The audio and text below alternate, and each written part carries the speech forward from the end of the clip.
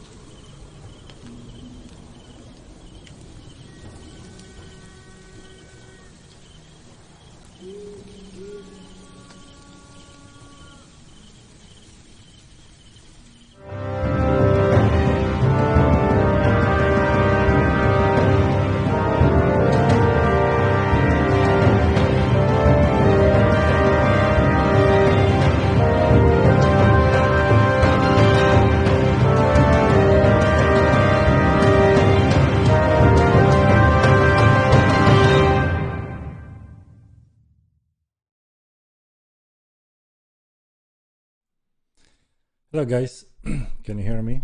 Sound check, sound check.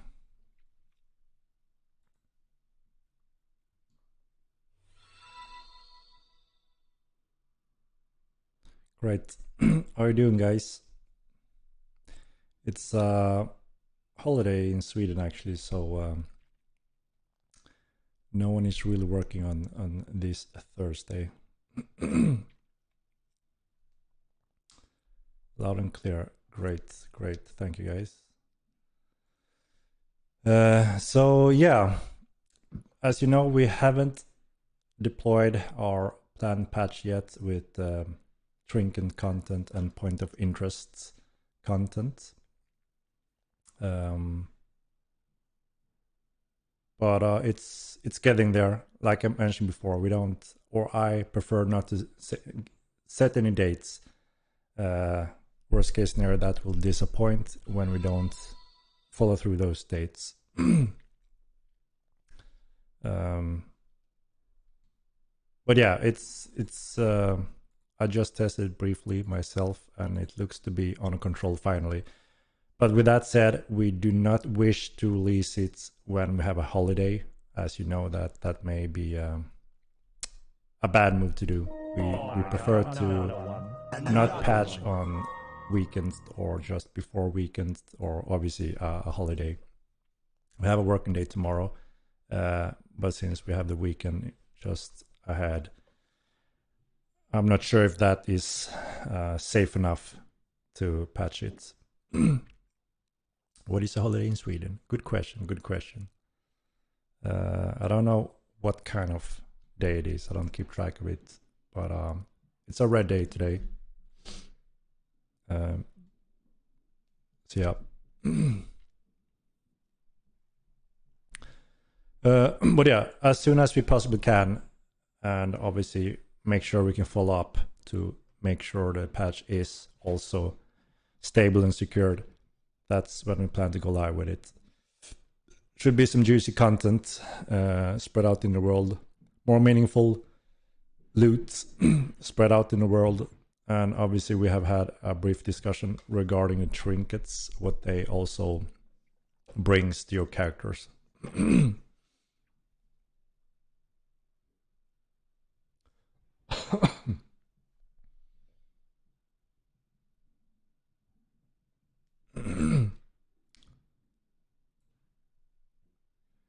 Christ Ascension Day. Indeed, that sounds familiar.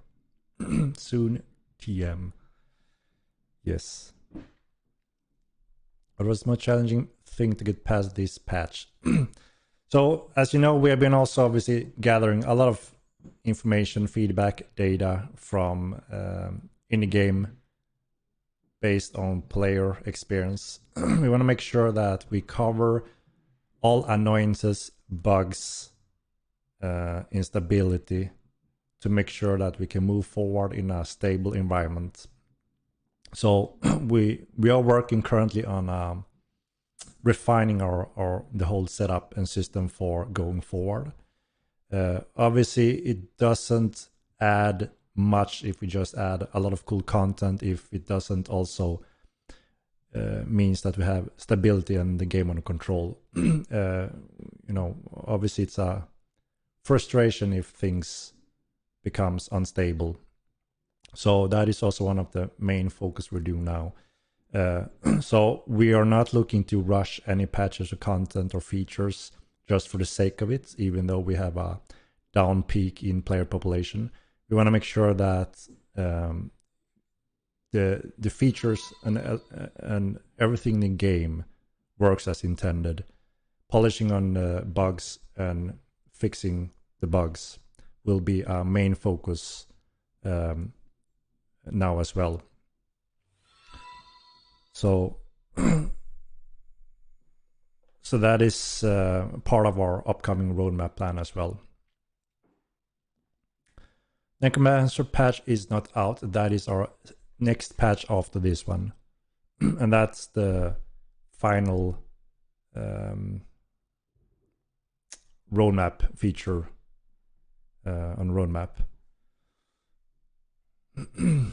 Good evening.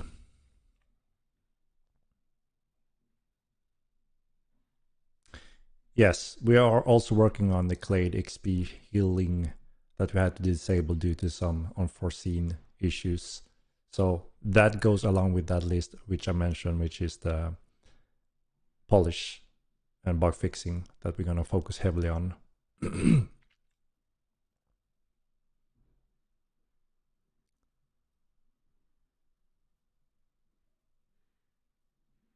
Yeah, it's a never-ending battle with cheating and such. Obviously, that doesn't mean even though we're silent, that doesn't mean we're not working against that anymore.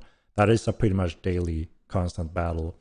Our GM staff is heavily working on that, and also we're also working on, every now and then we have to work on additional steps from development point of view to make sure we have the proper tools again and eyes on the right spots. Short Row, thank you very much for the subscription. I appreciate it.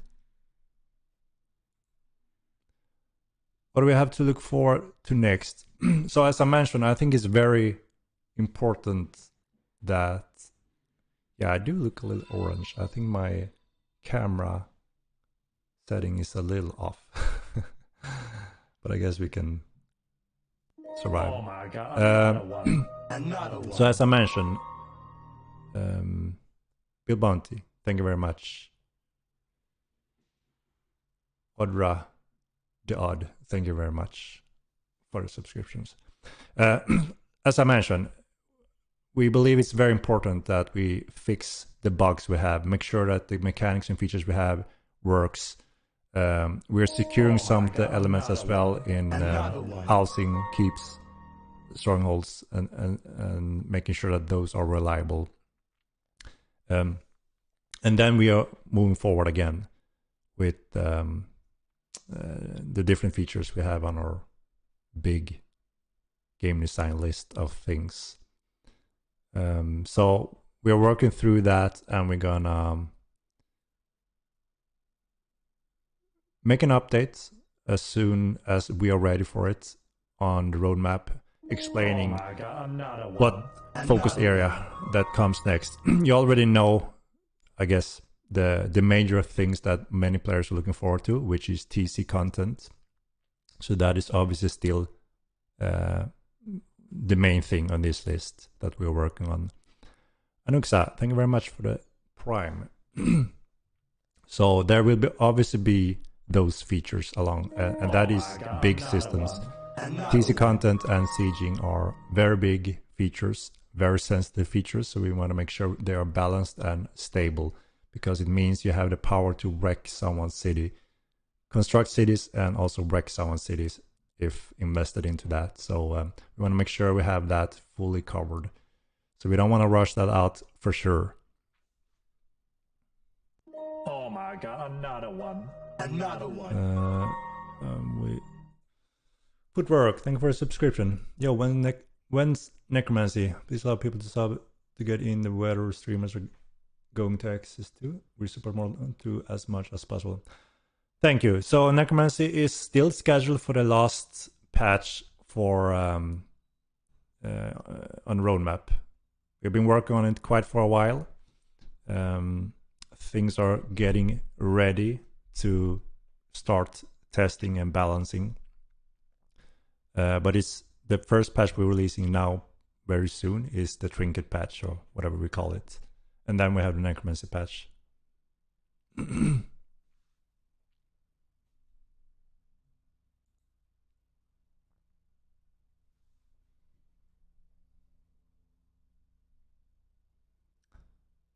So, yeah, I don't want to set a date for this patch. We have holiday today, working tomorrow, then we have the weekend. So, as soon as we can, thereafter is my best bet.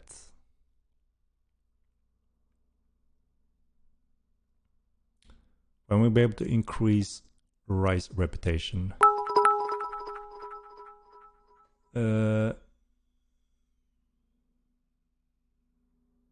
Yeah, exactly. That's what I was going to mention as well.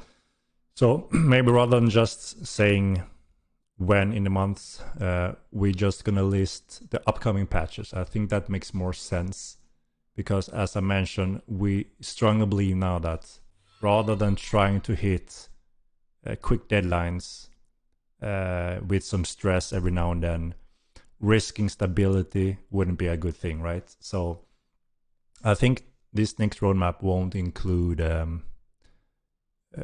month dates. We just set them as this is the next plan, the third, the fourth, and so on. So you can still see what's coming in the next one and the next one, rather than exactly when. So I think that is a better way to present it, to not, again, being forced to feel the pressure and stress to release it without having it 100% under control.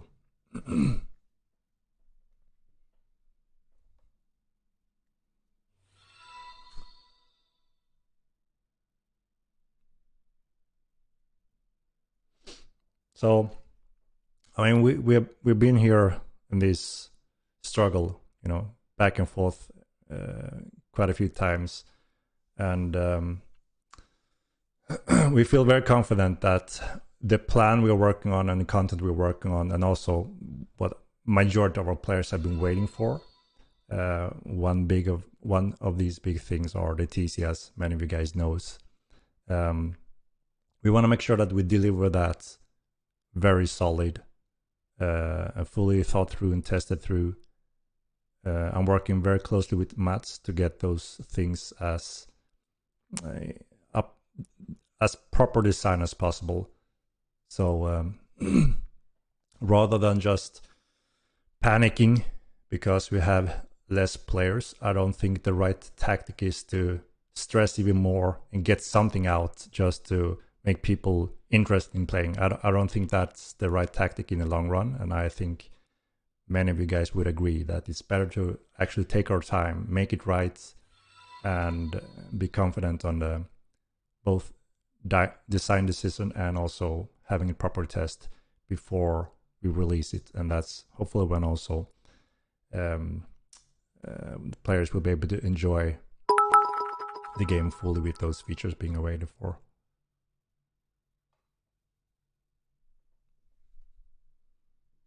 I think my camera filter is having some color strength. I don't know, looks a little strange.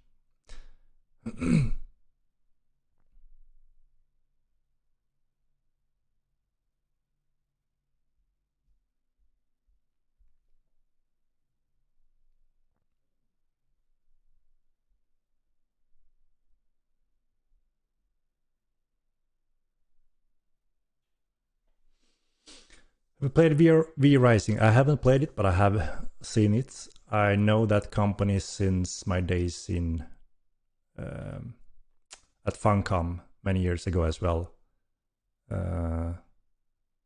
Looks like a very cool game, top-down, multiplayer, survival-ish, and it seems to be quite a success.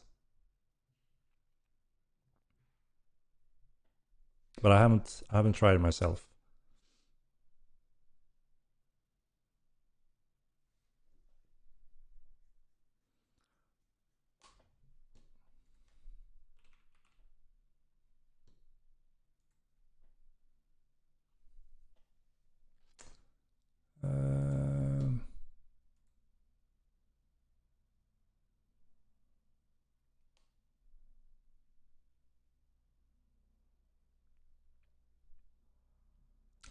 Just need some PV and we're good, Henrik. V Rising is a mobile game at best. Yeah, again, it's very hard to compare the two games, right? Top down, for instance, and also the big thing, not a MMORPG. But yeah, there's always something cool, or inspiring or interesting to obviously look into why the different games are attractive to different types of players, what is good with some of those games, etc. So obviously a gamer myself is always scanning the horizon on current different types of games. Don't have any plans for fixing the actual game? Yes, we do. Like I mentioned, one of the big main focus we're gonna make sure we cover next is polish and bug fixing. We don't want anyone to feel that the game experience gets bad due to any of such in a game. So that is something that we are already focused on heavily on, trying to fix those reported bugs that affect most players currently. So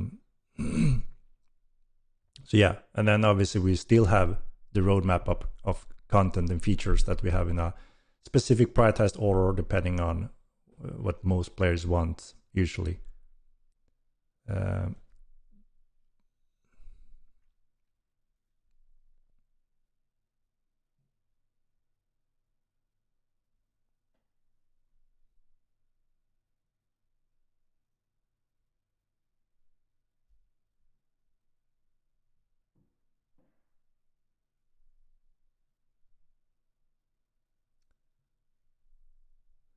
We consider changing the weapon switching system back to where it was in beta, just so intuitive and janky around, and makes no sense. Players will question that design choice. I agree, and actually, I don't know if you remember early in the common beta as well, I added 2 additional equipment slots, just like in Diablo, you know, with quick switch. But with the hotbar system added, we thought it wasn't required anymore, so we actually removed them. But I think we still need them, and that's what you're asking for currently. So I think that decision, or at least what I had in mind early on in the design, that should improve that fluid, intuitive way of quick change, was obviously the intention behind that design that I did for the Combat Beta. And yes, I think that we want that back and make that happen, because it seems to be a frequent request within the community. Re-rising is good because the action is quick and that's attractive. Immortal, it takes hours to get somewhere, and you might not even find an action. Yeah, I mean, again, it's quite hard to compare them to, but indeed, you can go straight out and kill some deers to get that blood going, right? And then every now and then you may run into someone else if you're playing on a PvP server. So, you know, it's another one of those PvP toggles, options, depending on the servers. And it's not an MMORPG, right? So there's a limited amount of players that you can run into in on the map. But yeah, it's more like, it looks more like Diablo perhaps than a game like Mortal Online. But yeah, the quick jump in and get instant action is obviously a very good thing for a lot of players. And those are the things that we're also trying to analyze. So how does a new player survive or experience Mortal Online? We've seen that Haven works very well.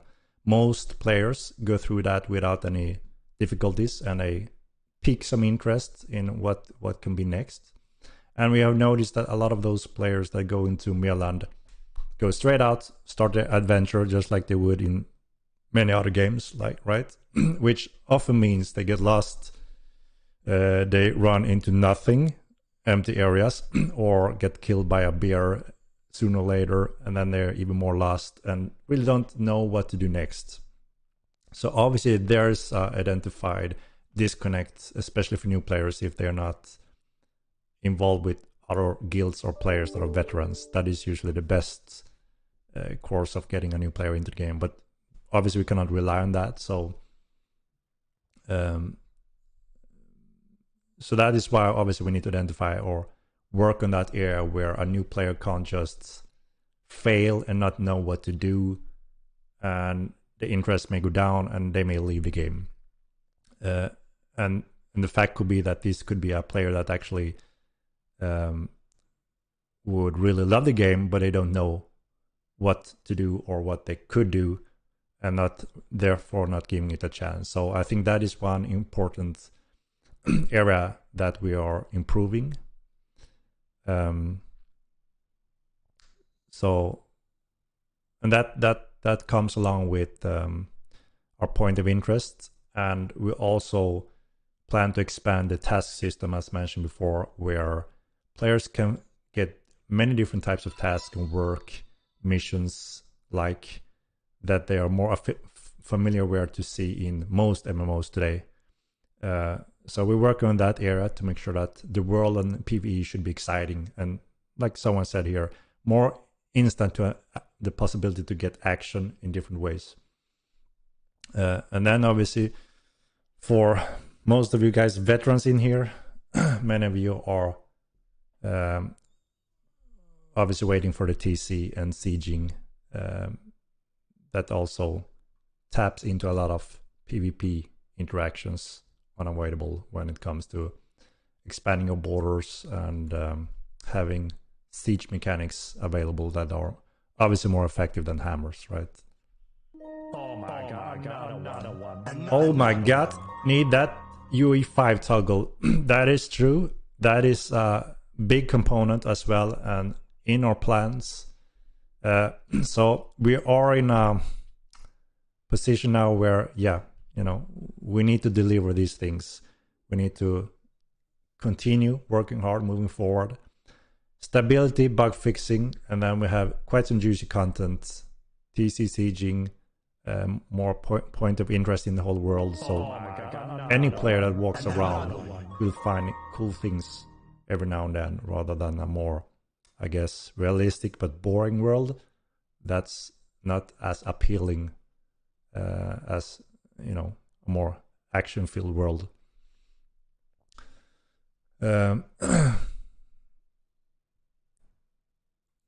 So yeah, that's, I would say, the main start. And yeah, then we have Unreal 5, the transition to Unreal 5. Is the line system going to be fixed in this next patch? I can't say if it's fixed 100%. I think it is, but I'm a little bit disconnected currently on which fixes is in this next patch or not.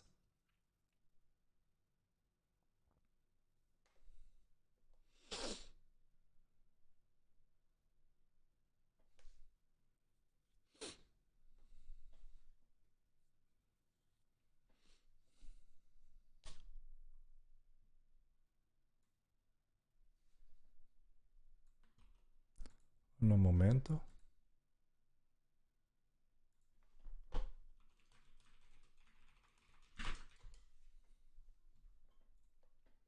Oh my god, another one. Another one.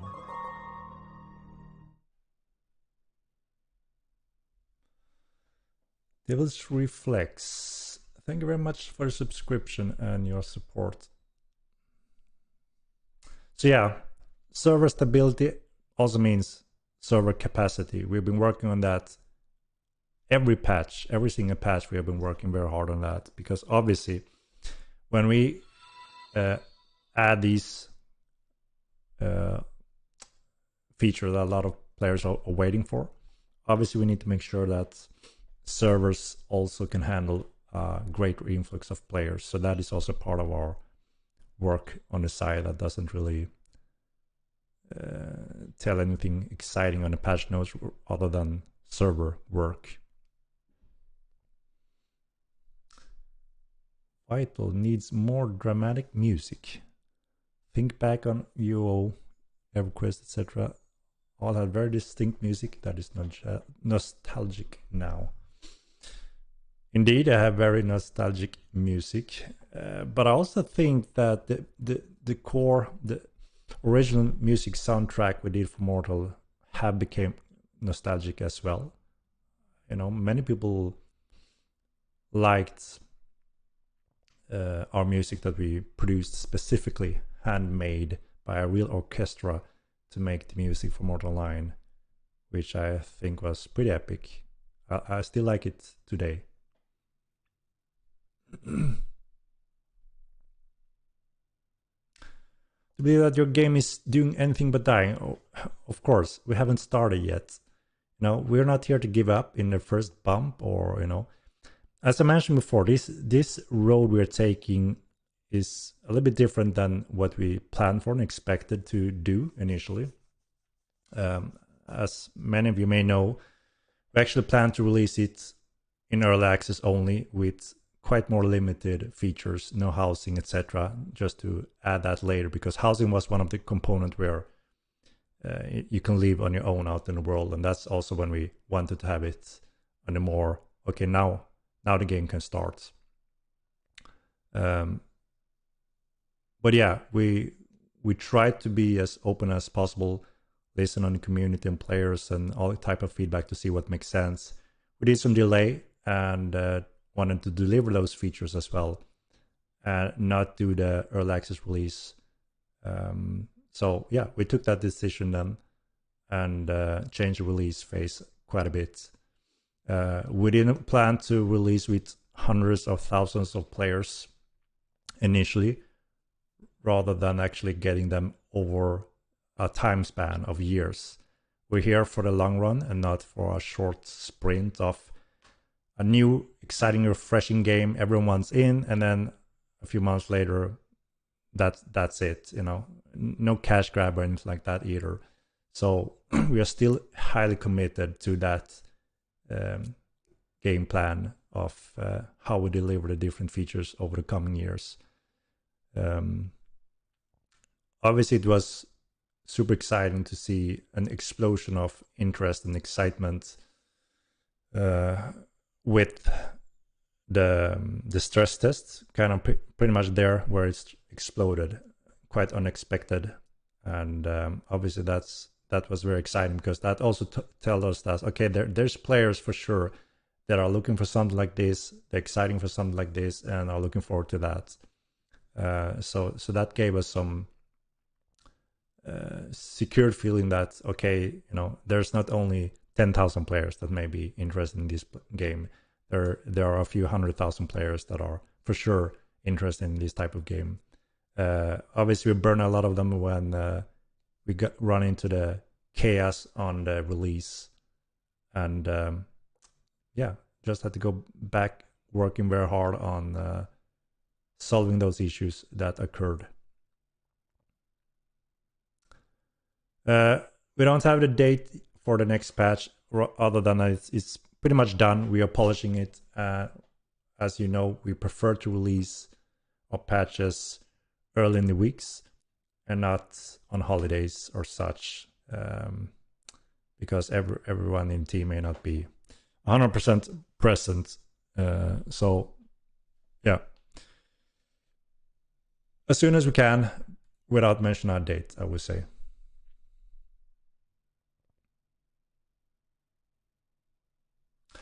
As someone lost trust in you to deliver that was promised. I fully understand that, and obviously, it's unfortunate that that's the case for a lot of people.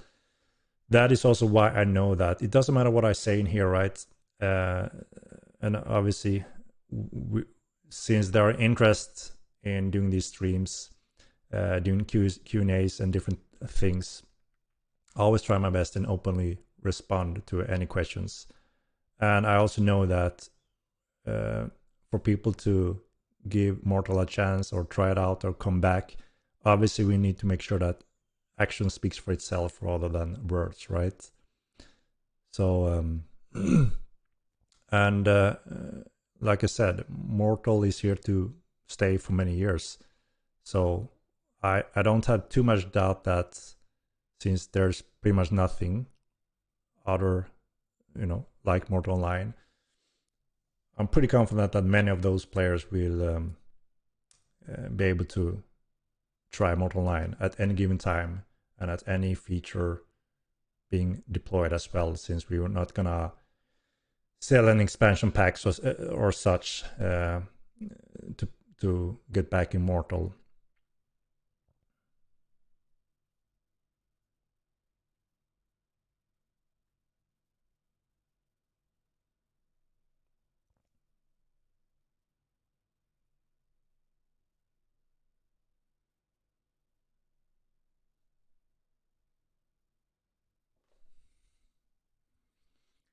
Chinese servers? What?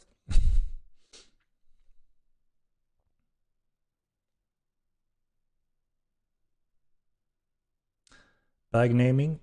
That is a popular request, and we wanna grant that request. I'm not sure exactly in which patch it comes though yet. We are still planning ahead, or I'm trying to plan ahead, especially the different features and areas with Mats, in what order of these different things. There are quite a list of quality of life features, functions that is good suggestions from the community that obviously we want to have in the game as well.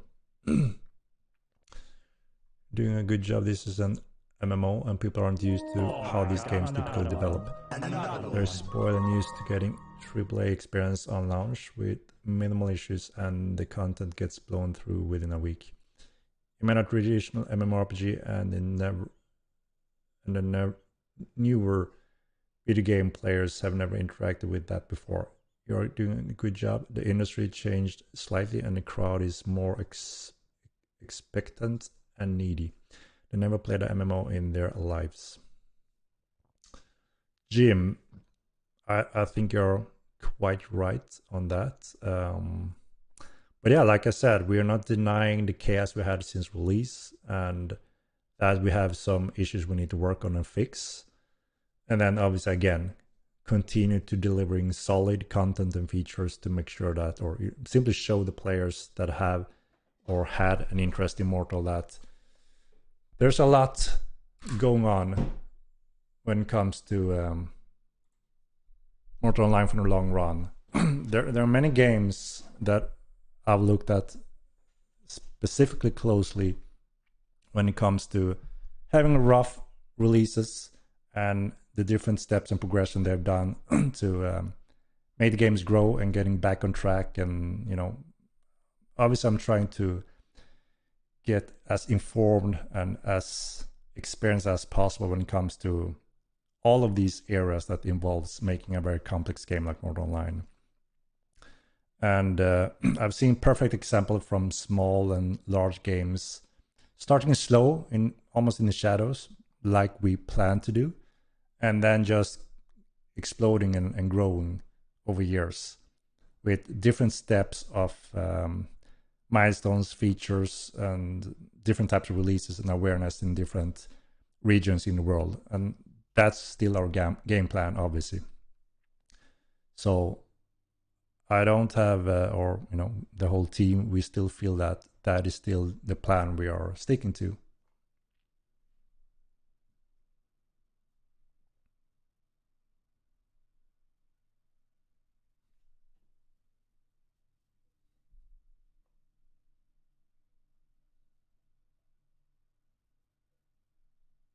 The point of interest just be solo exploration feature, or will it introduce small group content?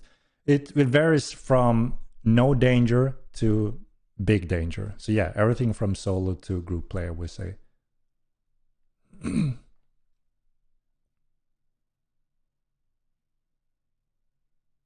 Server complete authoritative? Yes. The server is king on decisions. And that's also what makes the whole development quite much trickier when it comes to a huge game world with thousands of players and hundreds of features and even more over time.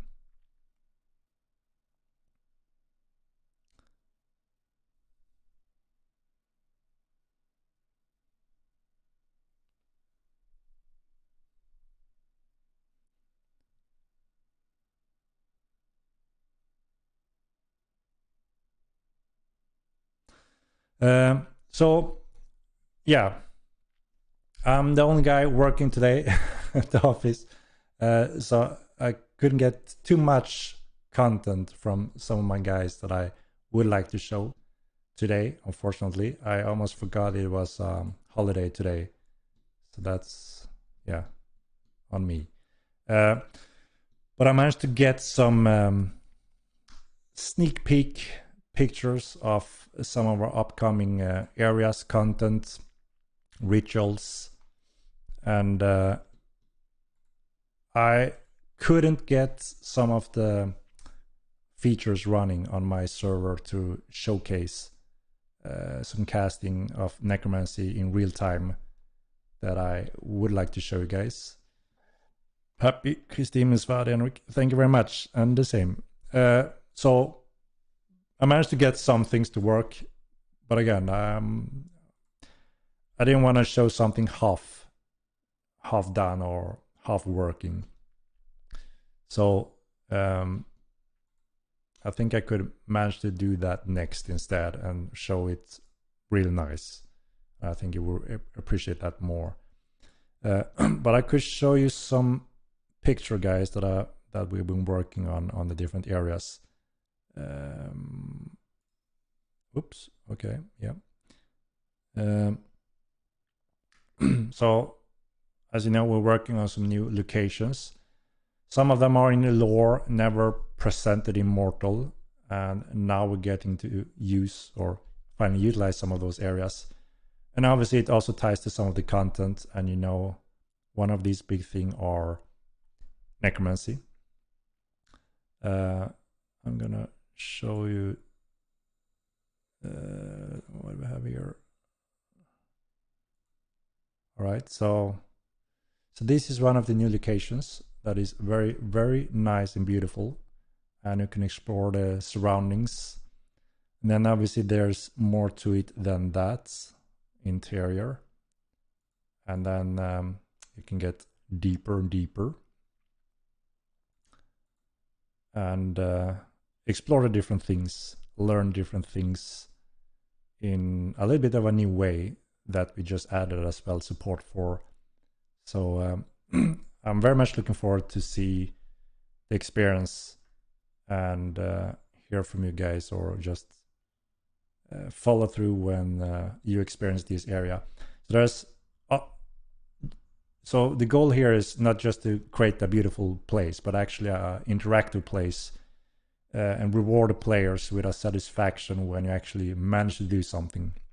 So without spoiling anything, because that's the key point here, we're adding new elements of exploration. Some of them also ties into point of interests.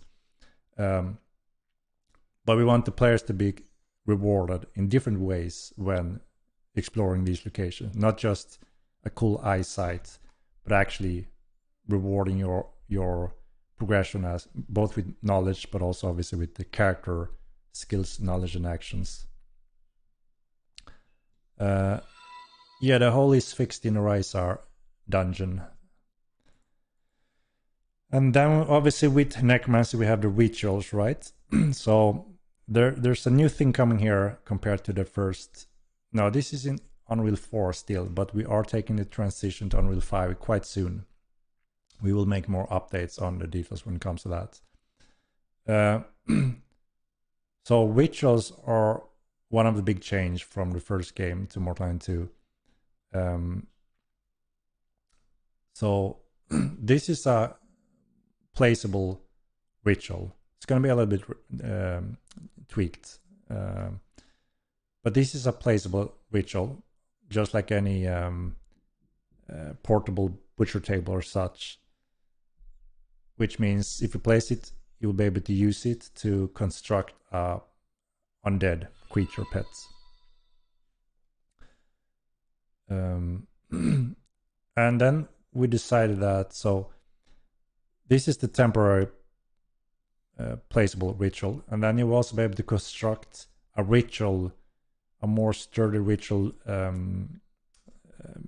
table in your house, keep, or any of your buildings.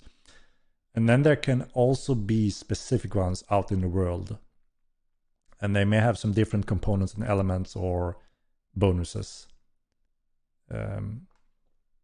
So this is the key element for starting with rituals. You need these components, and then you will be able to raise any dead creature. So if you manage to kill a troll, you can raise that troll to be your pet, which will be a pretty epic sight. Or why not a mount, undead head horse. You can cast necro spells while moving. Yes, that is correct. So that's one of the big tactical change with Necromancy. You can cast and run at the same time, which you can't with Spiritism and Ecumenical School. So in the world, you will be able to find different rituals like this that may unlock different types of recipes, options as well for your Necromancy to do things.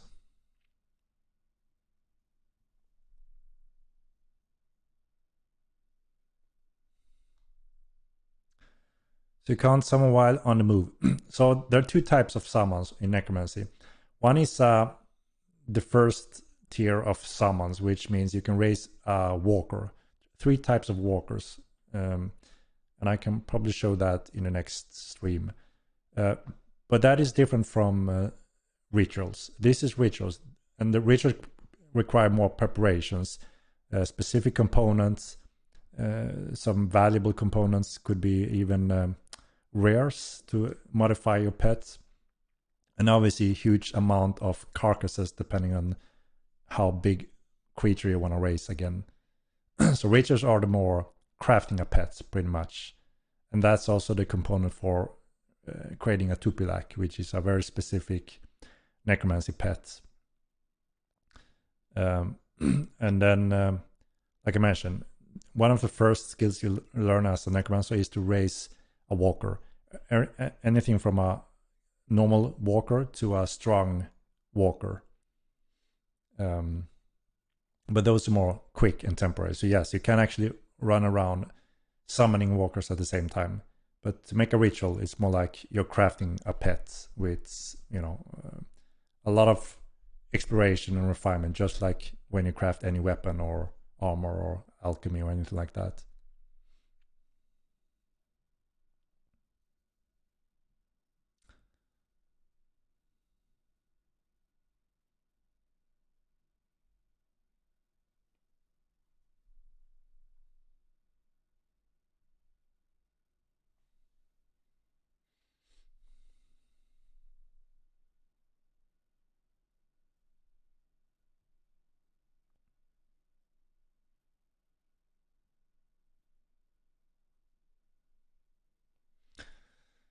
Do you play Ultima Online?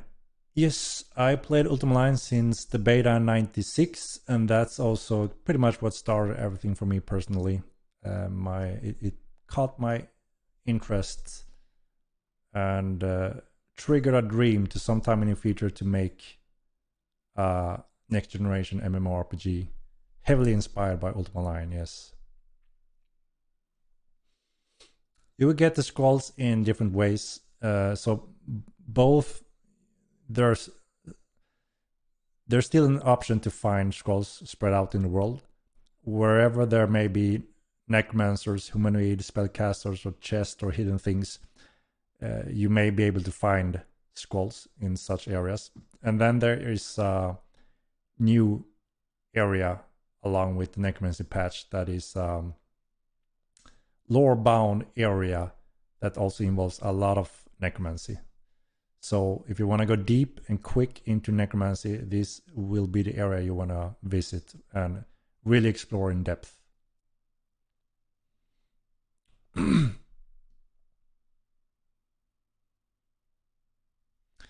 there a plan to make the books needed for summoning to be very difficult to collect?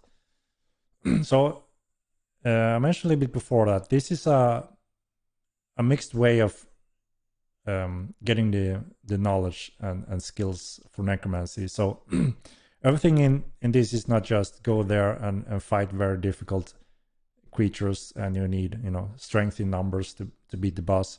There are actually different types of tiers and ways that you have to kind of defeat in different ways. And with that said, I also mean that you have to use your brain quite a bit to solve some different things rather than just going there and fight very strong creatures.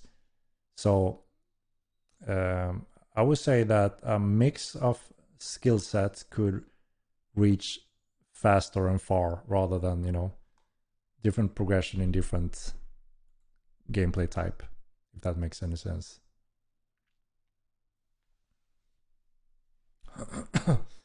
Can we all talk about game breaking and game changing stuff that's gonna save the game or enough of necromancy?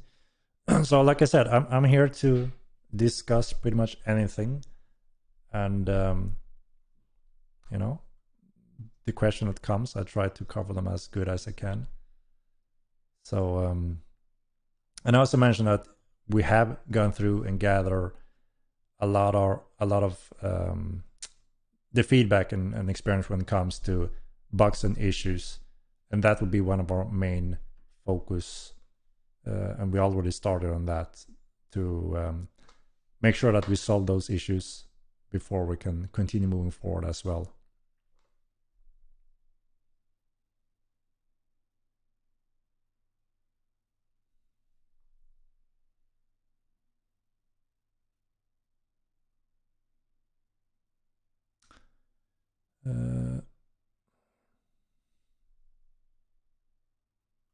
How easy would it be to destroy a house? If small remote houses can easily be trolled down by 2 to 3 people, what would be the point of owning a house considering the game sizable grieving population? Good question, and that's one of the concerns we raised very early on, that we learned quite a bit from the first game what it means to take down a house. And since we invested a lot of hard work in a very expandable housing and city building feature, we want to make sure that people don't just run around griefing, destroying for fun of it, or even making a profit for it. So we decided early on to make it even more, that you have to commit to really take down a house. So we would say that a common house owner out in the wild wouldn't be affected, because no one would bother to invest in just destroying a random house they don't even know, or not having a proper reason to actually destroy, due to if it's in a certain area or blocking something, or if it's simply the enemies or something. So the bar is set that if you're just pretty much minding your own business, building a house anywhere without any threats or enemies, you will most likely not be besieged and lose your house overnight.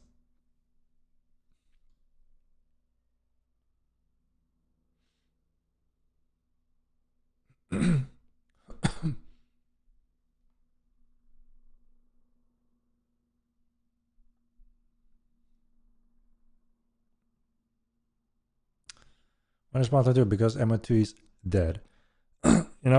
There's really no reason to start on Mortal 3 when Mortal 2 haven't really begun yet, right? So we're gonna stick to our plan, polish and focus on the game, and deliver those features that players are asking for and waiting for, and gonna continue that road for many years to come. And we haven't really begun yet.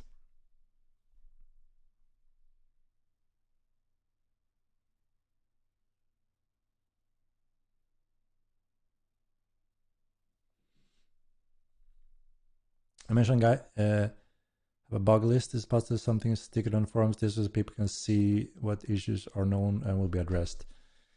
Yeah, we discussed that briefly a little moment ago, that could be a good thing or way to actually show and have that interaction as well within the community, so people are up to date or can get the info if they want to see what is being focused on and addressed. So I need to talk further with the guys what the decision was on that and how we could make that publicly somehow in an effective way.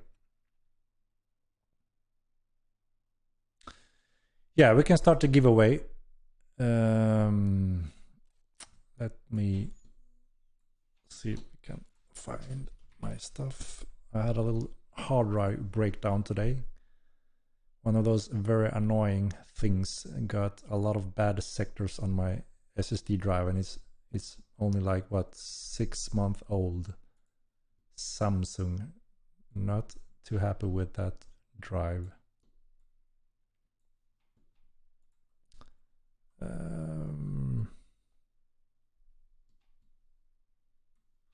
Right, let's see.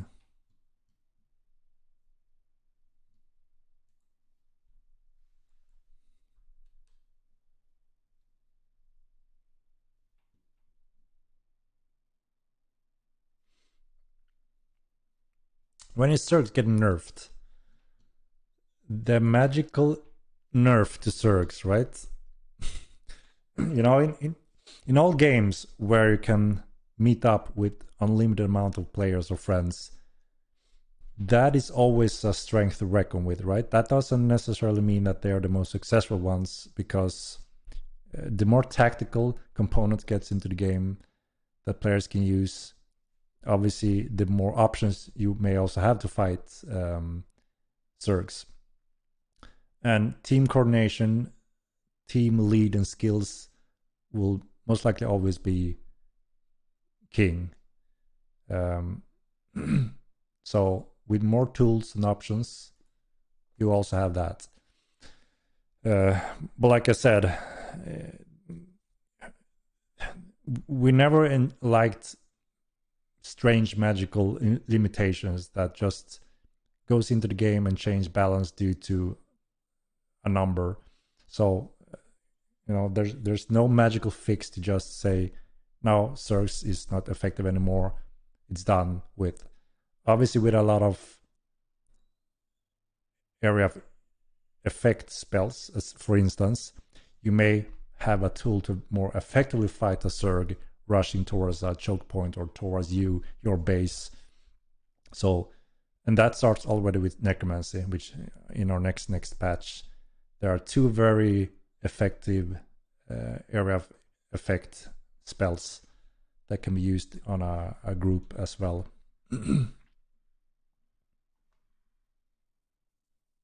Area of effect and smart group sustain is how you defeat Zerg. Yeah, exactly, like I said.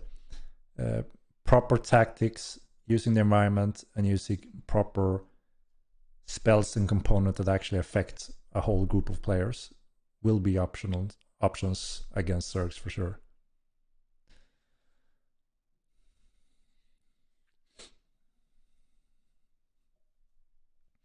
What is being done by your team to fix pet pathing? Yeah, so that's on our focus list currently. Just to mention again, so what we are focusing on polishing and securing is AI pathing, everything involves with pets, housing, keeps, decoration and items, storage, and player character and skills. Everything surrounding those areas is key components that we need to make sure they are reliable and 100% secured. Also because, you know, they're direct link to player experience and player versus player and fights. So it's important we get those in place. What I keep promising and what you can't deliver. What am I promising right now that I can't deliver? We mentioned what we are doing currently and what we are focusing on to improve the game experience, and what we are looking at moving forward.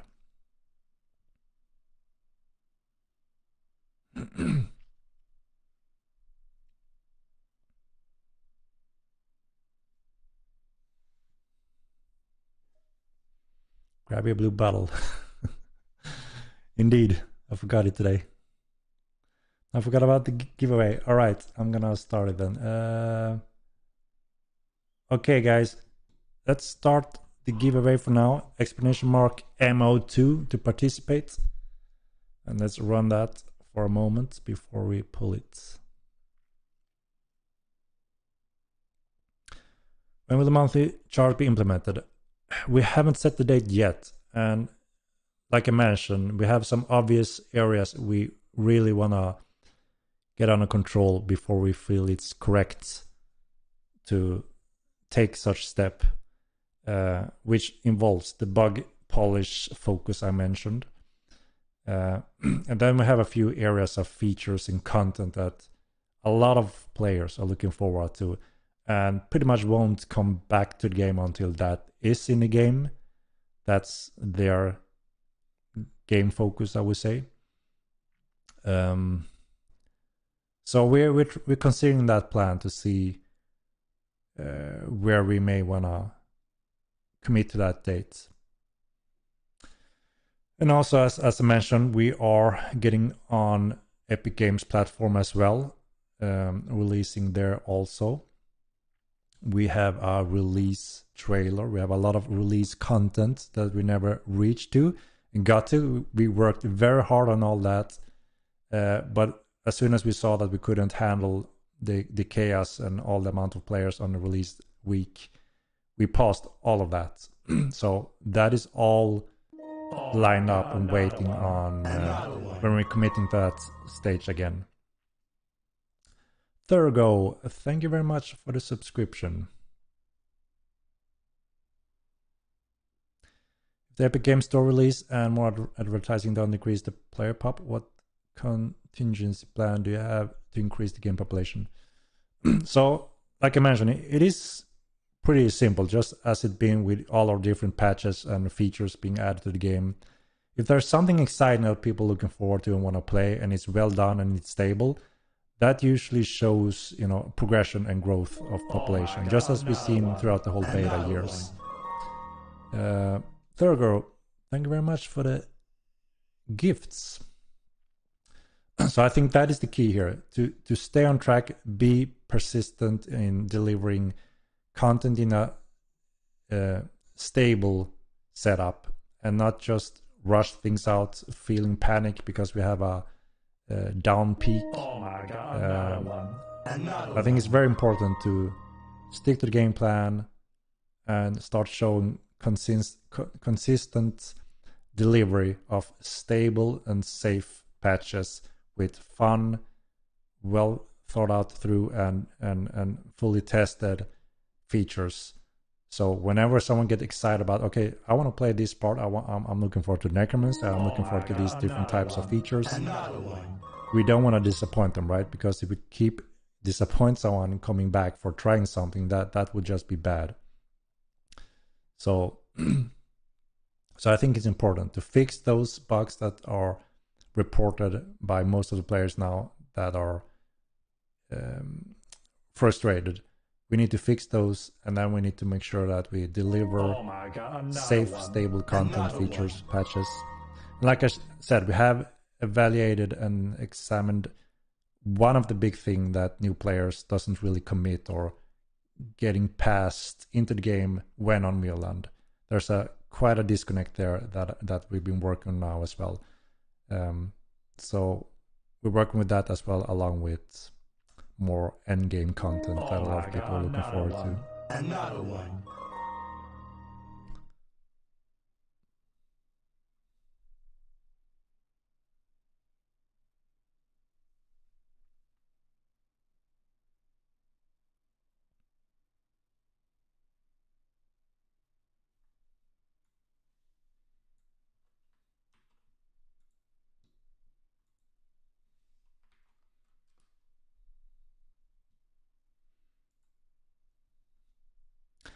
Patch, I can't say a date, but it's pretty much on refinement now. It looks to be ready, but we don't want to release on weekends, as you know. So as soon as we can, but not for the weekend, most likely.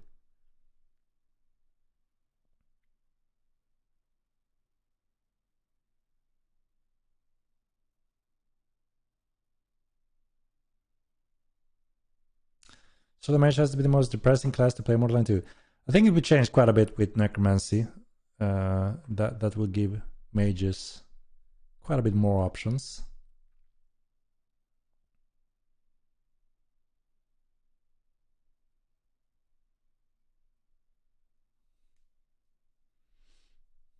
What's coming in this patch? So one of the big things is the trinkets, as you know. It's a very cool system that opens up for infinite amount of loot and also character modification in endless, pretty much.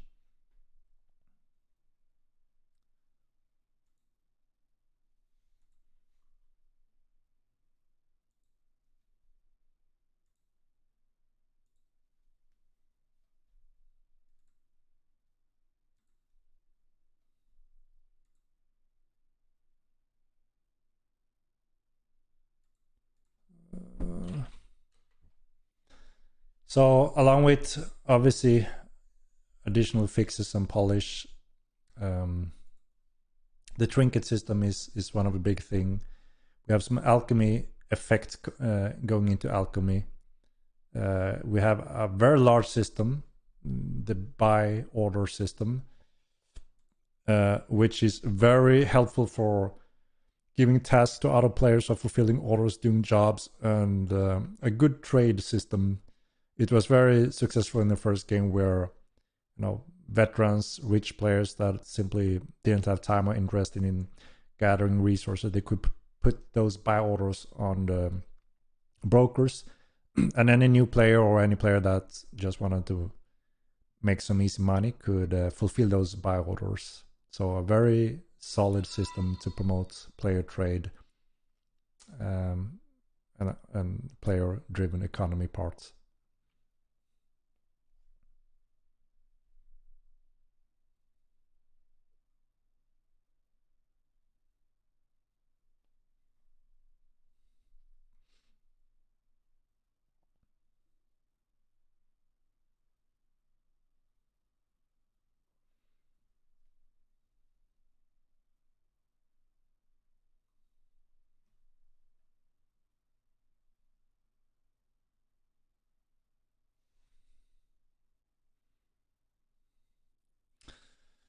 Powers whoop whoop, indeed.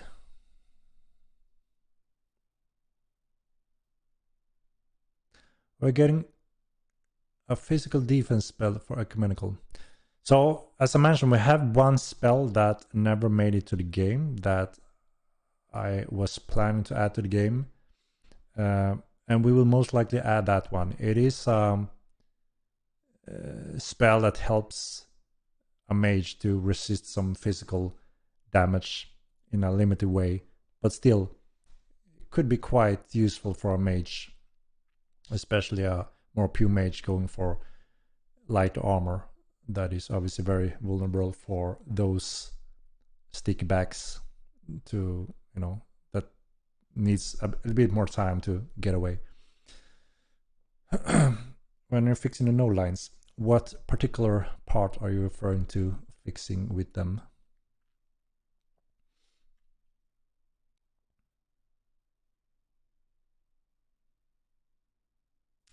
Just release patch tomorrow. I mean, like I said, we want to show a consistency in delivering content and patches. So obviously, for us to do that, we need to stick to our game plan, right? Another promise. What promise is that? I'm not aware of what promises we're talking about.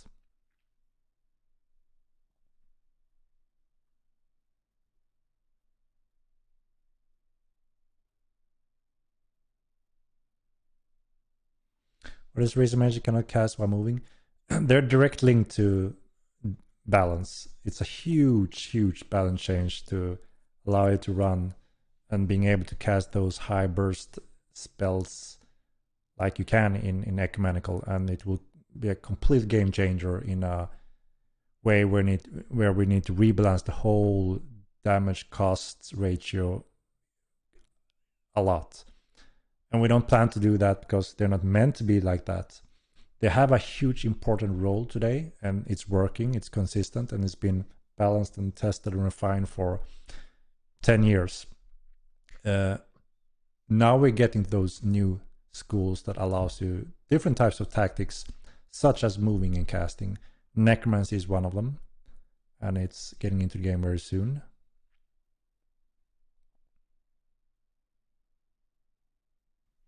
When will Epic Games be approximately announced? Like soon, really soon delayed. Again, we have a list of things that we want to have fully under control and fixed. One of them is server capacity.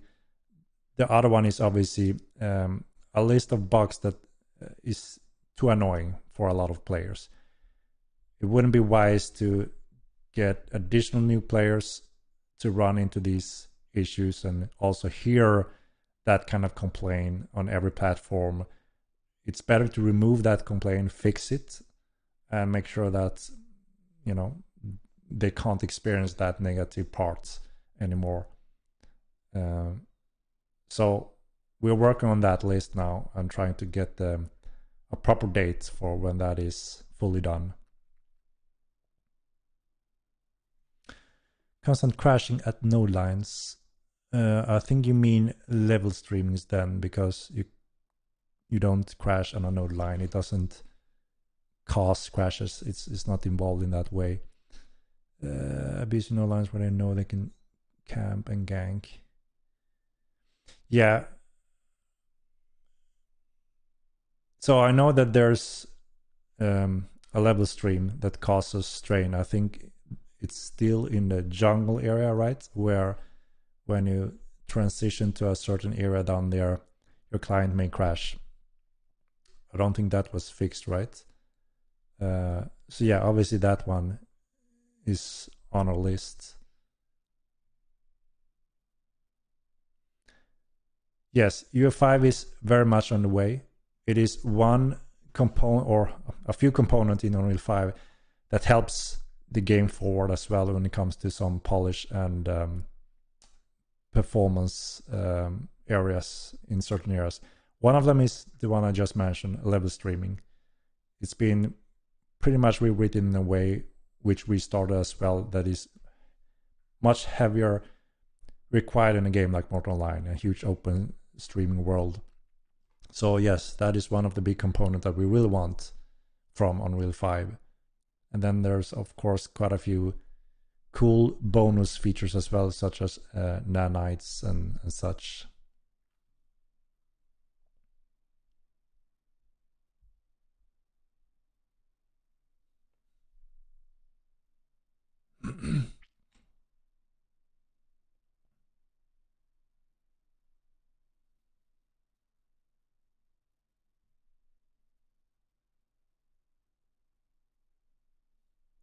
You should do agile release every 2 weeks, bug fix and enhancement, and release features.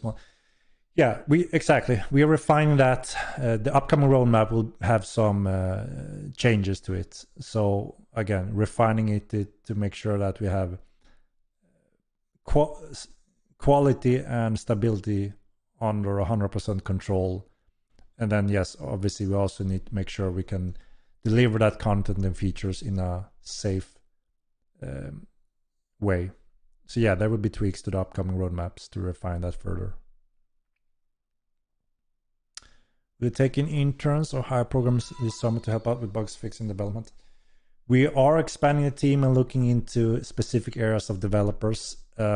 Interns, we don't have too much time for actually. It takes a lot of time for our current developers to handhold a intern, show them, educate them to make it worthwhile as well, and also for both parties obviously should have something of value in terms of that. So we feel right now that we're not in a very good position to take in interns specifically. It depends a little bit on what area, but code wise that is very sensitive. So we're really just looking for seniors, high experience when it comes to the code area specifically. Arts, it's a little bit different depending on what area, and obviously we can very quickly see what kind of skill set the artist may have, and if that's something we can make use of and get into a proper way.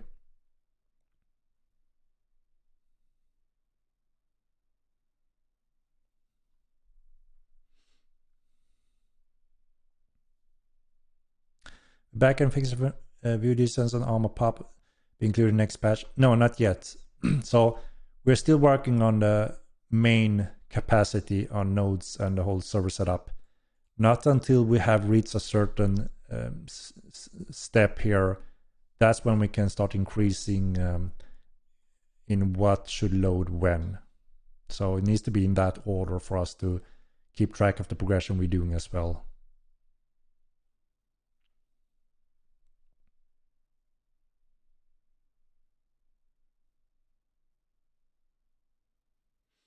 Viewer 5 help with Rise getting in walls and pets following. No, not really. That is a different part of handling that kind of data. But that specific issue is on our big polish list. Like I mentioned before, pets pathing is one of the big focus we have. We know now why some of the pathing goes crazy when, for instance, you're building houses in areas. It changes the damage in a way where they can't path how, logically as they should, taking a straight path. They're doing a big detour in a very strange way. And we know why that happens. So, and we also know what is needed to fix that part. So it's part of our big polish focus, AI pathing in general, which includes pet pathing as well.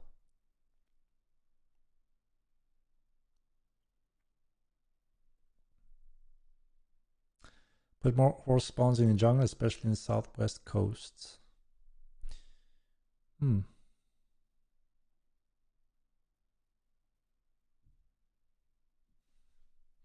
Isn't Necro just a reskin tamer? No, I mean, of course, one big component for necromancy is summoning and rituals, but I'm very sure also that a lot of players will use the spells only, not any summonings or anything like that, because of the tactical component of their unique spells. EUA spells, life stealing, mental stealing, blindness, mute, pulling loot bags, very highly unique tactical spells for any situation from solo to large scale wars. Not even looking at pets at all in that case. So I look more on Necro as a new exciting mage style on the field, and then with a big option to actually use pets for those interested in that. And you can also link to the pets in different cool ways. Like I said, I'm going to try to show that in real time on my next stream. You will be able to use your pets as damage link shards, stealing life from them, making them explode with AoE damage. So a lot of cool tactics comes with Necromancy. And you don't have to go full Necromancy summoning ritual. You can just go for specific spells if you want those only.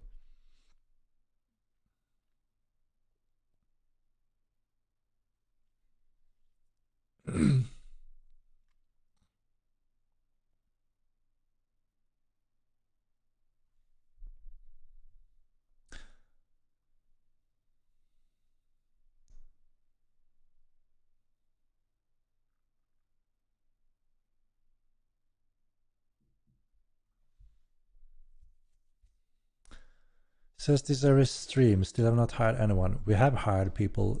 That's why I'm saying we keep expanding. We're slowly expanding the team in different areas, from artists to coders to project managers, in many different categories where we really need reinforcement. It also comes along with growing a team. Certain areas completely changes and requires additional skill sets in a team to complement and make things work effectively still. We've been a small team for a very long time, and we've been used to how that works. Everyone have their areas, but now when more and more people are arriving, things can easily get spread out and missed, and a completely new type of focus is required when you transition from small to medium, from medium to large teams. Very, very specific changes, and it comes with their own challenges as well. So, as I mentioned, we can't just click a button and say, now we're 100 developers, everything is going perfect. It wouldn't. It would be pure mayhem and chaos if we don't transition into that phase and have everything in control and all the position we need and expand on that. And that's a challenge as well. So we're heavily working on that as well, along with the normal development. And also, since specifically coding wise, there's quite a long transition to get into our type of coding and setup and how everything works, especially since most of the things are linked to the server side. When making a game like Mortal Online, you do two big components. One is the client side and one is the server side, easily said. And most of the developers in the world have no clue about the server side. They only know normal game logic or coding in client side.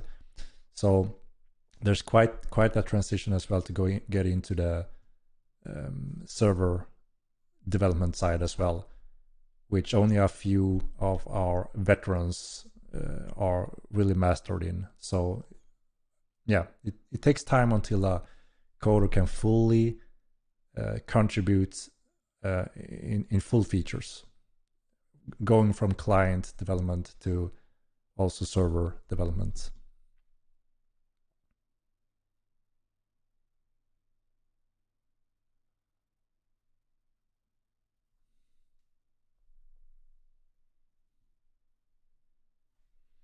Stan, so we have increased the capacity on the servers greatly in some of our past patches. This last patch made a huge performance step up, and we haven't been able to reach close to any of those stress since that patch. But that is also because, like you said, we have a down peak in player population, so we can't get the real number data, and that is also why we are investing time in simulating and adding specific tools to scale that up and making sure we get a picture that we can handle a lot more players when that kind of influx of players may occur, rather than just being blind and hope for the best. So we are working on that. We have specific network coders just 100% focusing on that right now, nothing else.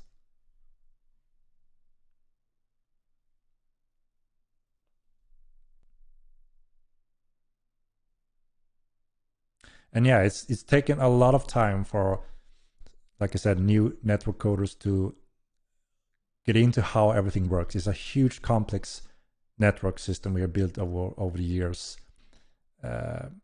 And it's like a nightmare to first get into that, and it takes time.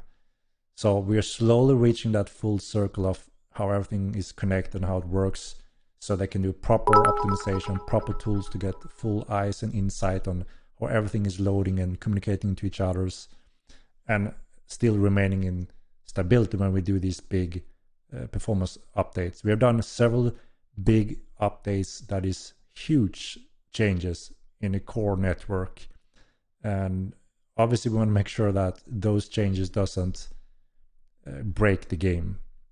So yeah, it's been a bigger task, started a little bit too late for sure than I would hope for, but now it's happening and now it's being done, so we can actually move forward and take those important steps.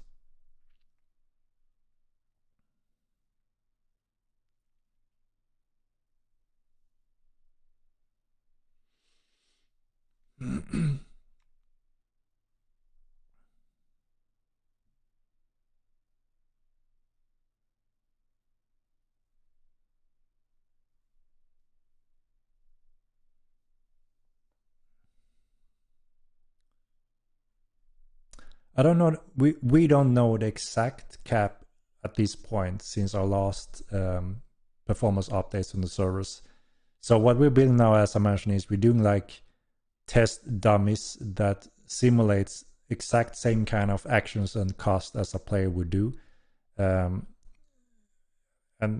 obviously it's quite tricky to do that because players are doing very different things.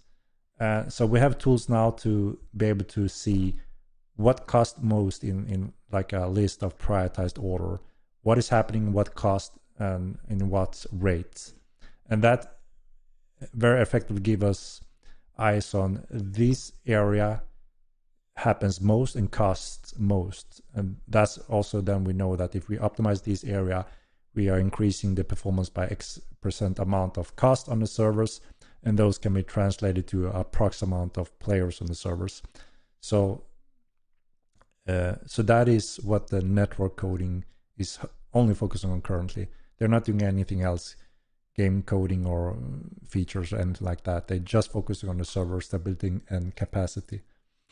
And obviously, we want to make sure that we have a solid numbers and control and fully eyes on everything when we're taking the next step, for instance, on Epic Games Store release, for instance. And also since we know that when we deliver TC, Siege mechanics, and release a trailer of that showing that now is finally time. We have thousands of players just been waiting on this alone, taking a break from the game, and they will be back with that content. Obviously, we don't want to disappoint and having a silly queue again at that point. That will be dreadful. So that is why we're taking time now to do that right, get full eyes on everything, be ready for that step.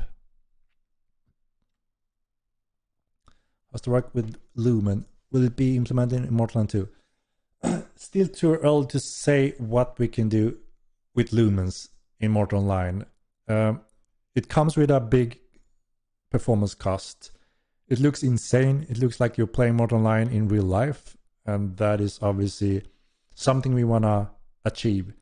But as we mentioned before, performance is king in Immortal Online. We would prefer to show hundreds of players in a playable frame rate and having insane siege mechanics like a real war and just feeling adrenaline and crazy gaming experience not experienced in any other game. We prefer that over having a fully real life looking insane light environment, but just with 50 players with an acceptable performance, and then it just completely dies. And I think most of you guys would agree that the performance here is stepping over the visuals quite a bit here. But yeah, with that said, for sure, I mean, it looks so insane that we are looking into every single option we can offer here because it's just insane on its own. So we have to see. I can't say where we land at this point.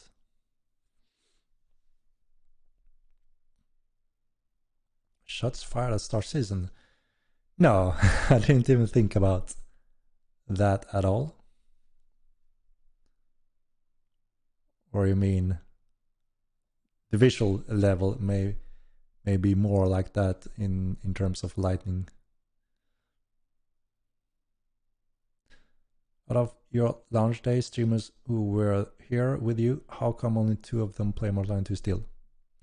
Like I mentioned, there's many reasons, right, for people taking a break. New games releasing, a very good opportunity to take a break, trying other games. If you're one of those waiting for specific features that are not yet in Mortal Line, or simply are too tired of some specific bugs that annoys you, and you want to see them fixed before you come back. Fully understandable in different reasons, and that's just the cycle of these types of game. Many of those streamers played our game much more than other games, day and night, for months, which is obviously quite impressive to have that persistency in one game. And obviously sooner or later you're running through all those areas, explore everything, discover everything, and then what you have left is, you know, some of the bugs that annoys people taking break, not as much PvP if you're a PvP player. And then new games. There have been quite a few new games releasing on the past months that are, you know, interesting all types of players, including our players. Elden Rings, V Rising, all type of games. Lost Ark. So it would be strange if those games wouldn't attract players as well. But what we saw a strength is that many of new games that were tried, many of our streamers have tried, but just for a much briefer period of time, like 1 month, 2 months, and then they're back on Mortal Line 2. And most of them also said, you know, I'm still a Mortal Line player. I'm gonna be back, but I'm waiting on this, or I'm sick of this bug or annoyance, and you know, obviously I wanna wait on that is being solved. And fully understandable.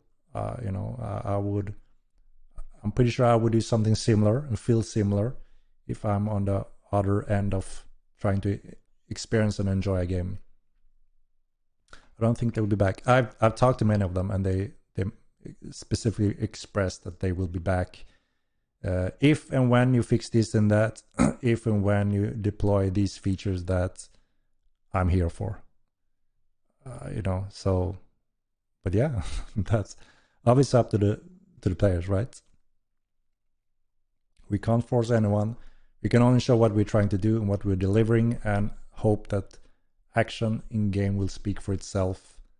And if it's fun and good, then obviously players may play it.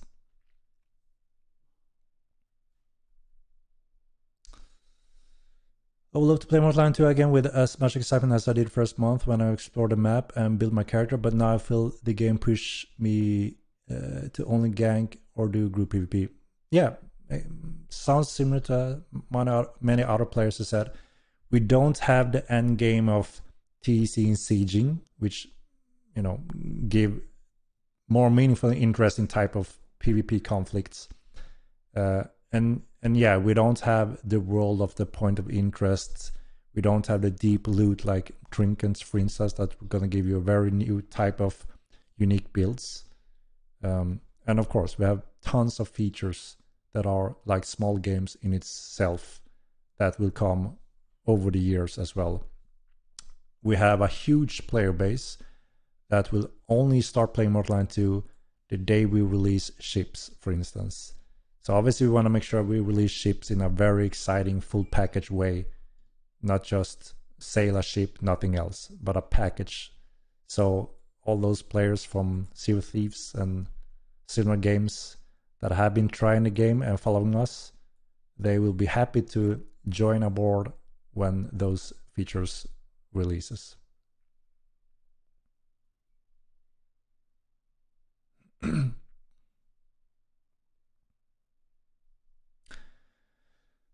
I want to play Mortal Kombat 2, but there is nothing to right now. Bashing Strongholds was about exciting last week. TCCon comes soon enough.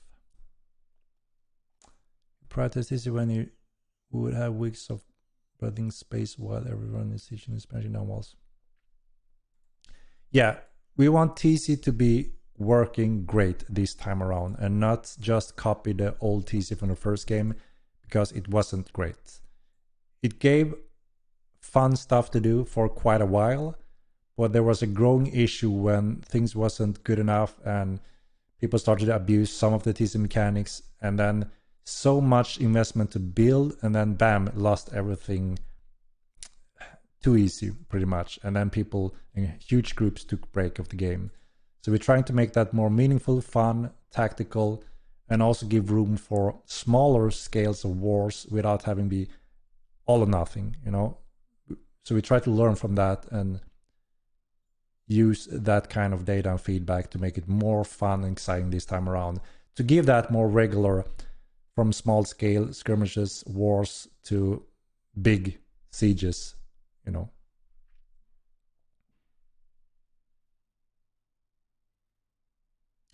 Why did you full release your game without any end of the end game content then? We do have a lot of end game content. There is a depth of other areas of the game other than just PvP, which a lot of people are playing on a non-stop, you know, since release. They're loving the game and building their houses, trying to find unique decorations, trying to explore alchemy, fishing, and those areas as well. So there's different types of players in Mortal Kombat. There are pure PvP players that want nothing other than TC and sieging, and that's what they are looking forward to and what they call end game content. And then you can ask RP players, explorations, crafters, traders about what they see as end game content, what they would like to see. They don't even mention TC and sieging. That's what they last care about. And these are very regular players doing their stuff in the game and enjoying the game, and they're also needed, right? So we want to cater for all these types of players, because that's what the game is. It's a pure sandbox MMORPG, not just a deathmatch arena game. So yes, TC will come with cool sieging, and then we will have many other features and also many other non-PvP features.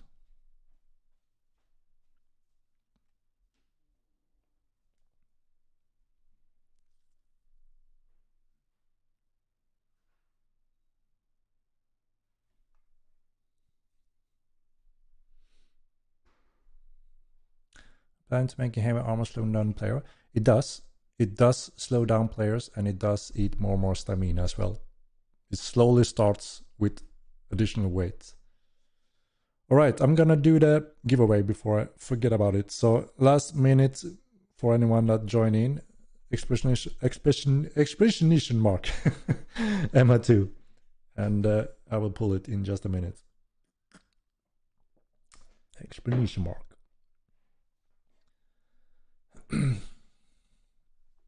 How do I get tired of lying? For tired, you seem to be a very angry person and think I'm sitting here lying all the time.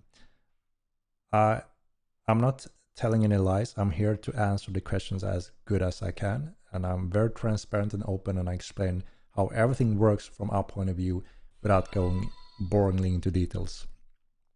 If you think that's bad or boring or a lie, then you're obviously free to feel that way. But I take my position very seriously as the CEO of the company. I've invested 16 years of my life in it and all my life savings. And I take it very seriously. And I'm not just here to bullshit or tell lies after 16 years of hard work. I'm trying to make a living on this and run a successful company and offer a very unique MMORPG like no other. That's it. Take it or leave it. Goal, thank you very much for the subscription.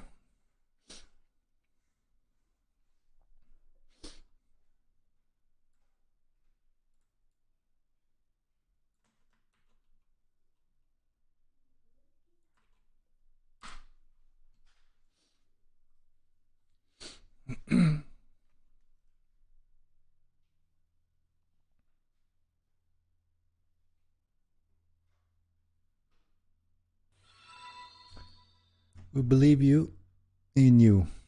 Thank you, Agmir.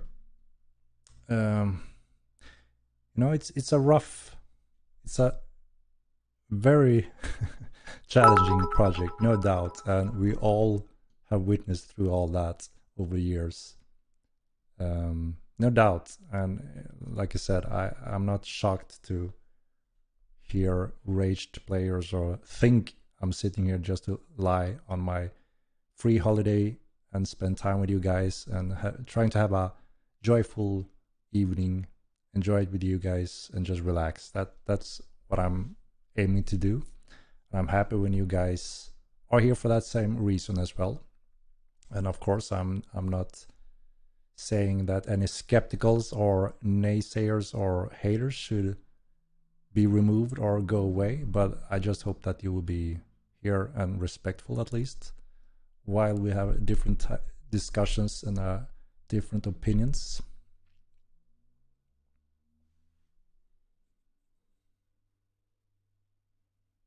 What happened to stream and Necromancy? I plan to do that stream as soon as possible, most likely next stream. I was looking at it today on our test server, and some of the parts wasn't as it should, and I thought that if I want to show it, I wanted it to be shown how it should be, right? So it doesn't confuse or we get the obvious why is it like that when it shouldn't. So again, I think it's better to show it when it's solid. It's pretty close. The effects is like 95% finished, I would say. They look really awesome. The sound is missing, which is a big impact, so I want to have that as well. And just some small tweaks on the code wise, some distance tweaks before I think it's ready to show most of it, or a big sneak peek rather than just cast 3 spells or so.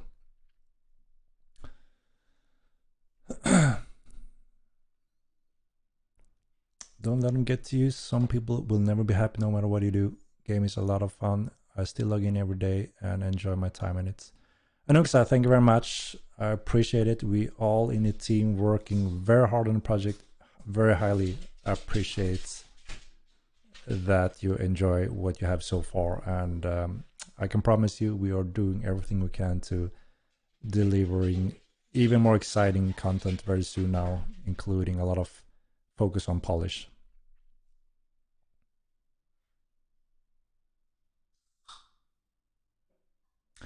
Wish more devs did sessions like this. Well, I understand why many don't. Also because, when you're a big company and things need to be said in a certain way, and every single sentence and word can be get out wrong or being misinterpreted, and that could cause a lot of confusion or chaos or whatever. So I fully understand why many want to avoid that. And also because there's always a huge group of players that both like it but also always hate it, and quite often people that hate things shows up just to hate. It's the nature of humans, I guess. So it's understandable why most doesn't. And it takes time and planning and energy as well. I try to do it, and like I said, I aim to continue doing it as long as there's additional or there is a constant support, which we still have. So I hope that will continue and we will be able to cover it.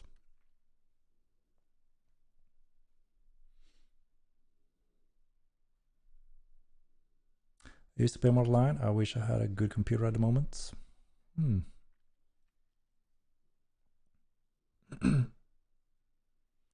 Too many damn primaries. Happy birthday, Henrik. Happy birthday. Happy birthday. Happy birdie. Thank you. But it's a little delayed happy birthday currently. I was in March.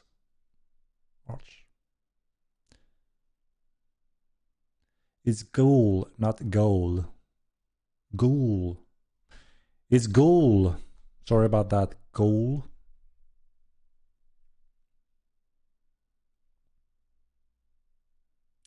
And can we see a fixed magic spec has randomly stopping? Yeah, I nudged the team about that one. So hopefully that will be one of those during the polish focus. Vacation, and did you tame a horse in Canada? No, I barely got any vacation. I get a tan in 10 minutes if I'm in the sun. So don't let my small tanness fool you. I'm not been on a proper long vacation or so. I couldn't be happier to be in this journey with Starlight and the community. Please don't let the negativity get you, Henrik. Profit margin, thank you very much. And no, I mean, I have developed a thick skin over the years, got used to it. But yeah, of course, there's always a line, you know, where it becomes a little bit ridiculous. It's easy to forget that this is our job and we take it very seriously. You know, jumping in a game when after work, having fun and interacting, it's easy to understand that there's a, you know, forgetting about that we take this seriously. It's our life work and we work on this on a daily basis. We're trying to make a living on this. So, and I can understand that when young people are playing games, they think it's just that, right? Playing games. I mean, sure, it's playing games, but again, yeah, you know what I'm trying to explain.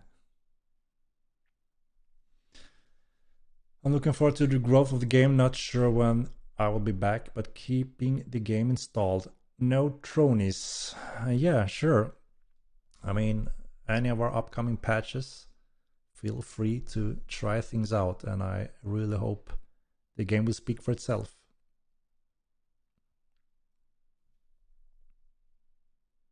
All right. I'm gonna do the pulling the game. So explanation mark MO2, and I'm pulling it in just one moment.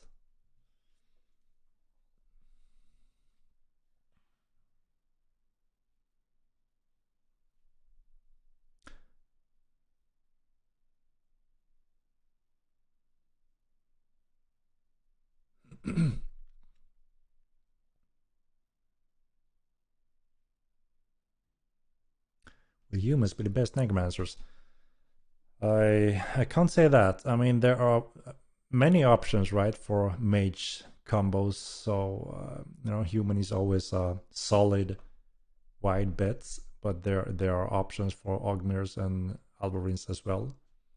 That could be very effective necromancers. So I don't think you can go wrong with either of those three if you refine them towards the mage style you're looking for. Love you, Henrik. Keep up the good work and keep your vision up. Can't wait for upcoming features. Thank you very much, DeLorean. Love the game, but could we bring the hammer down harder on the continuously toxicators and people trying to push new players away in the help chat? Yeah, I agree. I agree that help chat only have one purpose, right? And obviously that's not being toxic and hating and trash talking. So I fully agree that our staff can be very strong on that one and just remove their rights for the help chat if it's not used for the right purposes.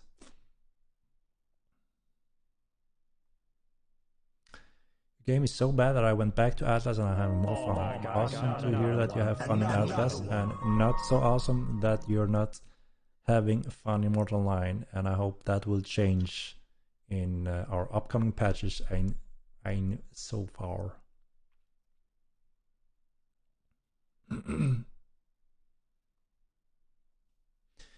Jim, thank you for the gifts.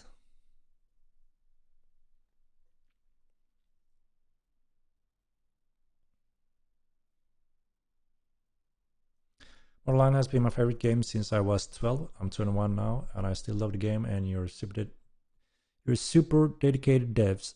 Thank you very much, Pantsless Merc.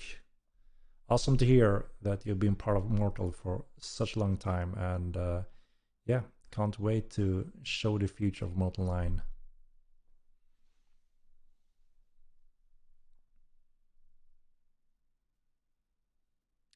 What's the cheapest zombie pet point cost? I want to know how big my army can be. I mean, you'll be able to summon the weak normal walkers pretty much as the first low-end walker, the normal summon. And they're quite cheap, they're quite slow and quite weak, as you know, similar to those in the graveyard. And then you will be able to learn 2 different types of upgrades on those walkers, being more specifically towards a more agile, quick type, or a more big brute warrior walker that you have racing, that obviously is more tanky but slower. And these are your main summons that you can train with, and then you can use them in very different ways tactical wise. You can link your damage to them, you can make them explode, or you can sacrifice them to instantly heal you in a very cool way. And I'm gonna show that in my next stream. It looks really awesome, the effects for that.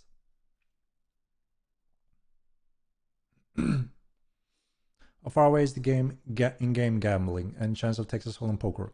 Yeah, so you know, it's one of those cool small features that bring, again, infinite types of different social interactions in cool and fun ways, but also actually that you can make a living or a loss in the game. So we built the backend for that already, which means we can support pretty much any in-game table games, to poker, to blackjack, or anything else. And Mats have one game that he started on the first game that is more specific, unique, designed as a table game to be Mortal Online unique only, which I'm really, would like to see as well as one of those games. So again, we have a list of different areas and also a list of where all the different types of developers can contribute. And we're trying to break that down in what most of the players are looking forward to first. Like, the most PvP players looking for sieging and TC, and a lot of non-PvP players are also looking forward to different types of TC functions. And then obviously we have different types of tavern interaction in games, which is also very part of this type of game. And we had all a blast in Star Wars Galaxies, the tavern there. And we have some, similar things we want to add here. And one of them is obviously different types of games that you can play in there as well while you're using VR, VoIPing, and just having a blast in different ways. Now, the end goal is that you will be able to live in Mortal Online and do all kind of things very similar to in real life world, from small things to interactions to obviously large scale wars and dragon fighting wars. So obviously a lot of grand plans for the future in Mortal Online, and every year it should be growing heavily. So we have Blackjack. That was our first easy game to do. Everyone knows it, everyone can play it, and also our first game that allows us to build a backend to support different types of games. And yes, we are many players that are enjoying Texas Hold'em, which we also going to offer for sure. So we can have tournaments and play different types of betting games in game as well. So Blackjack is pretty much finished. We just need to build the in-game art for it now, and then we will deploy that in one of our upcoming patches, and then we'll expand on different types of games. Love this game, but mages need help. Nihilis, they will get a huge additional option along with Necromancy in the next patch.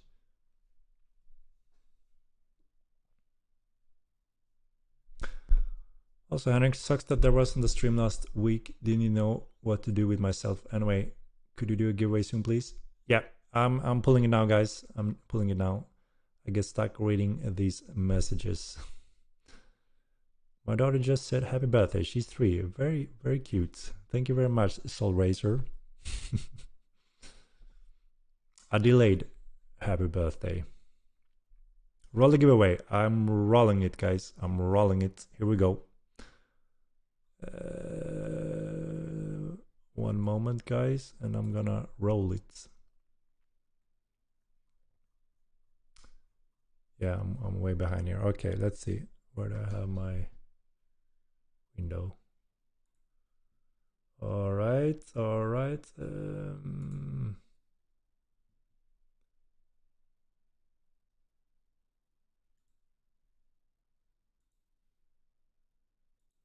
Okay, here goes, guys. Good luck, everyone. I'm rolling Mortal Online 2 code. And here goes. Good luck. Good luck. Boom. Giveaway time. Great job, Star. Love the game, but some streams ago mentioned some really nice stuff waiting on get announced on market or things to get, waiting to be announced. Yes, yes, it's coming. It's coming. Here we go. And congratulations, Mackenreese 96. Congratulations. Congratulations, Macken. If you can send me a direct message here on Twitch, I can send you the key straight away. Macken 96. People saying mages and pets are weak are just terrible players. Troll can hit for 50 plus, while the owner just run away. Who are these people saying buff magic and pets, or are they so bad at the game? Yeah, I mean that's the thing, right? Everyone have different opinions about when it comes to all balance. Everything from clades to weapon groups to pets to magic. And that's how it will always be, no doubt. And you know, who's right, who's wrong? Obviously, it's different types of players, from veterans to more casual players, and we have a lot of data that also backs up a lot of the opinions, which we try to use. My birthday is today. Turned 36. Yo yo yo! Congratulations, 36. Getting there, getting there. Level 40. All right, Macken, there we are. Let me send that. All right, let me grab it a key.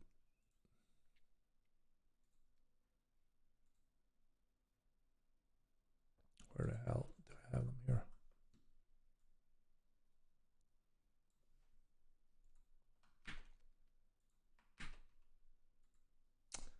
Congratulations again, and here you got yourself a key.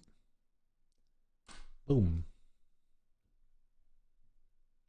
Are you a long-term player, Macken, since way back, or new to Mortal? Always curious.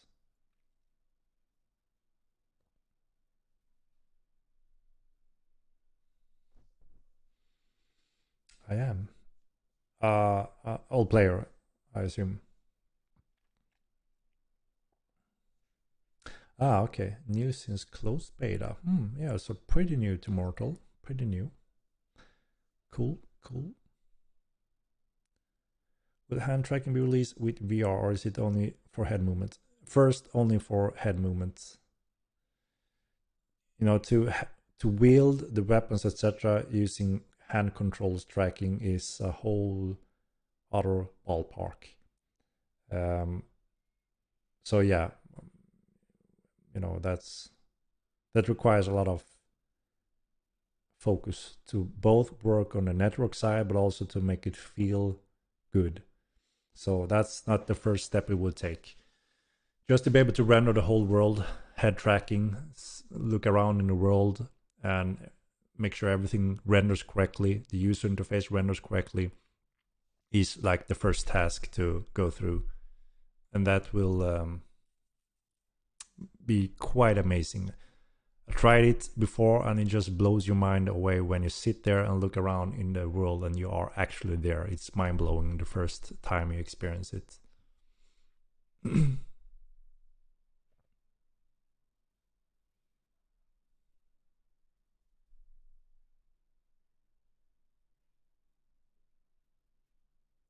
It will look ridiculous with hand tracking almost failing about. Yeah, it's all that ballpark, as I mentioned. I'm sure you've seen and played many of those different types of melee fighters with VR. They're really cool and fun, but they come with a lot of technical challenges, especially in a large-scale MMO. And obviously, we don't just want to add something that looks totally broken or goofy, or a new type of tactics, how you can poke someone in a strange way. So yeah, that will be looked into if it's a possible later or not. But just sitting in the game world, I mean, yeah, VR is not for everyone, and also we all get different types of experience using VR, like motion sickness, etc. But I think that no matter what, there are areas in Mortal Online where anyone would be blown away that, holy shit, this is a cool experience. And I think just sitting in the tavern, just socializing, playing games, I think it would be hilarious and super cool experience, because you can see that whole face movement, some of the face expressions. I think it would bring some really cool moments and just a perfect match in that kind of environment. Then sure, when running around, madness, chaos, fighting, etc., then I think less players would enjoy that because of the hectical and motion sickness, and so I think a bit less would experience that at a full range. But I think everyone would be able to just fully enjoy it, because this is where it shines most. Like, some of those most successful VR games are utilizing that mechanic where you are more isolated, sit down, and smooth movement, because that also reduces your motion sickness, and you can also enjoy the more fun social part of it. Like, have you seen those, what is it, like many cool games, like one of the early ones successful, what was it, Star Trek Commander, right? So funny when you just sit there and communicate and hear the VoIP and can see face expressions. It just adds so much depth. I think it would be a blast to watch you guys do those things, and also watch those YouTube and streamers unique events when that happens. So I think that's a huge area that could grow, where it are fully supported and in a cool way. And then I guess it all depends on the individual experience when it comes to more fast-paced fighting, etc. I mean, there is a advantage when you're running in one direction and looking back, over your shoulder to see who's chasing you or how close they are without having to move around. That's a direct advantage. And we got that as a suggestion as well, to make a key for face look, to give that ability. So, we're getting there to see if that's something we want to add as well, possible. Are you going to scan our face expressions? So I've been showcasing a bit of our VoIP system. I don't know if you remember, or if you were here when I was playing as a Thursar, capturing my face expression with my iPhone, actually. So we're looking to expand on that to support webcams that capture your main face expressions. So when you talk and do main expressions, those will transfer into the game. So imagine that along with the different VoIP, etc. I think it will be very cool experience for the players to have those options.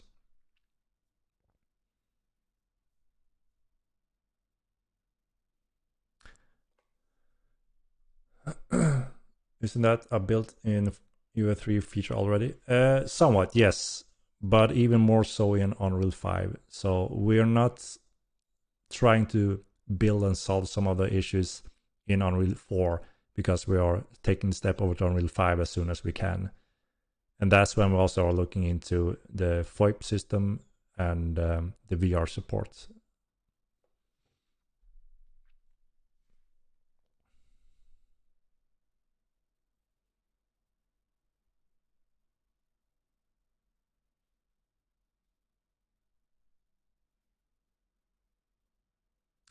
Thank you very much, Mackin. Awesome to hear that. And yeah, I mean, feel free to send your application already.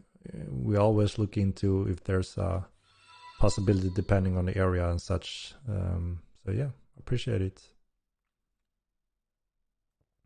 And can we see fish on other players' rod? Yeah, so that's again a network part that we can do for sure.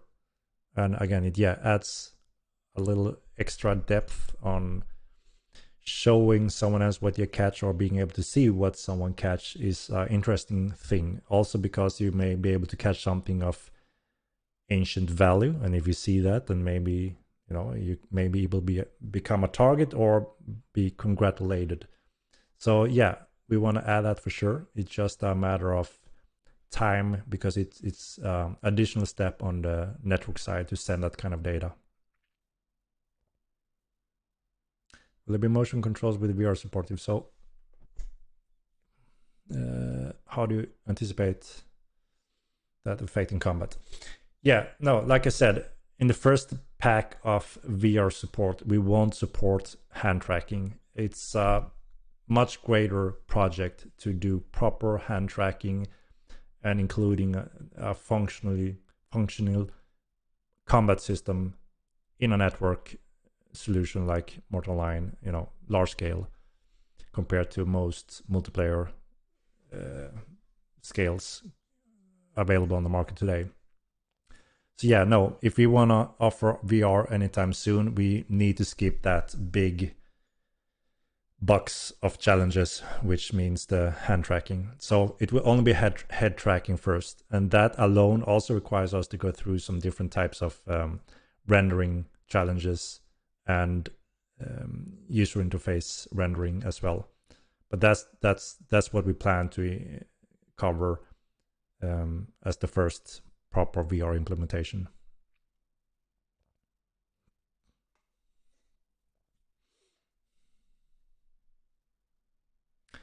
Will she be in this update? No, the next one.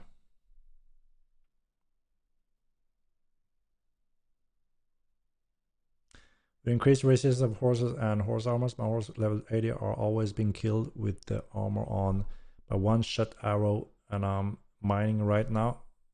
It's not fun to lose 6 stacks of goods. Indeed, they are quite weak against those heavy longbows. Shouldn't be 1 arrow though. That sounds off. But there will be more options for sure when it comes to refining what kind of protection you may want to get on your mounts, especially along with the additional types of mounts. Focus on the game for now because no one plays VR. Yeah, like I said, those are some of the side bonus features that pretty much comes along with Unreal 5 supports. It's integrated VR supports in that. As I mentioned, we just need to make sure everything is rendered in the proper depth and proper way. So obviously, depending on that workload, we don't intend to put our main team of developers to focus on that. It's not worth it. But we have looked into how Unreal already support it, and it looks like we are getting it almost for free.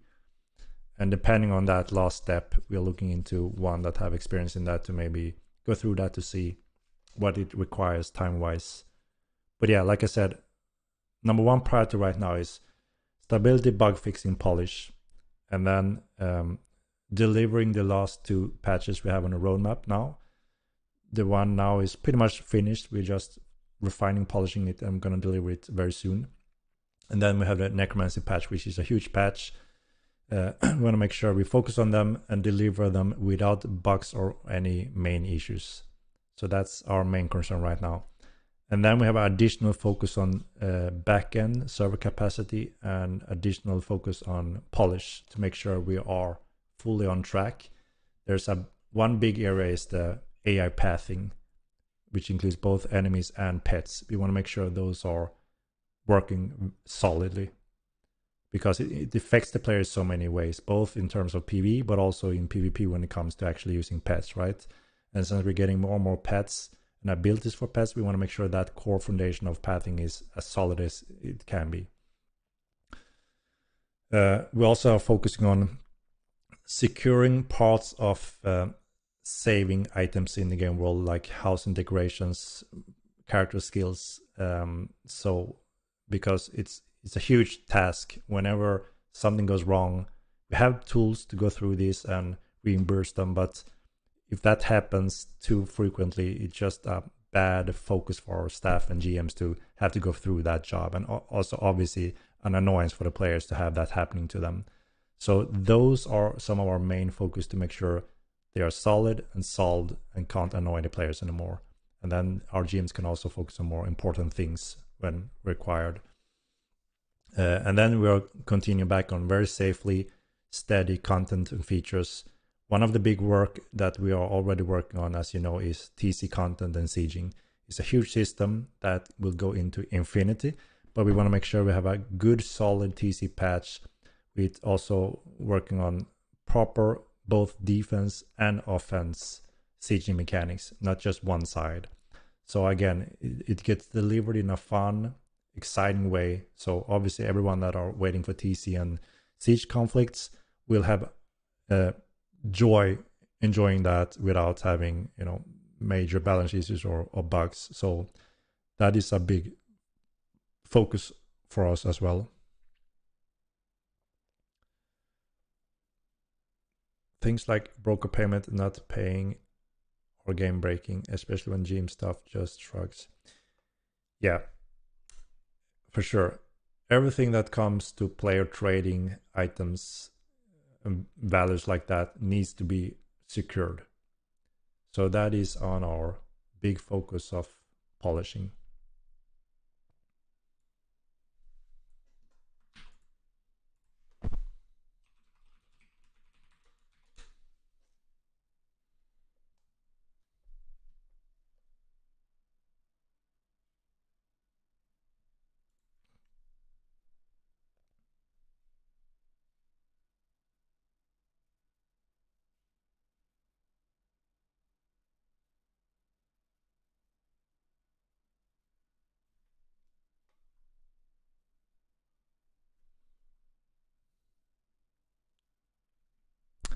Are there any ideas or plans to deal with players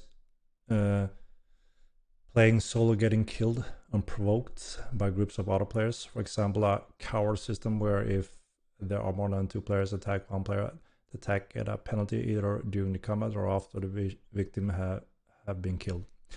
So this is a big challenge, and also people will never agree on the different approaches and solutions or options to this, and it is sensitive because we promote the game to be a full open world with full PvP, full loot with consequences, and obviously the consequences is the tool that we want to have in the game to be a proper measurement against stupid griefing or just plain bad things that pushes players away, punish them in a bad way.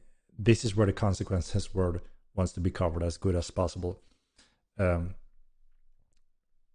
I also discussed this quite a bit with Mats. Mats have a great mind with a lot of cool ideas. When we have identified a problem, he very often can come up with very interesting solutions or ideas to, you know, improve or solve some of these areas.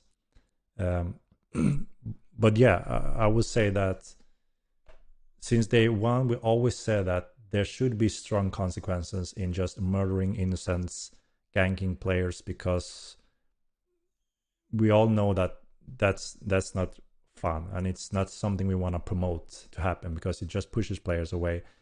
that's a big difference from that and having a meaningful, exciting PvP encounter, fight for something, or excitement on both sides.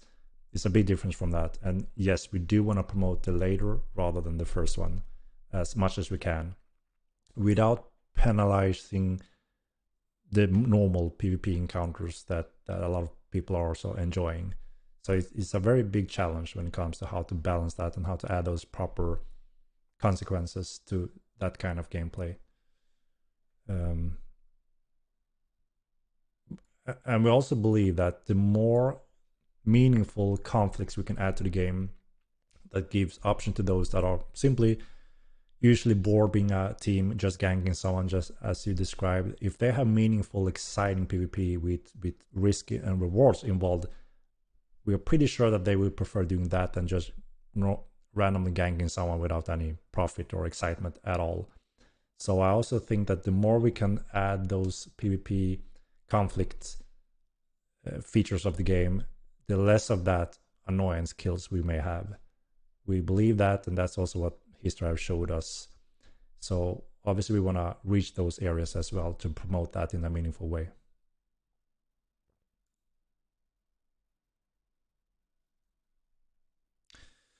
Yes, we're getting buy orders in this upcoming patch. I don't have a word on the healing XP. I think it's disabled due to a severe bug, and I'm not sure if that's been fixed yet. If it's not being fixed in this one, then it will be in our focused, polished bug fixing patch, where we just crush bugs pretty much. That's the only focus and improving things in the game. The alliance should be fixed, if I'm not reading wrong right now. So yeah, should be fixed in this coming patch. The alliance, that is.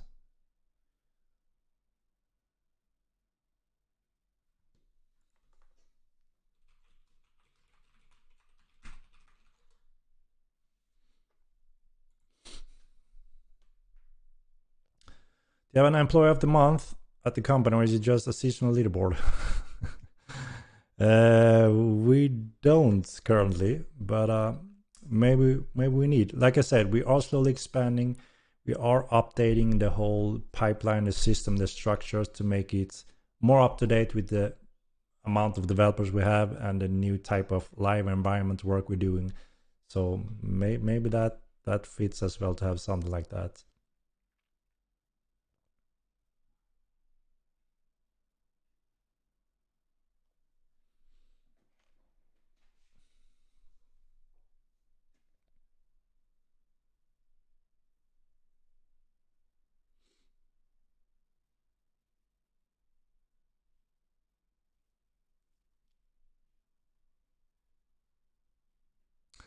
We need more consequences.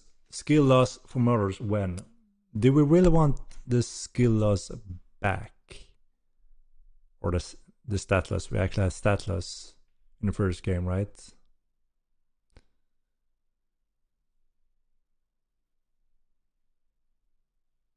Are there any new non-MO1 necromancy spells coming? Yes. Mute is one. The whole ritual system is replaced. The summoning is quite changed. Some of the spells are refined and tweaked in range and cast and effects. So there's quite a change compared to the first game, making it even better.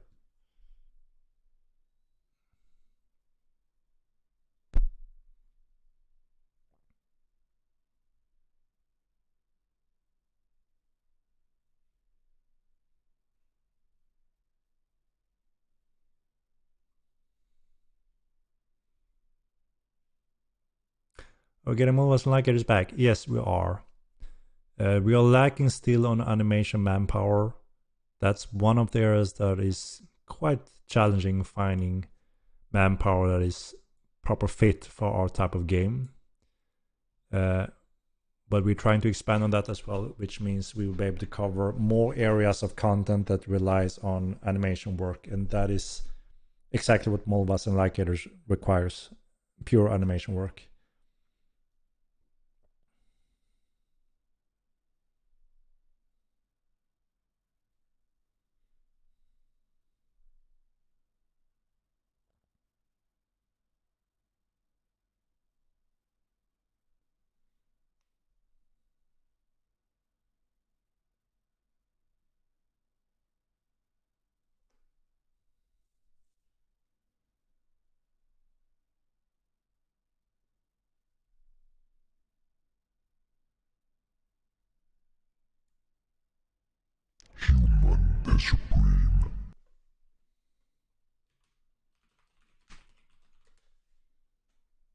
Humor Supreme.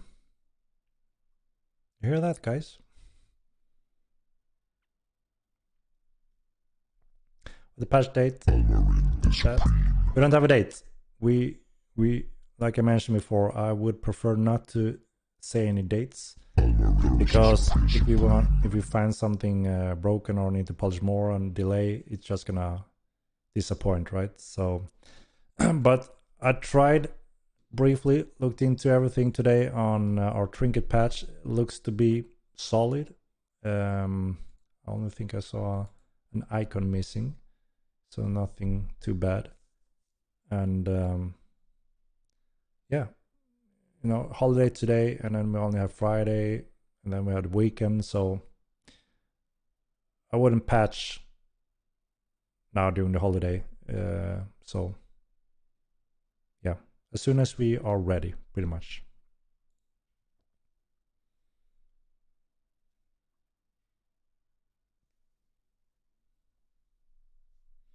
Yeah, there will be some tweaks to bounty hunting. So as I mentioned before, we wasn't sure if this bounty hunting would work and you know, follow the desired outcome, but it seems to be working. And the feedback we got is actually that people that have played around with it have got some good experience and fun moments with it, which means yes, it's here to stay and it works. Now we can continue, expand a little bit and refine on it because we know it's worth that investment then as well.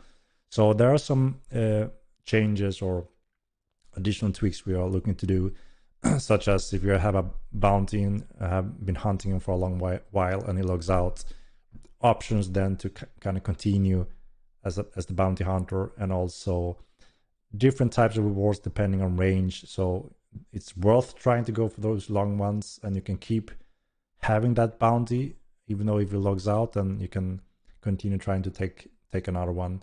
Some additional tweaks there and reward tweaks.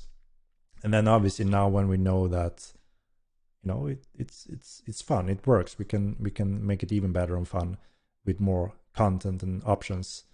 So how people can sign up for the different types of bounties and how they may bounty together, and also obviously the coins, the rewards that you can use on specific things as well.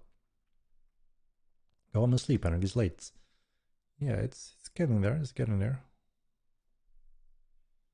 We'll be able to dye bags once we can dye armor class textiles. Yes, and we plan to also allow you to rename them so you can have a nice organized setup of things in your bank or chests.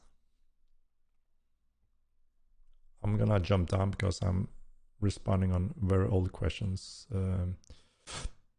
Sorry about that. When does Necro Dungeon come out so I can gatekeep? So Necromancy is the last and big patch for our current roadmap. And I plan to showcase real-time playing in the test server as a Necromancer on my next stream to show some of that sneak peeks. And then sometime soon after, it's planned to go live. We don't have an exact date yet. We want to make sure we get it well done, solid, and stable before we release it.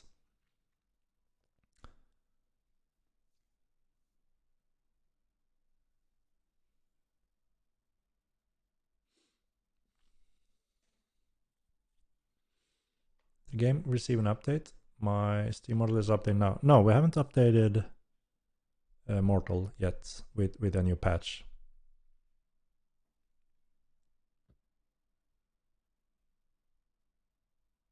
It's been 2 days since I tried to get in touch with the Game Master. If you contact our support on the website, or you can either directly contact our lead GM on Discord, or maybe even Robmo, so our guys can keep track on things. Obviously, that is what I mentioned before, right? We don't want our GMs to have to spend a lot of time on reimbursing things that have disappeared from the houses. We know that there's been a old list of disappeared that whenever they come back, we need to go through it. But we were securing that way of how to save it so it never happens again. But yeah, you just need to support or contact our support on our website, or get hands of one of those on Discord, and they should be able to get that on the list and get it sorted.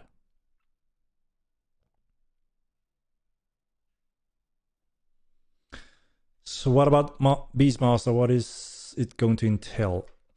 So Beastmaster is so in the first game, it still does one thing which it does in the first game, which is it unlocks different types of attacks along with Beast Mastery. So your pets simply get access to stronger and different types of attacks along with Beast Mastery. But this time we also want to add a player skill component, because we always said and will continue to say that Mortal Online is all about player knowledge and player skills over just how to attack, for instance, which pets was quite a lot in the first game. You just send a pet on them and then you try to avoid and heal the pet or such. So this time your pet will get access to very specific attacks, but they won't be performing these attacks until you command them, and also command them in the right circumstances. So if you fail, the pet will be confused and will be even worse, less effective. It may miss the attack or just be confused or enraged, which means it will just be worse used. So again, we want to promote player skills. If you're creating a powerful creature, the more in tune you need to be with this creature, both with tools like a leash or something like that, but also time those opportunities correct. And if you do so and play it perfectly, it will be a effective used pet. But obviously if you miss these opportunities or misplay these, the pet will perform even worse. So I think this is important for the balance, and also gives more depth and interest in gameplay when you have powerful pets rather than just say attack and run away. So that is what Beastmaster entails in short.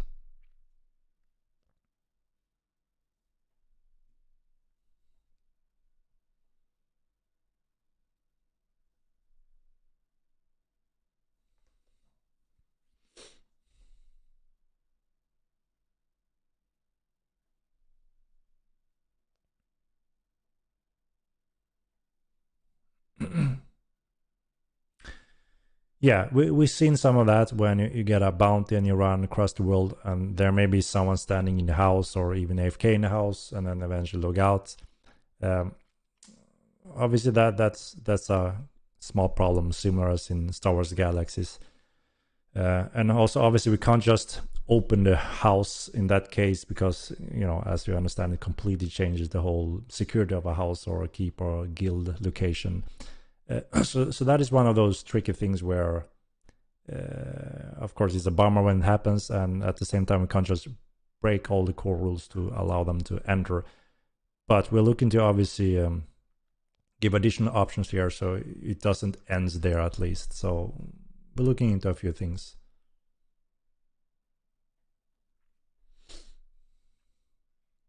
Robin was a good purchase. Indeed, he's been very helpful with communication, sorting a lot of things, organizing feedback, and yeah, very very helpful now when we have a lot on the plate. I'd rather have updates on how far along we are on patches than complete silence. I love the game, but the silence on progress has been frustrating. So one opportunity with these streams is actually exactly that, communicating the progress, what's going on. And it's once a week, right? So it shouldn't be a long silence. And also because it would be silly if we update the same thing every day, like repeating the same thing every day. That will also be ridiculous, right? It takes time to build a complicated game like Mortal Online, and we need to be patient, because if we just rush it out, people will just be frustrated because it's half finished or half broken or just adding a lot of bugs. We want to avoid that at all costs from now on. So for sure, I agree that we can't just be silent. Everyone should know what's going on, what's next, what's being worked on, what's being focused on. And that's something we want to make sure that information goes out at least once a week. So, and I also try to do that on these streams, like a short recap, updating, and then cover different types of questions. So yeah, I hope that makes sense. Greaser 94 Gaming.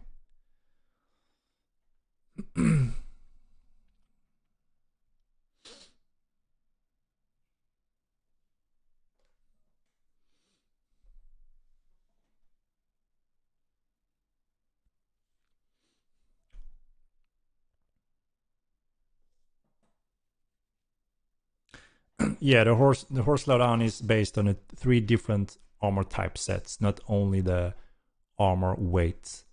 So they are restricting their ability to agile move as well, you know, from fully panzered armor around limbs to more casual clothing, leather hanging over non-restrictive body parts.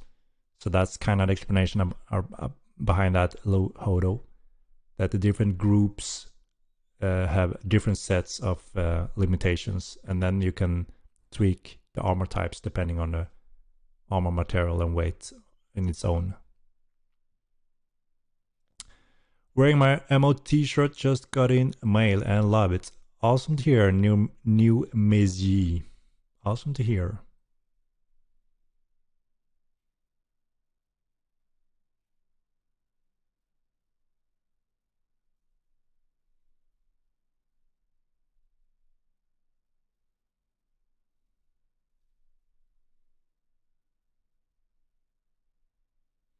Ultima line, stun crabs.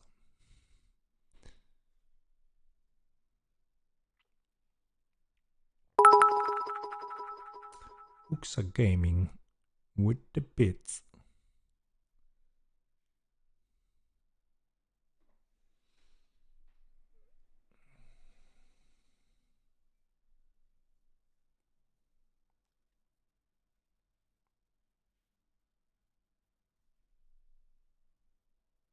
Currently, Jungle PB is just putting bursts on things.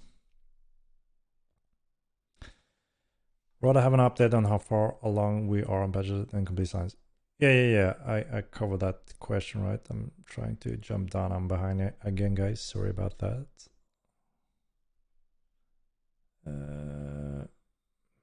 Let me jump down a little bit till I see.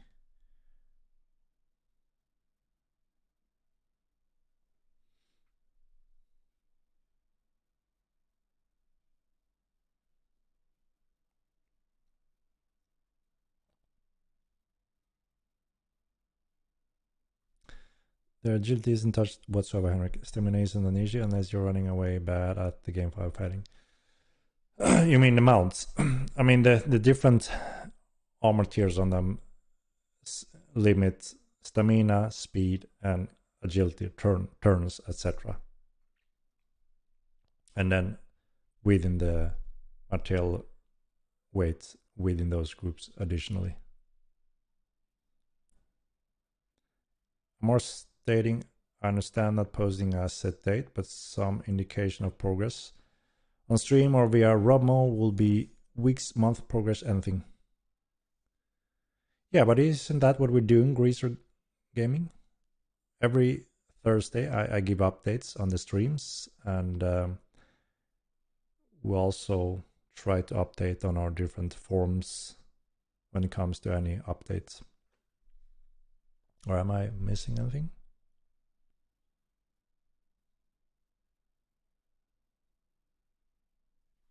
Can make some good prints on Millimap as a merc. We have to see, Stain. We have to see. We got a request a few times. I never forget, but I even have my Ultima Line world map still. That cloth map, quite epic, old map nowadays. Back from '96. That's crazy. So yeah, we will see. Not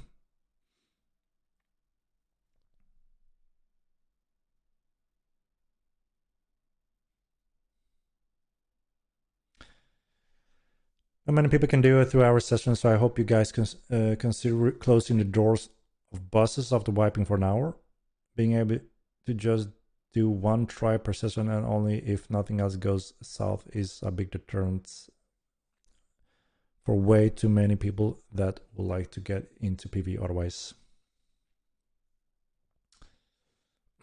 Yeah, we have looked into some of the feedback and experience when it comes to boss fighting, how that performs, and we got a lot of good feedback. People have enjoying discovering the bosses and finding the ways how to defeat them and so on. So I think we're moving in the right direction, giving different types of challenges, and we plan to add a lot more of them. But yeah, we've seen the downtime. Obviously, it's meant to be like a shit, we failed. Let's regroup, regather new tactics. But of course, at the same time, we don't want it to be pure hell to try to go at it again. So I'm sure there are room for some tweaks and refinements to give a proper close window if someone fails.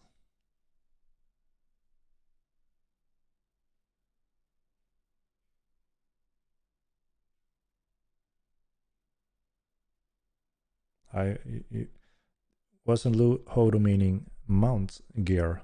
Are you talking about player gear? I read horses, I don't know why. Yeah, Guild Tarba's emblems, logos, and die is one of those small but important and meaningful feature that all the guilds want, obviously. So it's on the map. I don't have the exact order of features yet.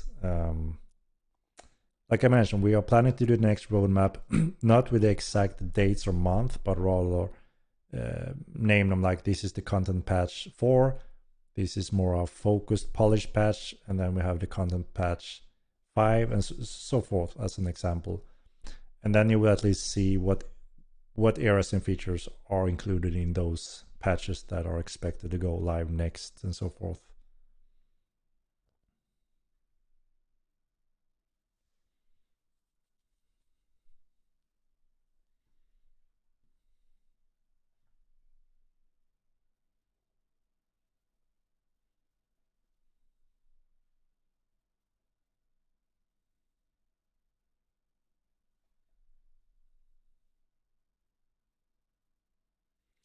Yeah, we plan to add back the function as well when it comes to guard protect for pets, so they can actually defend themselves when being attacked or instantly goes on target that attacks you. We plan to add that as well. I don't know if it comes along with Beast Mastery, maybe it will. I can't say right now.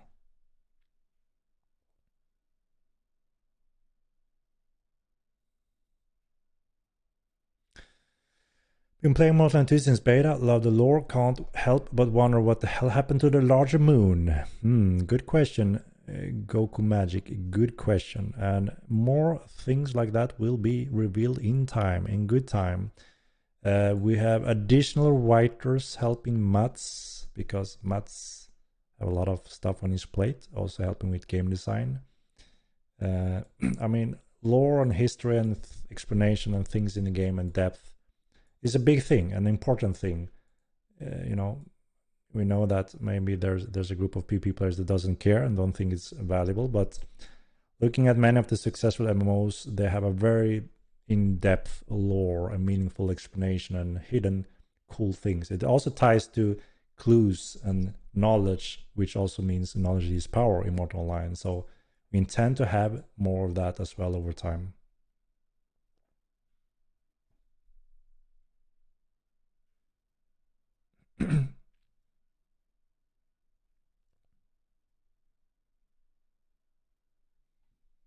When I get start stealing, good question. It's also on the upcoming roadmap. Not sure of the order yet. But yeah, thievery was always a fun thing in the first game, and there's a few things we just want to refine this time around. When you murder and you died, you lost stats. Yeah, we had the same system in Mortal 1. When you died, you lost stats and you had to stat up again. But people complained and said it wasn't a meaningful, fun downtime. So we decided not to include it initially. I don't know if the majority wants the stat loss back. Yes, you do give updates, and I definitely appreciate it. Awesome to hear.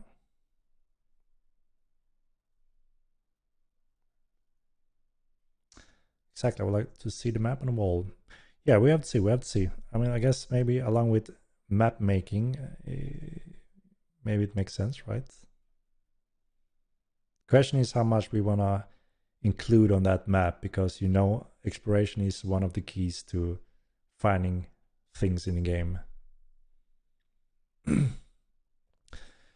Hey, as a new player that plays solo, if you add more solo things to do, could help with boredom. Because I've been playing as a single player, my opinion, I'm far from being bored.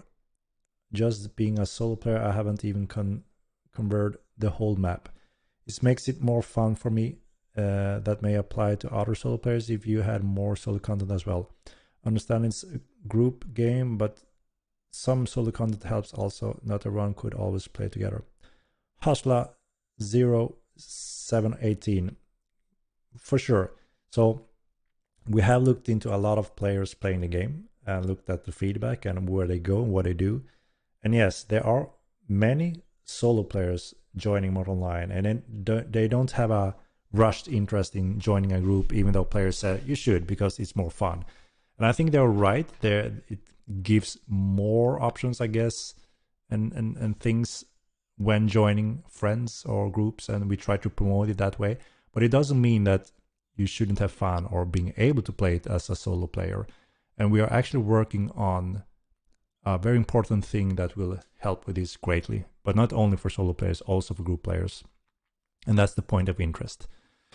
Like you said, it's fun and exciting to explore the world if that's something that players are interested in. But I think you're right that it could be more exciting and rewarding if we have more things, living things, and point of interest and rewards when you do that exploration. And that's exactly what we do now. We have 1,500 points of interest to plan for, and we have created like 90% of the content already and building those packs, and now we're adding them to the game along with hidden things, rewards, creatures, threats, and different things like that.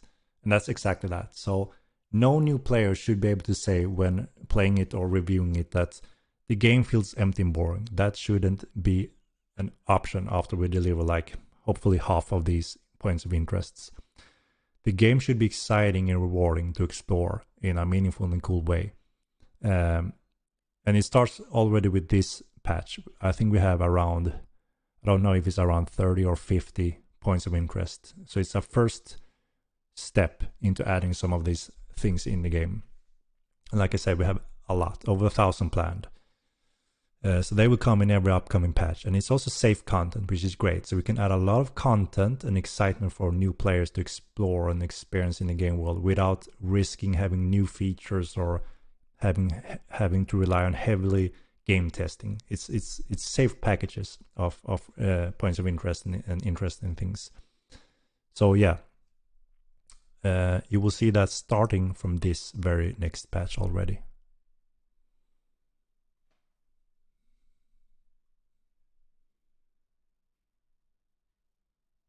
Updates usually are in the future, soon, eventually. Just anything more concrete as I prefer. We miss a deadline, but know how close we are rather than here soon or in the future patch-wise. Thank you for taking the time to address my questions.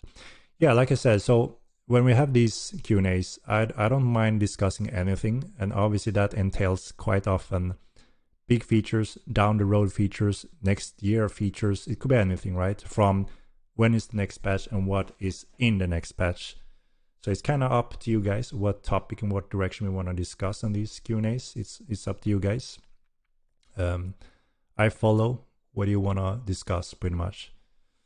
We have briefly discussed this next patch, approximately when we're expecting it. It's around the corner, and also what includes in this patch, approximately some of the main things at least. And also a little bit about the next patch, which is the Necromancy Patch and the big Necromancy area patch area. And then also what we're looking to refine and change a little bit in the upcoming roadmap that also will be published on the website. So yeah, I hope that will give a good insight.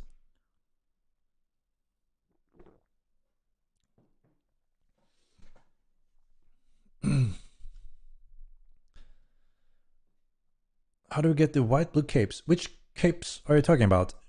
Demo man. I'm not sure which white blue cape.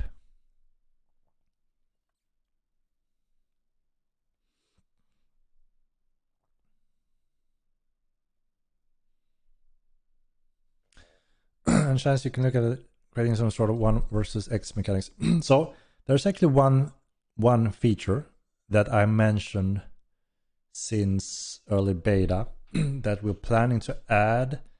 We need to test it because I'm not sure how it would perform in real life scenario. But just to repeat it briefly, so we have an adrenaline system that I designed many years ago. Actually, it was meant to be in the first game as well, but never reached it. But it could be that some of those features we see that there are a big need for it, and it's maybe an important balance for the game. I don't know at this point, but just to give you a short idea, picture of what it means. So there should be a planned underlying adrenaline system. So whenever you perform an attack or such, this adrenaline goes up a little bit, and when you get hit, you get even more adrenaline. Like if you're getting jumped by 2 guys, they hit you, you get crazy, your adrenaline is pumping, and you get this edge that you can use this adrenaline to perform some certain attacks or use of stamina, which you wouldn't be able to without this adrenaline mode. So this was my idea of giving tools and options for those that are fighting outnumbered. And also kind of makes a little bit sense, right? You're going berserk mode, 2 guys is jumping you, you get hit more and simultaneously, and that kind of gives you this boost of adrenaline. And then you will get that adrenaline boost earlier than those 2 that are attacking you because they're not hit as much. But as you can see here, here's a tricky balance part that we've been thinking through what it may happen in real life or in-game scenario. If it's true that we are promoting smaller groups rather than the big groups in this case. The balance there needs to be correct, obviously. But you kind of see the general idea we have behind the adrenaline mode, that one of the main purpose was to give outnumbered additional options if they are hit by multiple players. Very short.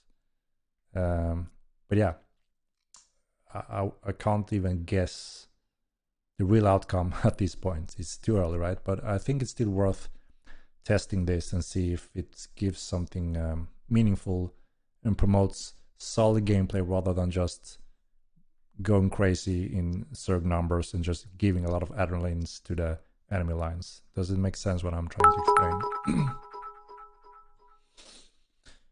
Adrenaline system sounds really cool and will give pure fighters more of an edge in group fights where mages tend to take the stage, especially so when the other magic school are in the game. How will adrenaline boost affect mages for spec casting? I'm not sure yet how and if this should affect mages in that way. This was just the core design I made, like I said, many years ago, and mainly for melee physical fighting. Looks like you've been in the sun. Hello from Tobago. Miss Trinidad. Hello. I've been a little bit in the sun. We have get the first summer here in Sweden as well. So, and I only need 10 minutes in the sun to get a little tan. If you add adrenaline, then you also need panic. I'm not sure how panic would be included.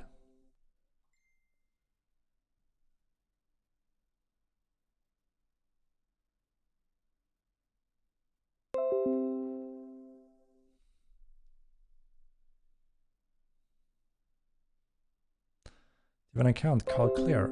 No, I don't. With that system, if you get attacked by Koto, you get the nuclear bomb ability.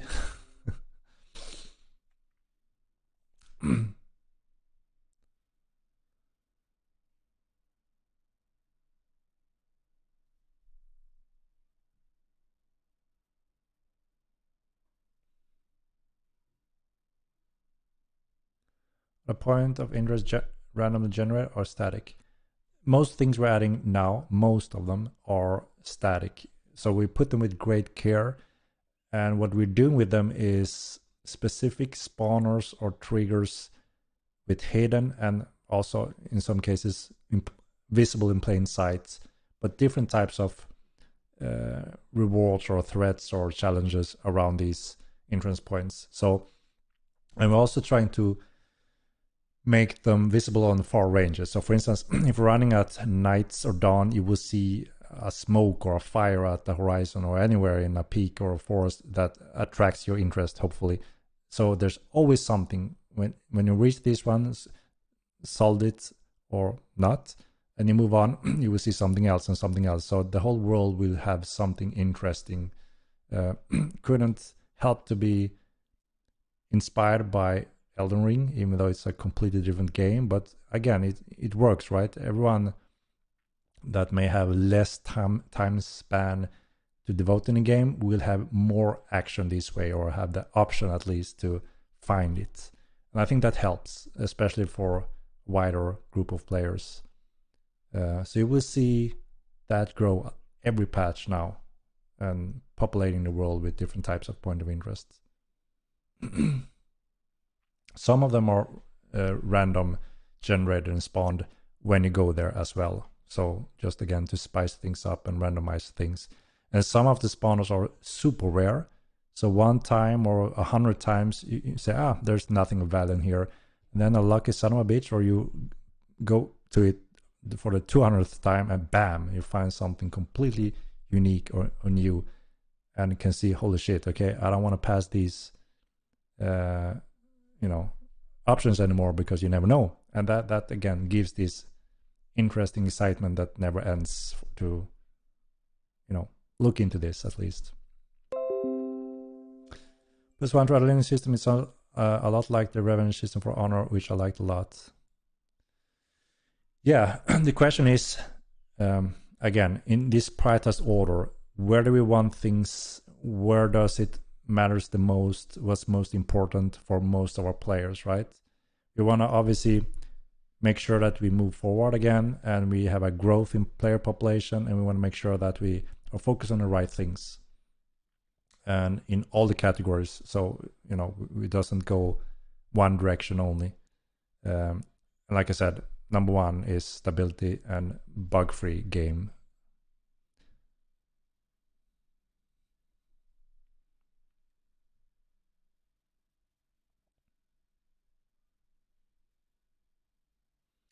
Can you go more into detail on how points of interest work? Yeah, is it enough that I just explained? Because I'm reading your question after I talked about it. I gave a brief what you can expect from a point of interest.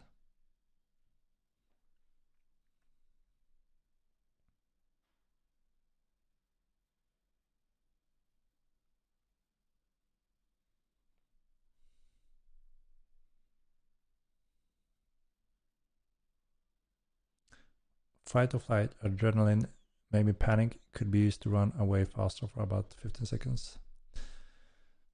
So in the adrenaline system, when you're using this adrenaline system, it's also supposed to be, I have to pull up the document, but there's also additional bonuses for some of the clades and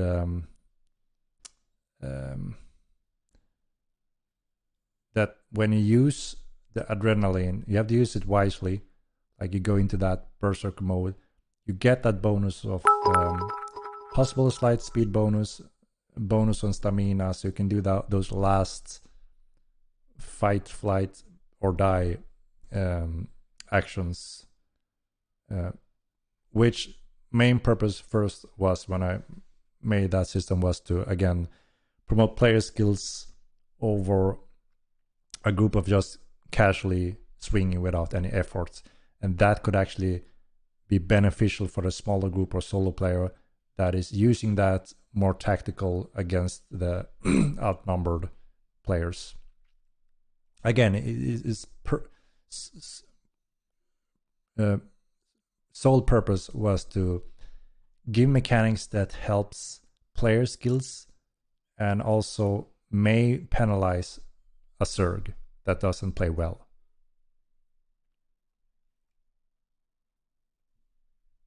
Is the plan to be able to see other players from very far away later in development? Yes, there are different stages where you get data from a player, and that is pure network savings right now. When we have reached a certain point in the server capacity, we plan to refine the steps of when you load these different things from a player.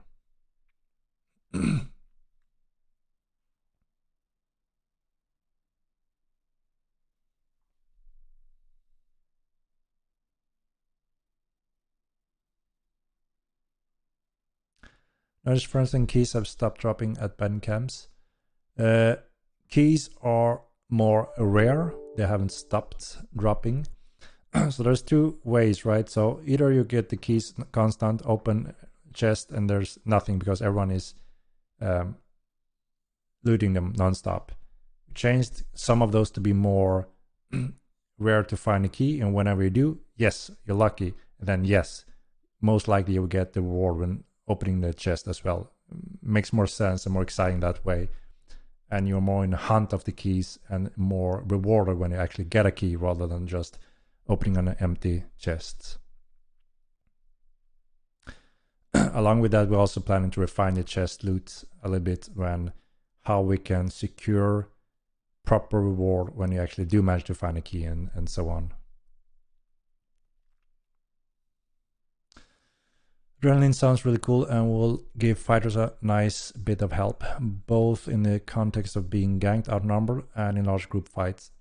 Will give fighters a bit oomph as opposed to the Necros Elementalists fighting spells across the battlefield. Yeah, I agree, and that's why I designed in the first place that I think that it made sense and there were room for that, especially again based on a lot of the years from how things were played out in the Mortal 1 game. And yeah, Zerg is always a thing and will be a thing, and I agree that we are trying to promote player skills over Zerg, not utilizing player skills or group tactics, etc. So it may be a good addition to balance that kind of gameplay and also again promote high player skills over just strength in numbers, which we try to promote as much as possible to make it more skill based rather than just strength in numbers. No, we don't have a timeline exactly for when Like Eaters and Mulvas will be reintroduced. We have to update on that one. I think you play a window notifications on every now and then since 3 minutes or so.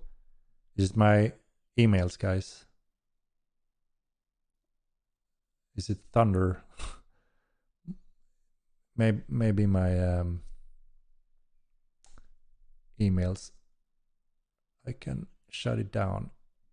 Sorry about that. I'm so used to hear them, but I guess you hear them too.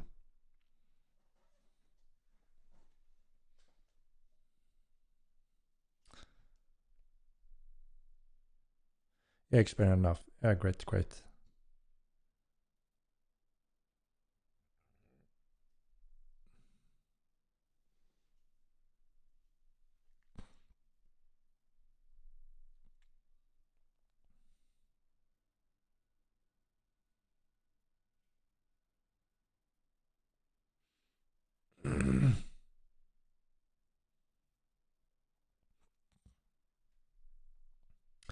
Hello, would Arsus will be a class? So there's a few things coming with archery. Hold breath. We have the wobbling system of mounts to give more balance to mounted archery. But yeah, for sure, archery, you can go deep into archery, especially when we have those lost skills functions fully in play, where you can dedicate into becoming a good archer as a main. Obviously, it's meant to be dangerous for archery to be standing hand to hand melee range to a melee fighter, obviously. So that would be a very bad spot for an archer, but for sure.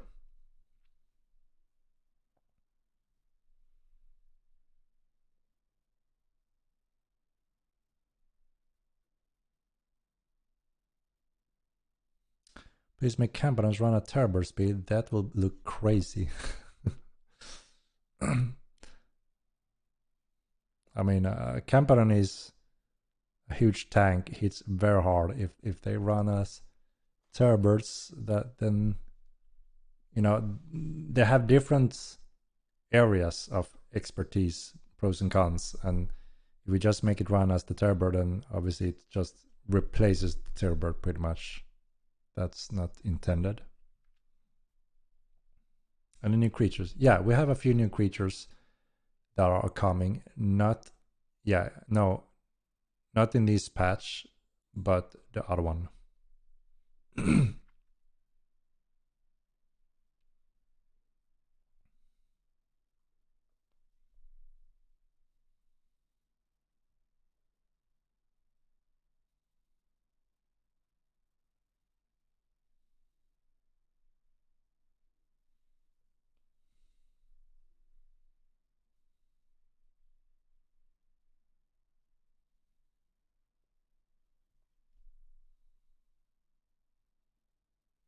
Zerg will never stop. They know they're too powerful. I mean, there will always be a strength in numbers, right? That's naturally, and that's just how it is. But like I said, I think there will be more and more mechanics and options that can be very dangerous against a Zerg if they don't play more carefully how they are standing and how they are engaging into battle, starting already with Necromancy. And even more, along with other schools like Elementalism.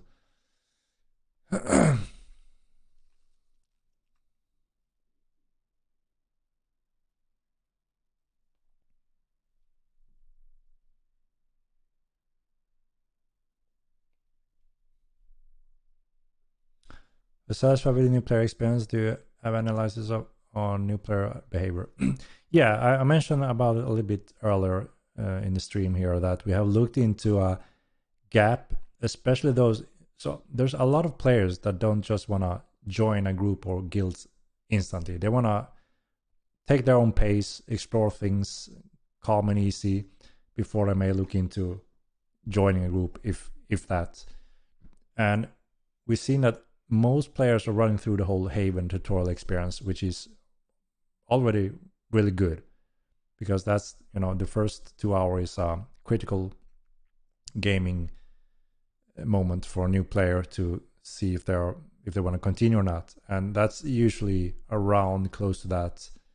They have managed to go through the Haven, and then when they go into Milan, depending on where they start, most of them just go straight out and find nothing or end up dying on wolves or bears. And many of these players are used to that they can never die by a wolf, just like in World of Warcraft. You are always killing them as the lowest level. So that's a big change for many. And they really don't know what to do and don't know what they can do in the game. So that's where we see a lot of people taking a break or just simply stop playing. So that's obviously an area we need to improve on. And one of the components that helps this is actually points of interest, because then they will learn that, wow, this is interesting. When I'm out exploring the world, I'm actually finding things, different types of things, from no threats to threats, and hopefully they will be rewarded and be interesting in finding those rewards and also adapting and learning based on the different threats. so they can kind of get that first step that many players want to do usually in Mortal, explore the game world. And since many of these players have said the game world is boring and empty, you know, they don't like real life scenario, which we fully agree. It can't be real life forests because that will be very boring. But we try to have a balance there. But we know it's clear that we need to add these things in the world and interest points that makes it interesting every time you wander out in the world. Even though when you get lost, there's something interesting to discover and find. So that is one big important component we are adding tons of. And then also, again, the task system we mentioned is also there to help players that don't know what to do yet. They can start doing tasks, get progressing on a character while they're learning different things, different areas, and then slowly, hopefully, finding something they are most interested in. So we plan to expand on the task system. So there's different things from fighting, crafting, exploration, delivery, assassination, rescuing, all types of different tasks. And that this will be a very easy, common way for any new player that are coming from any casual MMO that, okay, this is my somewhat equivalent to doing quests, but in our way, to make money in progression and finding out new ways. So those two alone are big areas for new players.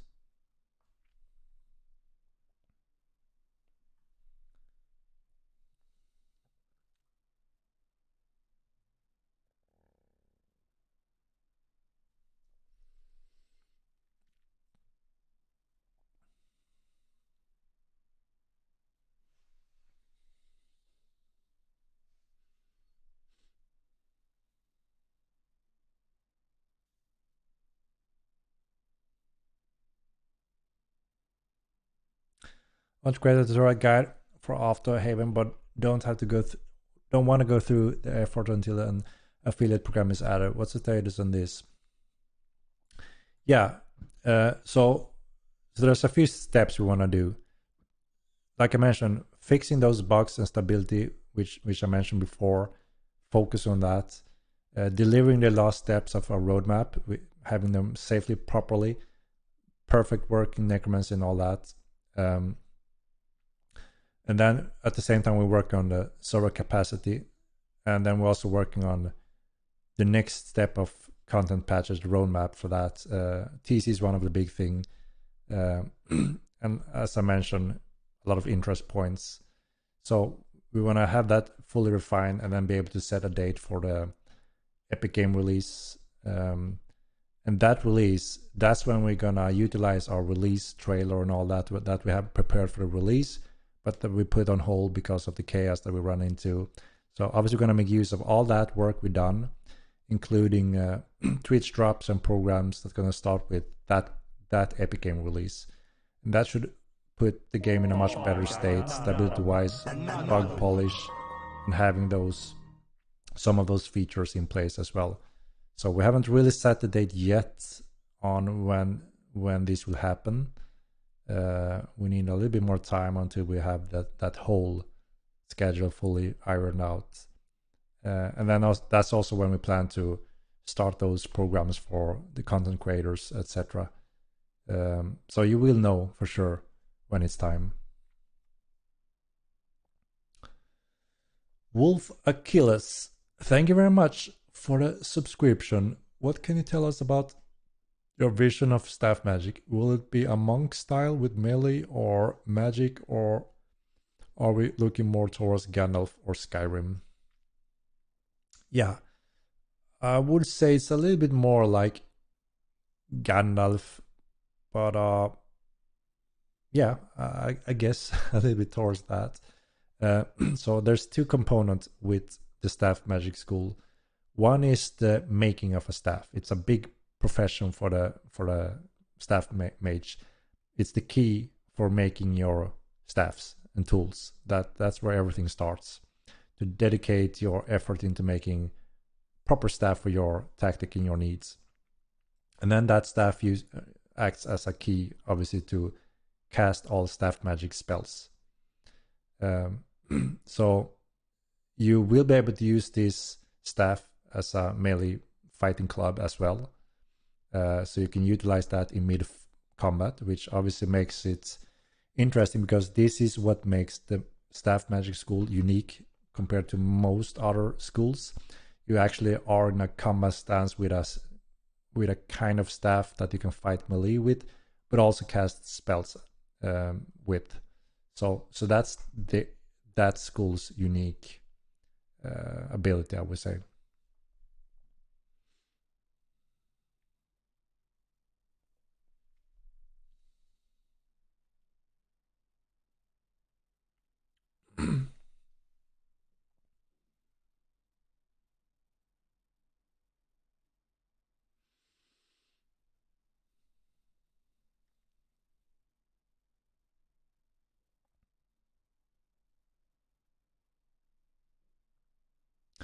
Drawback: please contact support or lead GMs when it comes to house stuff missing. They have the tools to look into all of that. If there's any bug related or item loss, they will work with that.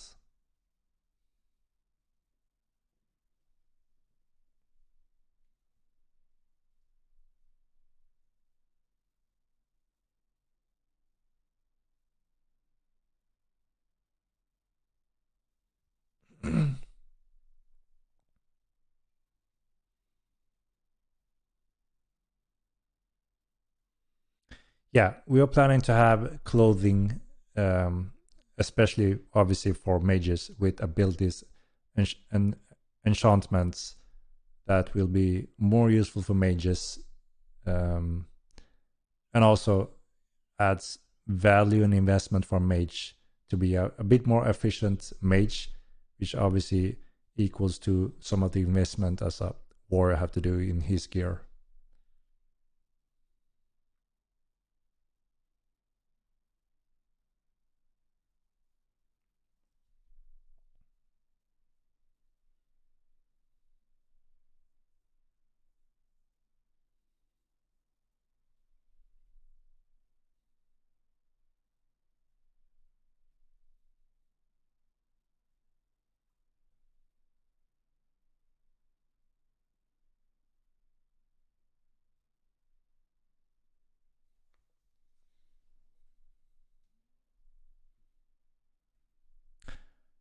What patch will have the new shields that were supposed to be really close? Not this one, but the next one, if I'm not mistaken. I think so. It's hundreds of animation that needs to be done with a new set of shield with a new animation stance. So that's why it's not very quick and easy. Staff magic and ropes 1 year away. No, so now we have a specific coder that are been doing pretty much almost magic nonstop, and he's getting more and more into it, more and more efficient and learning, and we are most likely continuing that path, so we will get new magic schools every now and then. And also a lot depending on what school. Obviously they take different amount of time to make. Elementalism, we're going through that next to see what is required from the weather system, and depending if it needs bigger changes or not, depending on that, it may be a rather quick development of our school. Then obviously we have completely new schools with very different rules that may vary quite a bit as well on development time. And it's too early to speculate exactly what it entails for those upcoming schools without having a more in-depth meeting with our coders. But it looks like Elementalism is a very cool school as well, and we can reuse a lot from the first game. So as I said, it will be quite fast to add that school. Then we have two other schools that are very popular Staff magic being, I think, the most popular, voted by the community. And then we have mentalism, which is a very cool utility school as well. So I think those will be the 3 upcoming.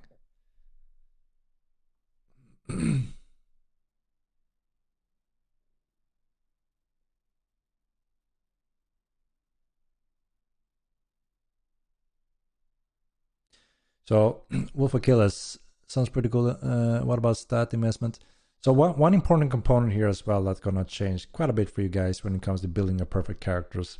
That is that we had quite a limitation on stats and skills because we knew that there are upcoming systems that gives you more options in this. And it's 2 systems. One is coming already in this very next patch, the trinkets. It's gonna unlock new amount of skills for your character build and also new amount of stats for your skills. Not only adding stat bonuses, but actually giving your max stat cap increases. So we have quite a few options there. And then we have the veteran system that's going to give you even more skill points options as well. So you will be a bit more flexible for sure when you're utilizing these 2 systems, especially starting now with the trinket system next.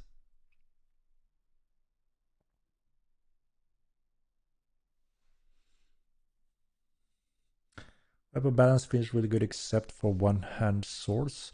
One-hand maces and daggers have their place, but one-hand sword always felt weak. Yeah, it's a never-ending balance debate.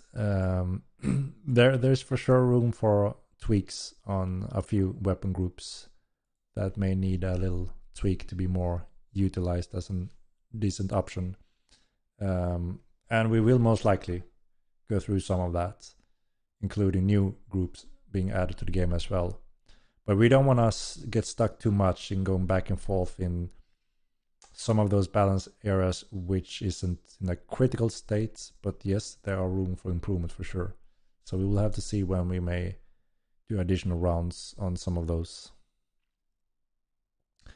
Would you ever add guns? Maybe when you add new continents. We decided early on to never add gunpowder, cannons, and muskets. We weren't fan of that style. So no, we won't add those types of weapons, but we will add. There are several additional weapon groups that we're missing, like crossbow, repeater crossbow from hand, small repetitive crossbows to larger ones, to throwing weapons, throwing alchemy potions with different effects. Some of them could explode. Different type of harpoons, scorpion ballistas. So there will be quite a lot options over time as well. But we decided never to go fully cannon style or muskets. It doesn't really fit our universe and time.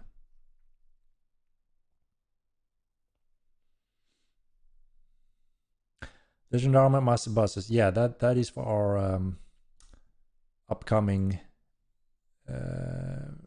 the last patch of May on the roadmap patch. We will deploy it when it's ready. So we don't have an exact date. Boats and wagons. So it's tricky because we do want to utilize wagons for a lot of the TC content and siege mechanics. At the same time, we all want TC and sieging early on, right? Everyone is screaming for that. But some features kind of promotes and utilize those features. That is also why it quickly grows into a huge, long project. So that's the struggle. We don't want to delay it further and put it behind additional features. But at the same time, you can understand that it's a little struggling to, like, what's the reason for wagons? It's transporting heavy goods. Can also be used for tactical group wagon warfare. But one big component is actually transporting heavy goods. And that's heavily linked to building a city, obviously. Transporting goods, transporting supply lines and goods to run a city. You should be using wagons and heavy beasts to do those kind of transporting. So I think it's a little bit sad to having an army running that back and forth instead on normal mount bags rather than having those cool, interesting, big, risky wagon transportation tasks where anyone can ambush them and fight for things. That could also promote a lot of cool skirmishes every now and then. So as you can see, I'm in a struggle here. I want wagons to utilize a lot of that cool component for TC and sieging. At the same time, we don't want to delay TC much further, as you can understand. And when we do have wagons, we also have one of the components for boats down after all that. So it's a struggle right now.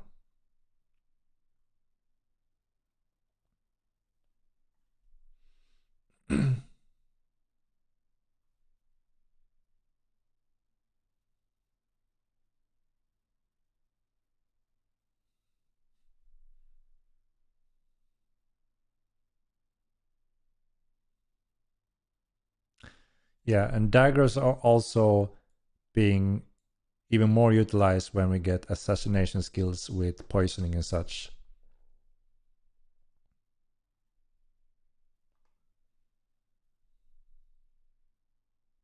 The lawless areas is still planned for and will be on various locations on Mirland.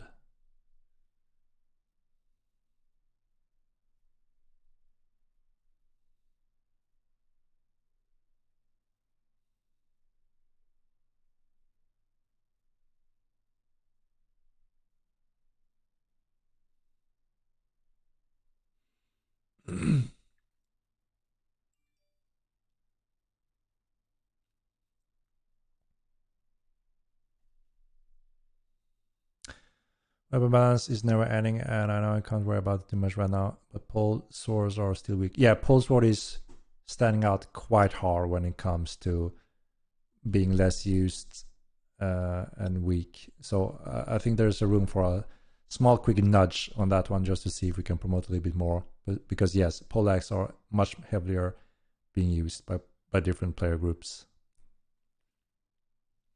That is one of those confirmed balanced direction we know we can do quite easily and safely.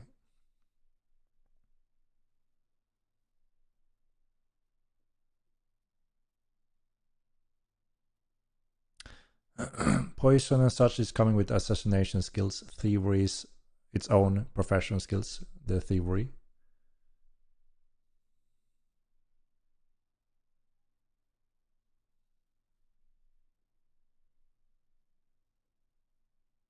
Please just fix the code. We don't need anything new until we get the mobs that don't run through walls, just that don't crash to desktop and hide desync in houses. Yep, exactly. Those will be fixed. Those are our focus patch that I mentioned before. Obviously, we want to make you guys happy and show you that kind of progression. So when we deliver those, obviously we want to make sure that we can read from you guys. Finally, great, you fixed it, great. Now we can move forward. We need to make that happen. Do female rights exist law-wise? I have to update my memory or even bring in maths. But if I'm not mistaken, they what is the terms for that again? No, they are like, if I'm not mistaken, they're more like the mules. They can't reproduce, if I'm not mistaken. I have to refresh my memory. Mats is the master when it comes to the lore.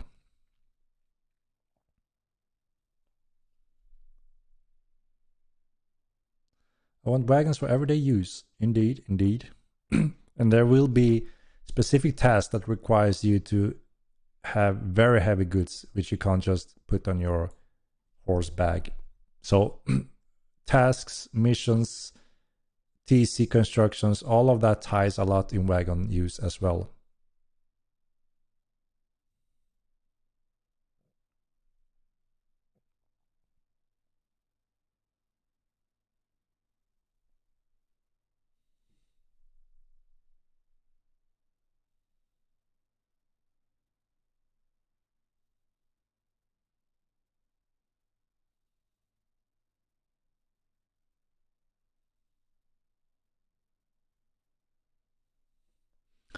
I want to order cabs to drive me around. Indeed, you could even say, drive me to Tuxai. I'm taking a short break, and when I'm back, I'm gonna pay you.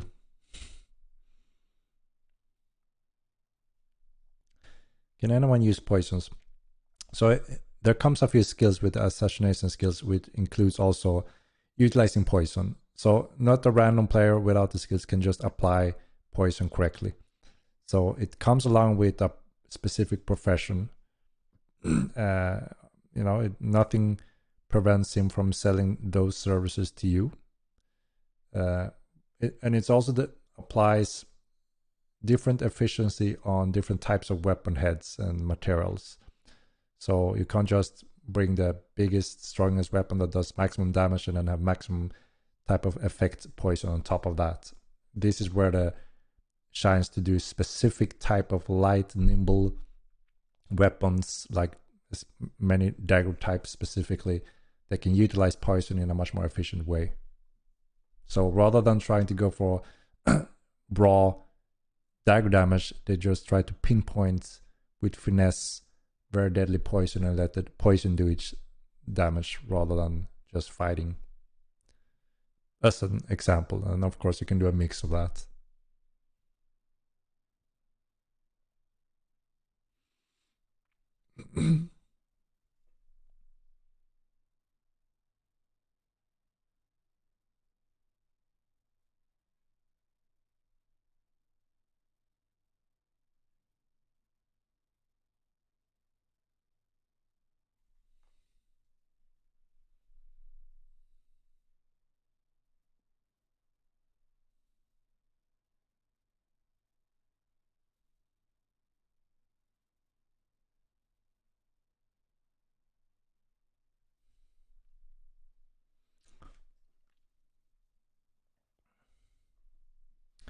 Servers can handle 100k players. Who said that? Or Milan will never be able to handle 100k players. I think I made that clear many times. Hodo. Some person who said that the cries are balanced now.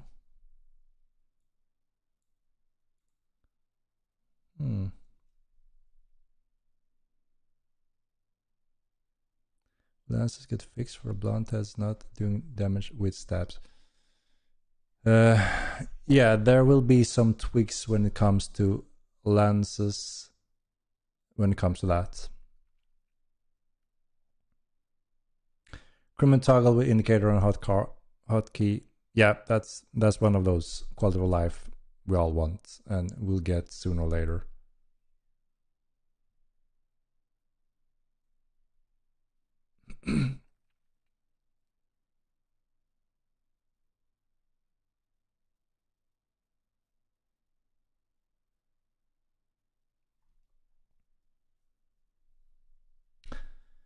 Makes up pets can't be stable when damaged recently. Yeah, that could be one small counter to that kind of gameplay you're referring to, I guess.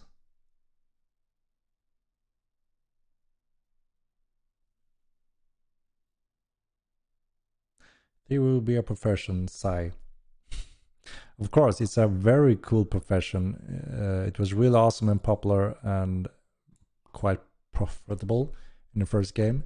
This time we want to make it more risk reward involved and more proper planning and cool thefts.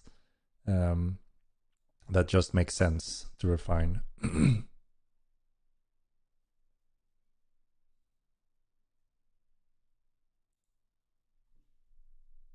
And those stealing skills are action skills, not in a profession tree, just to make that clarified. But I mean, it's like a skill set of thievery. So I'm not confusing with that.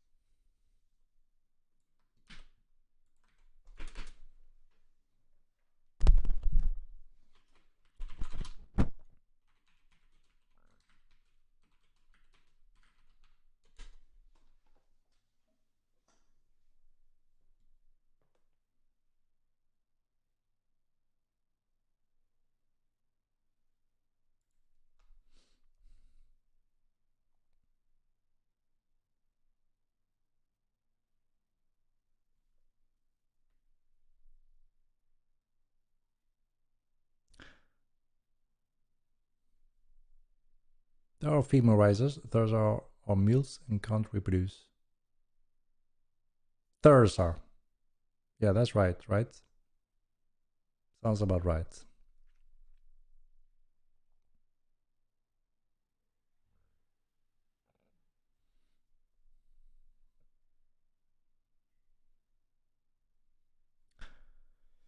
Dream until dream comes true.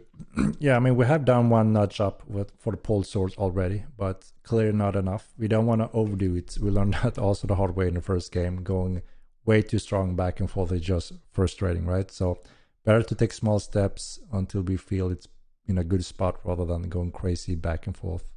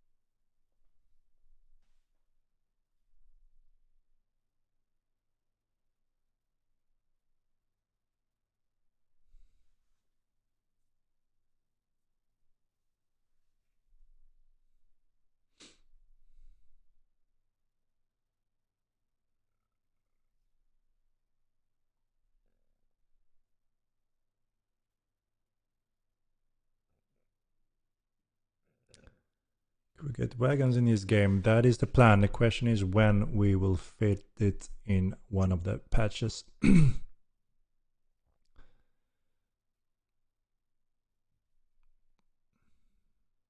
So one of the big thing we work on that we know a lot of players are looking forward to and are waiting for until they start playing again is TC. It's a big, complicated system, so we do need proper time though. And then we have a big list of features that we just simply have to put in a certain prioritized order.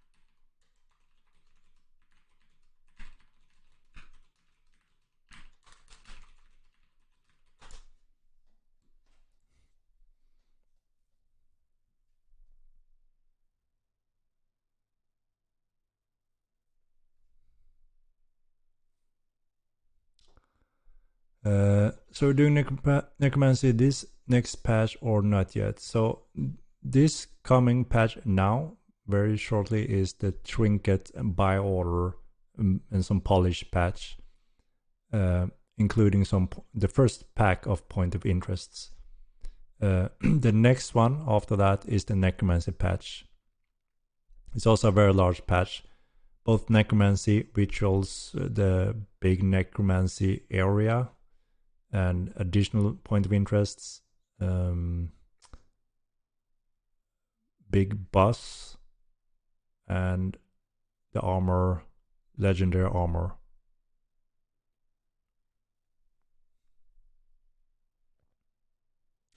Can you move while casting Necro, but can you sprint? Yes, you can sprint and cast.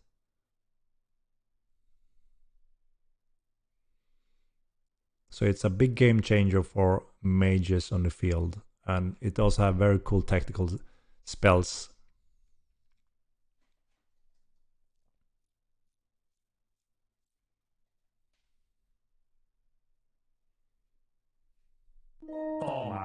Oh my god. Another one. Unclezid, thank you very much for the subscription. With hiring of newer team members, will there be opportunities to hire for remote work abroad or only locally? We actually have the majority is abroad and remote work. We have a system set up for that. So yeah, worldwide.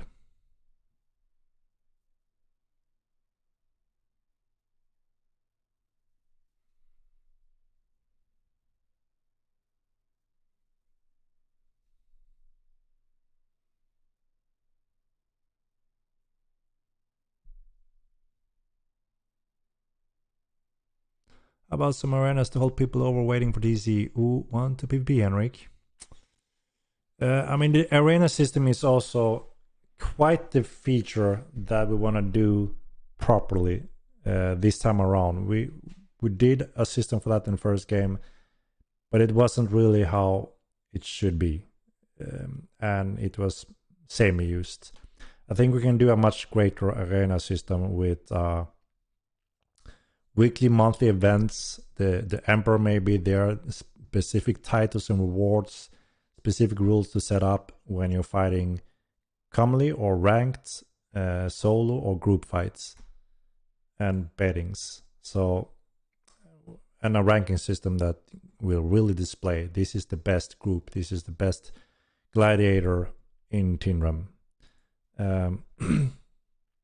So again, it's always a struggle to pick out of these exciting features we have on the roadmap, because obviously we can't pick them all in one go. We have to pick out and also make sure that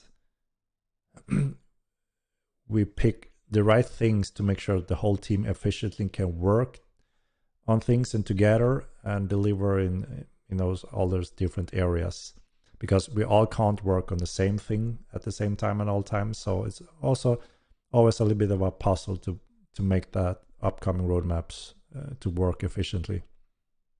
So I'm not sure where the arena system goes. I mean, I want to see it early on in the game as well. It's a very cool system that I know a lot of PvP players will be spending a lot of time in there.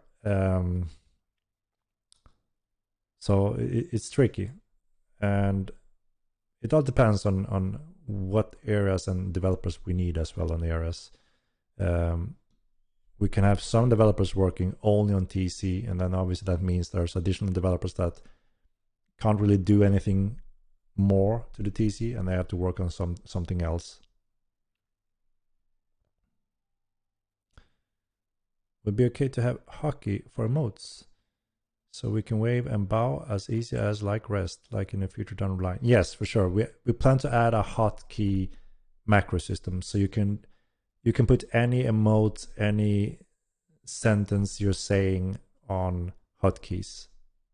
So yes, emotes will be one of those. We're also looking into possible to add a innovative radial menu to quickly access the different emotes, or if it's just enough with the macro hotkeys.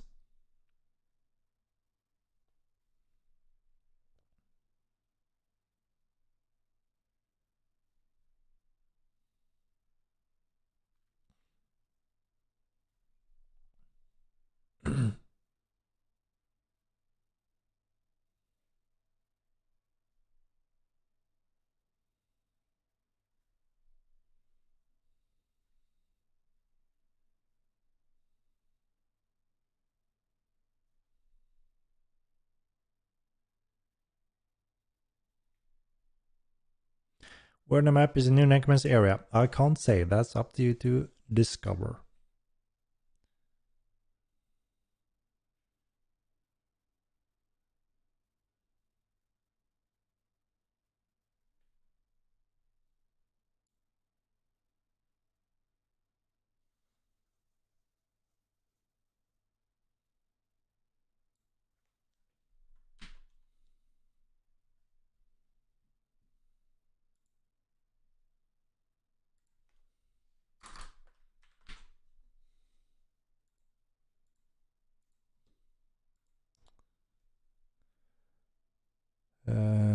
What's the range on live? Still, I don't know the exact range. We are refining it right now. I was testing it a few hours ago, and I felt it was a little bit too short. So we're trying to find that sweet spot. Should be close range, but not obviously too far either. It's a very powerful spell. We are testing and feeling all the different range now, and not just trying to copy it from the first game. We're trying to refine some of those as well.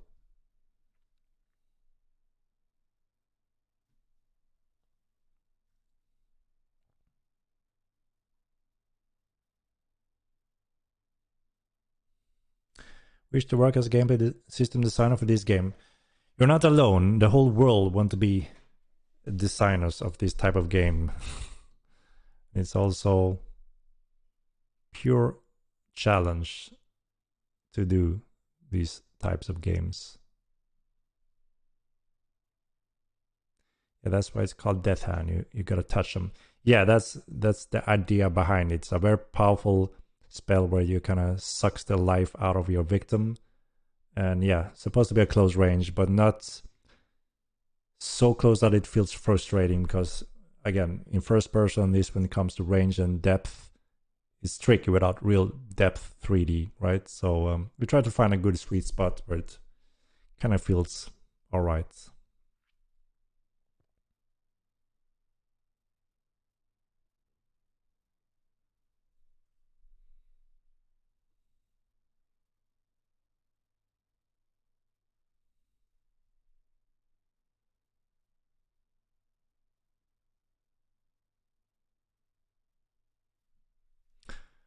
Just pushing its limit with broken updates and require more time and more time.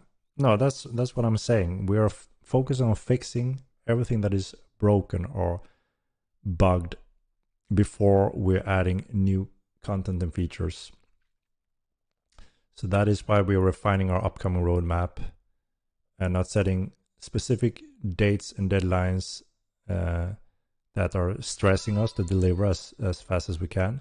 We want to make sure we get into a proper, stable system where we have all patches under control. We're not adding new bugs or critical issues or instability. And we're also working on the capacity along with proper tested content and features.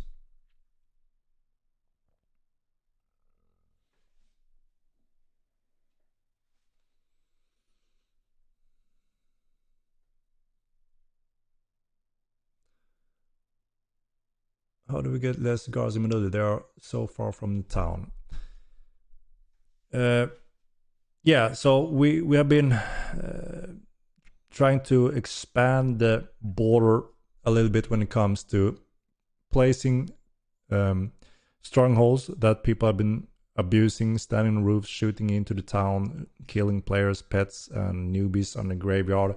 That's not really what we intended, right? So we try to add some protection to that, and we also push the border back a little bit, but we don't want to destroy those buildings that have been built there.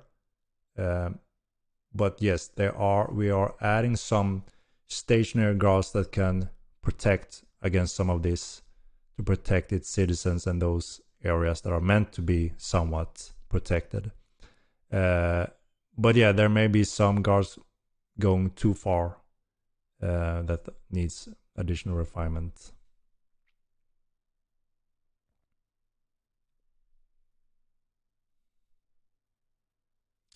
Where the map is Necromancy area. We can't say where the Necromancy area will be. That's up for you guys to find when we patch it. I like to play the game, but I really don't want to melee at all in PvP. Will pure mage Archer even be viable in small scale PvP if you don't want to use melee combat at all? Yes, especially with the upcoming magic schools and some of the missing skills for archery. Necromancy will be a big game changer for those that want to be more of a heavy mage and just play as a mage, because you will now also be able to run at the same time as you're casting, and there will be very new different tactical spell components to use. So I would say that for sure now you can start mixing some really interesting spell components if you just want to play a pure mage and be viable in both PvP and PvE. You will have much more options for sure. Yeah, Domination Beastmaster will be one of the focus as well, especially now when we get pathing to work and more powerful pets. So we can rely on using pets in a balanced player skillful way. And yeah, obviously dominate and be able to tame those creatures that are meant to be able to be dominated or tamed. I found a Necro Cave. You did, Caps? It's not in the game yet.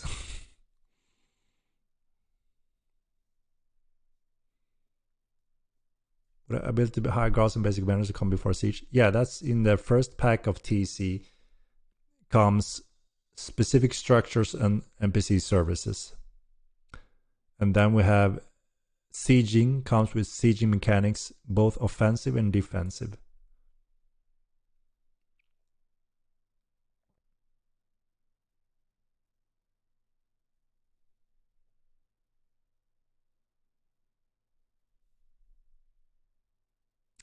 This lifesteal only costs spiritist still.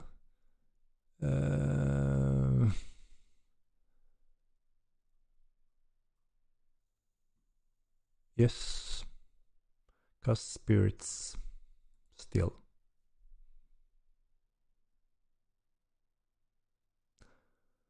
$1,500 lifesteal range, please. It's a little bit overkill. That's a death hand, you know, you need to touch them.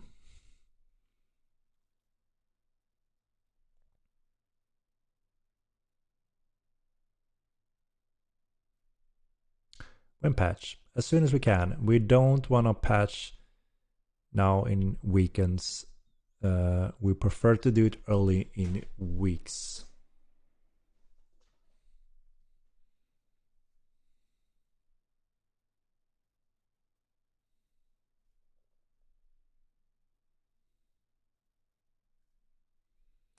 Why is patch like 2 weeks late? Because of found issues.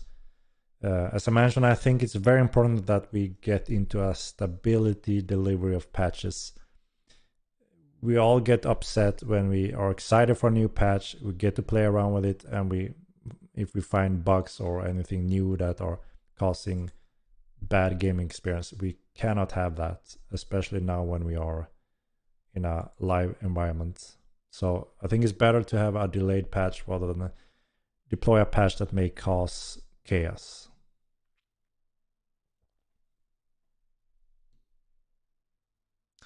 We need more decoration for the outside of the house and or color of house. Yes, we are adding packs of decoration every now and then.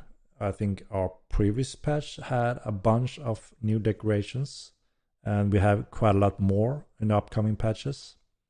And yes, with TC, you will also get additional options to build and decorate for your city.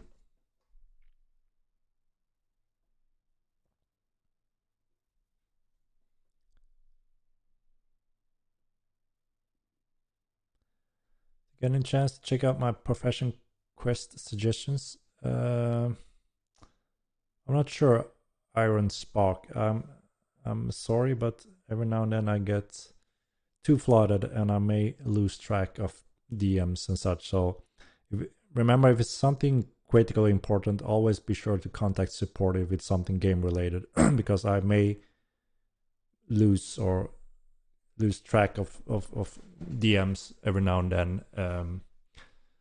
But yeah, I'll try to cover as much as I can.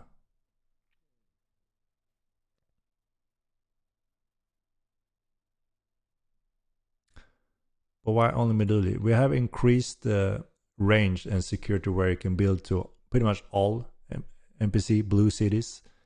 If there's any specific area where you know about very specific griefs regarding to being on that line, we are very eager to look into this. So we appreciate any reports of that in any location in the world.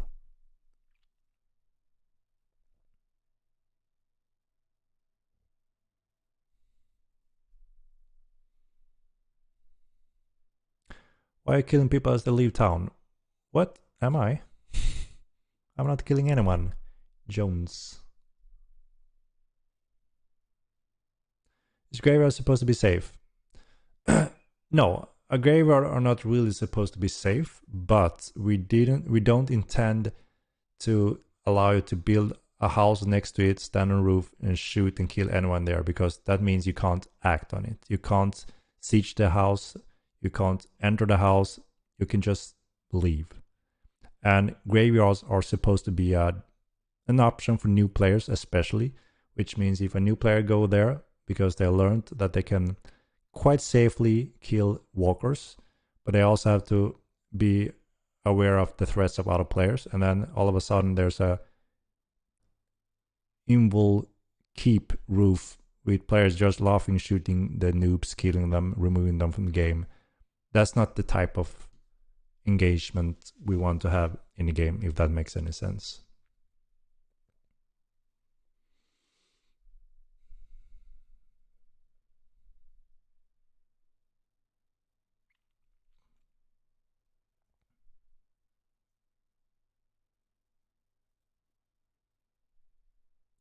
PvP should be exciting and fun, or dangers or whatever, but it should be that it should be meaningful in any way. Of course, anyone can go there and kill a noob. That's not a challenge or rewarding at all. But if you can do it in your house from the roof, shooting people in the city, that's strange if that city wouldn't act, right? We are under attack, but we don't care. The noobs and players are just dying in front of the guards. That's not really the town balance we were looking for, if that makes sense. There's plenty of free PvP options anywhere else in the world, pretty much.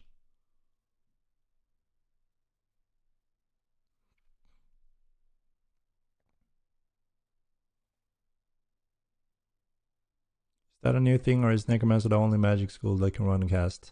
Necromancy is one of the few schools that allows you to run and cast.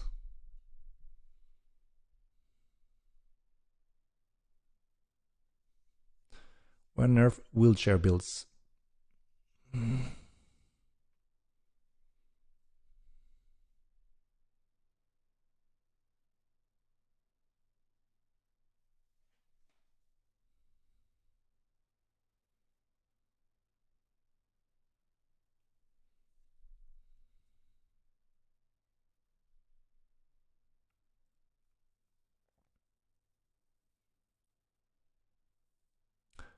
I don't have friends, I just want to kill as red, it's hard. I mean, Caps, you can kill anyone, anywhere in the world. You don't have to be on the guard territory. I mean, you can, but it comes with a risk, right? I mean, there are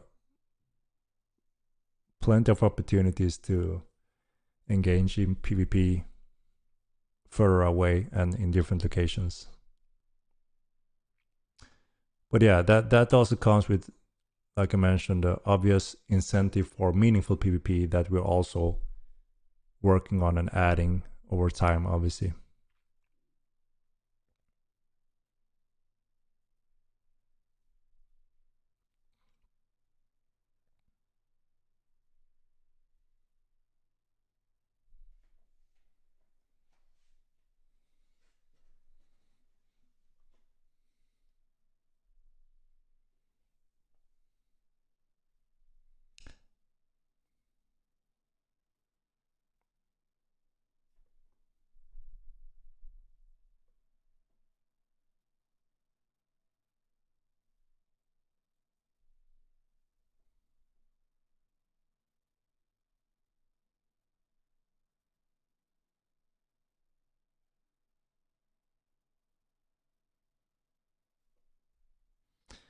Gods should attack red players, not blue.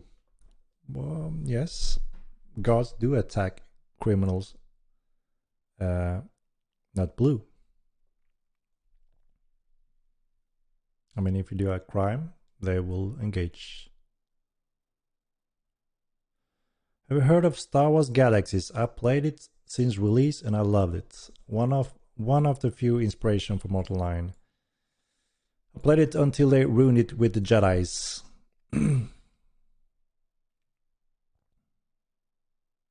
How about within sword reach for Death Hand? Yeah, that's around that range we're looking at for it to feel useful at all.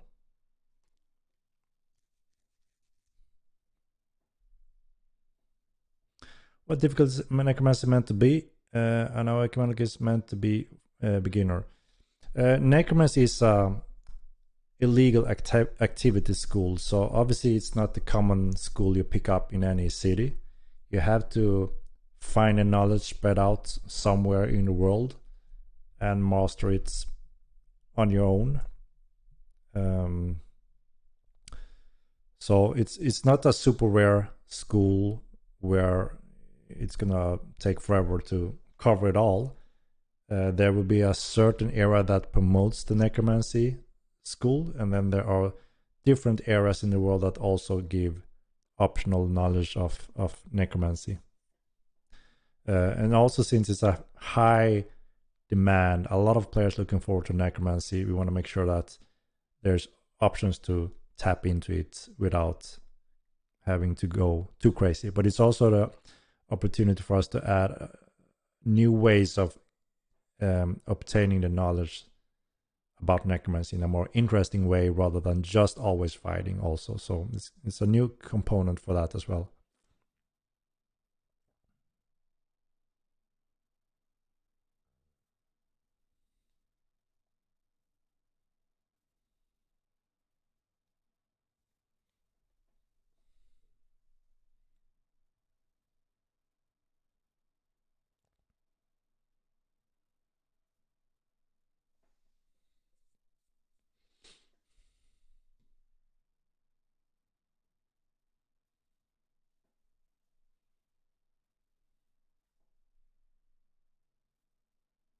The second door timer is being slightly reduced in this next patch as well. 5 seconds was indeed a little bit too long.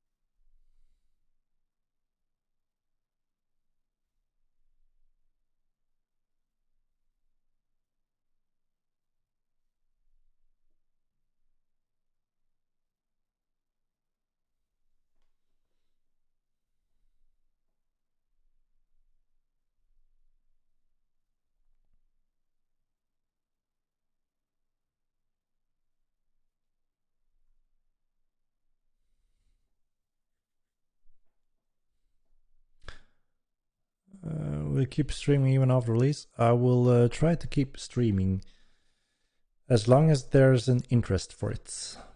The purpose is obviously to engage with the community, Q&As, giveaways, events, gameplay sessions, anything goes. Sneak peeks of upcoming content.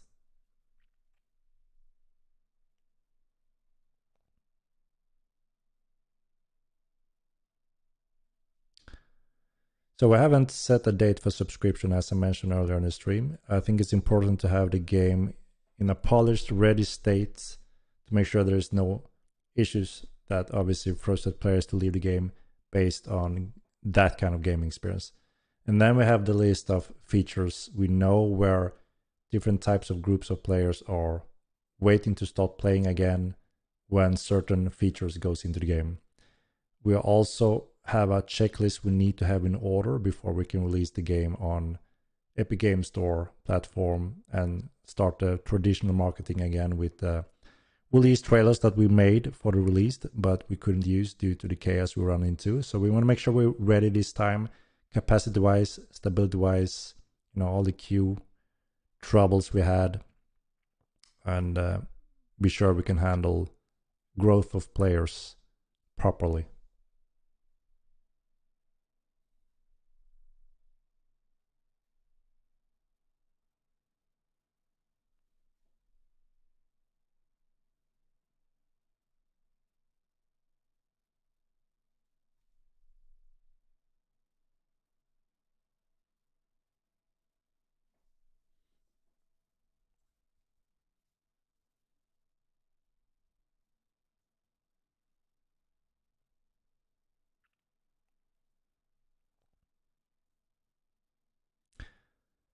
So there's a few things we're looking to add as well. Obviously, when a city is attacked by a criminal in houses or etc. nearby in their range, or someone is standing in a house trying to shoot different creatures such as a troll, etc., those will besiege you and stop you from preventing those mechanics.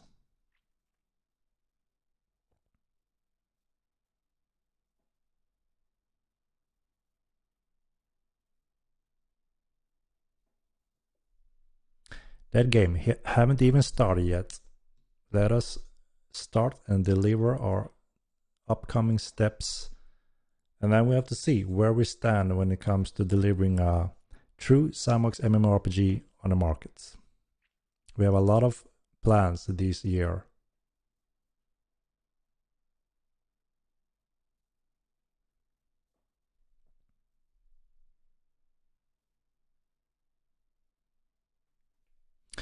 No, so there, like I said, there are options to learn necromancy, but there is an obvious place where you can learn knowledge about it and obviously access into necromancy as well. But it's not only the location where you can find all of the necromancy.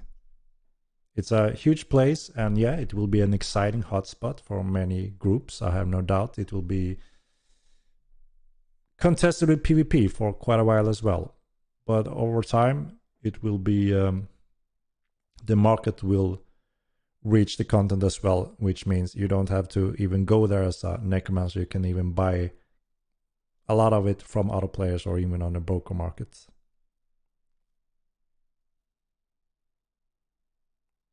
Many bugs and exploits will be in the next content patch? Hopefully none, of course. That's why we have delayed it.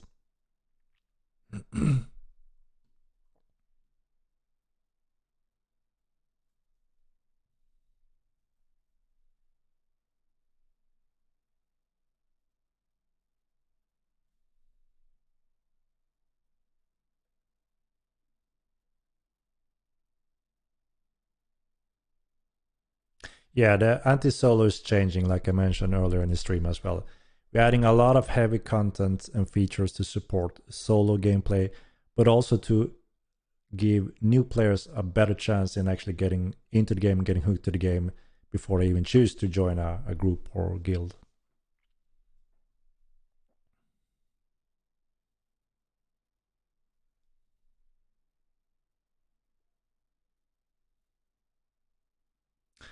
And holy shit, I'm already hitting 4 hours. Again, I didn't expect the time to fly by. But yeah, we covered quite a lot of questions as usual.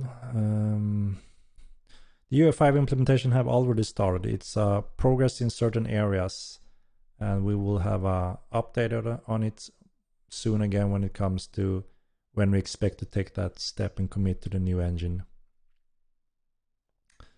Let me scroll down and see if we have anything else.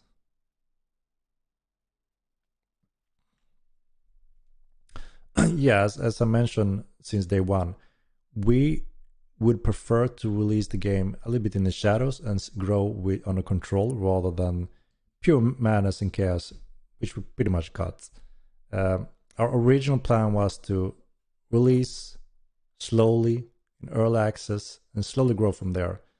And then a few influencers picked up the game and asked us to delay, add in housing, and skip early access.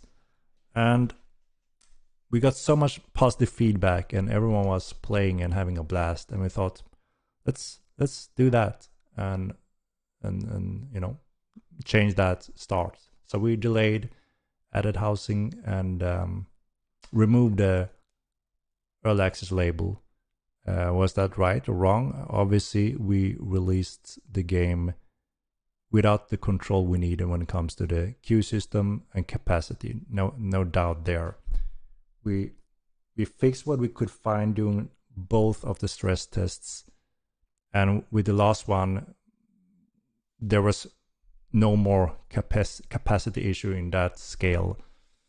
That's been the biggest challenge for us, to not be able to calculate that scale because how it's scaling. So yeah, that could have been obviously handled in a different way, and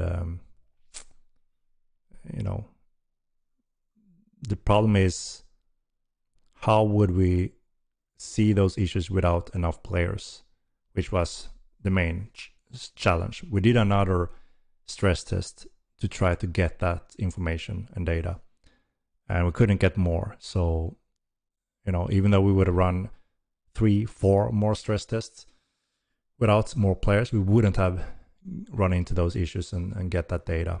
And then release came, and we got 10 times more, which, yes, obviously gave us those new issues that we would hope to find in the stress test, but we couldn't. One of the big challenges, being a small indie company, we can't just snap our fingers and we have 100,000 players ready to test it at any time, just as any of those other giant MMO developers out there. So yeah, it's been a very big challenge for all of us, and we've done everything we can to get back on track and get in control, and paused everything, including the upcoming releases. Haven't released the release trailers, etc. We haven't started the content creator programs and promotions because of these reasons, which obviously is frustrating for all of us, right? We want to keep pushing and moving forward, but it wouldn't be wise to keep pushing if we are not reach those certain stages of capacity and control, which is the main focus right now. And like I said, we're not here to do a quick hit and run and be happy with that. We are reinvesting all the fundings into the project and new developers, and we're here to stay for many years, far many years than in the first game. And we already surpassed the first game in so many ways, where more of a casual players get, you know, interested and wanna play Mortal Online, which never happened in the first game. It was so incredibly hardcore and without a network core foundation at all, where combat couldn't work in real time pretty much worldwide as it is now. So we are in a 100 times better position when it comes to having the future to build a very great and successful sandbox MMORPG game. And during the beta, players have shown that there's a huge interest in it, and they're waiting to get into the game when it reaches those certain stages where players are happy to play it again or want to play it for certain features, etc.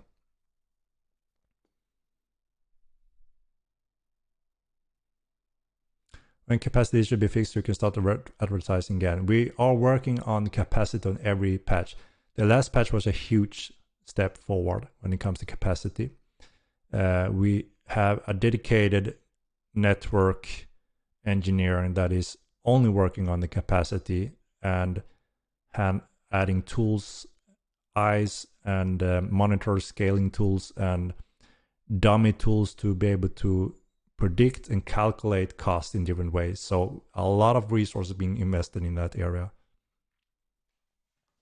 And that's pretty much separated from the game development, the game feature development.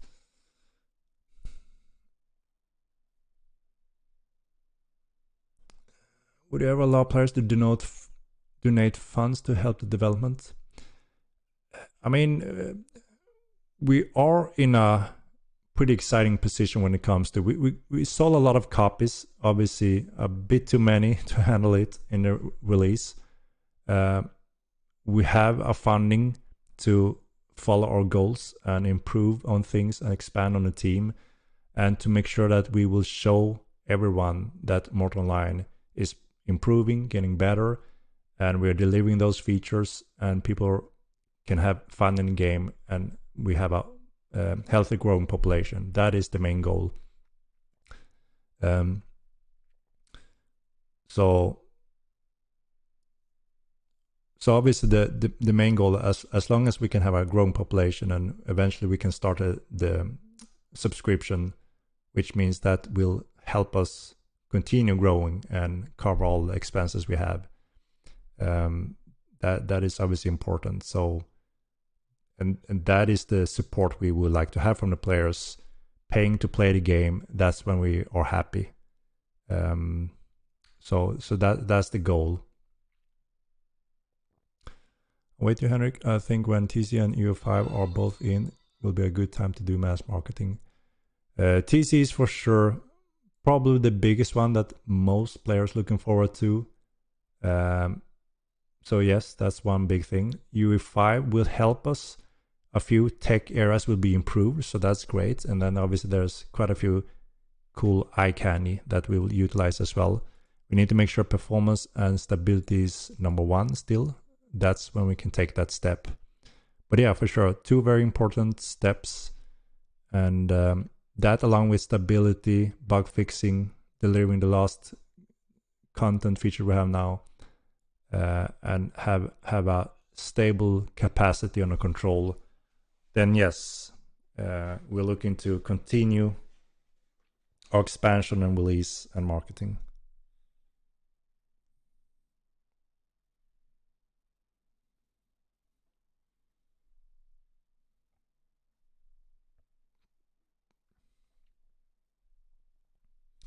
Will ever be a wipe again? No.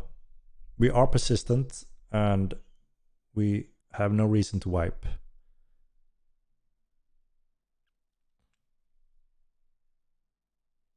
There's less people playing now. Yes, and that is understandable if we look at, analyze the situation and the data. Having new games arriving, people taking breaks. Some people are frustrated by bugs and instability, and some people are simply just waiting on the content and feature they want to play. That's why they are playing Mortal 9. If it's not in the game yet, it's also a good reason for those players to take a break, especially if there's other new games that there are right now that are interesting in playing and trying. So it's not very strange that there's a down peak currently during this process. We are kind of expecting that until we are delivering those features and fixing those issues that are pushing some players away, and just continue going on from there, moving forward, and making more awareness. You know, like I said, we almost paused everything. We haven't even released our release trailer, which is super epic. I think it's one of the coolest trailer we've ever done. Mats have been doing an amazing job, and feels quite sad not being able to release that with our release, but I think it's better to save those marketing cards when we know that we are in a better position for more players again, so we don't redo a similar mistake, because that a second time will be much worse, I think. Then people will just think, what the hell are you doing it again? So obviously we are making everything we can now to secure those areas that we failed on pretty much, and have the foundation in a solid place, and let the game speak for itself. And then hopefully people will be back and growing and ready to jump in again.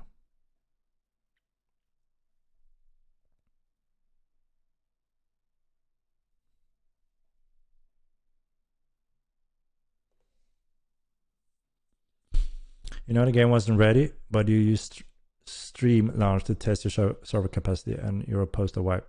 Why? No, we didn't know it wasn't ready, because based on the stress test we done, we were ready as we could.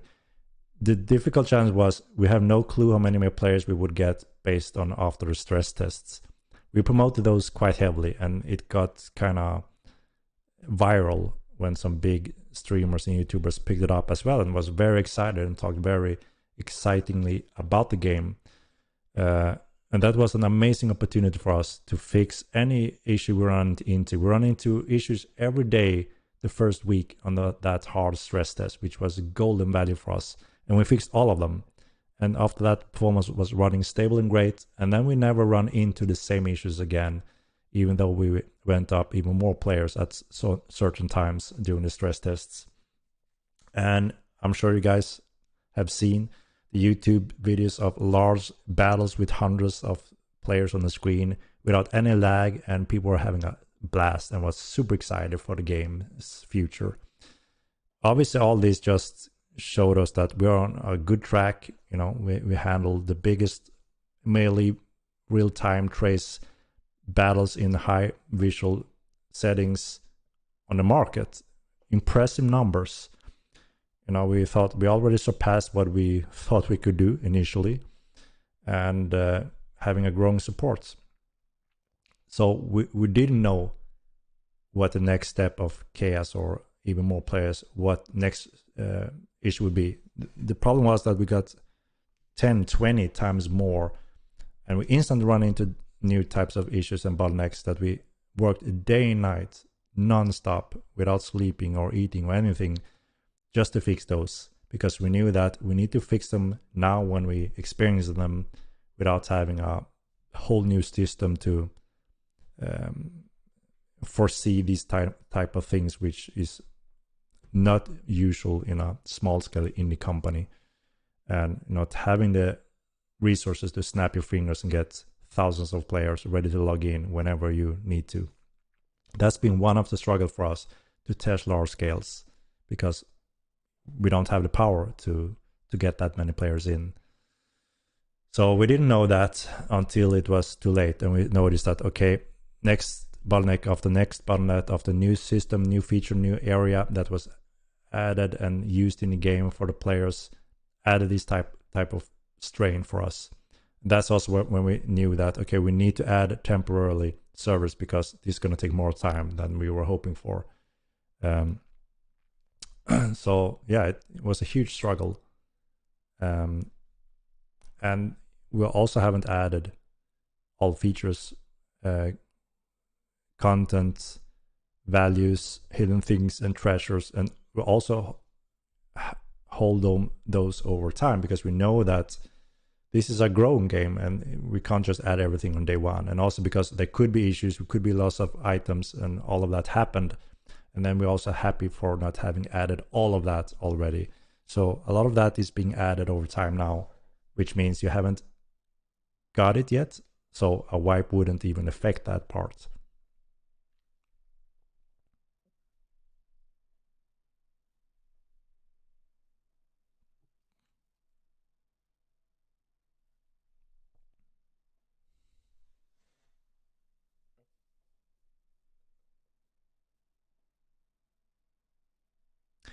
Your stock profile for a stall shows you have 7 employees. Is this correct? How many people are employed? No, that is old information. I don't know stock profile. Where is that? That's out of date. We are about 30 people working on the game today. I'm not sure exactly how many more. We have been adding a few people the latest month already. So we are slowly growing.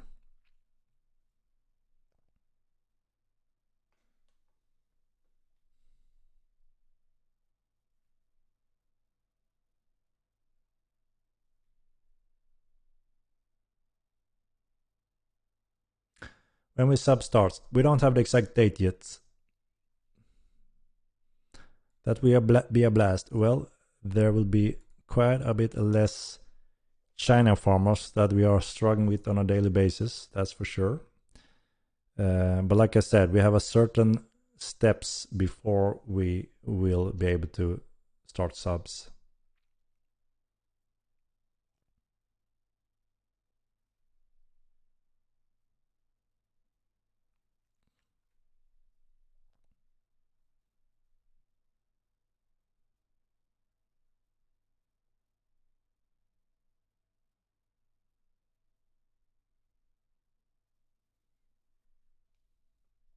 Yeah, the height differences on buildings is one of those on our fixed lists for sure. Earthly, I'm still here. Hey, Earthly. About good gameplay, not good trailer. Good gameplay, that's what we're working very hard on, Pill Killer. Where have you been? What do you think we're working on? Game trailers? Come on, man. Come on, man. I'm still here, Miss Trinidad.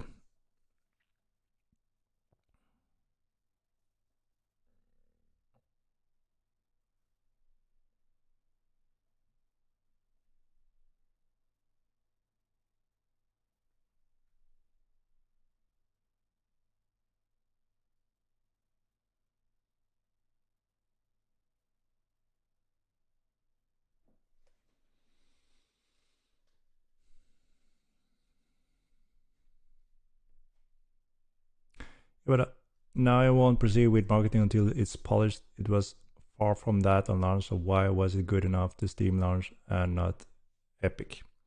I mean, we didn't have any of those capacity logging queue problems throughout the latest stage of our beta and in stress test.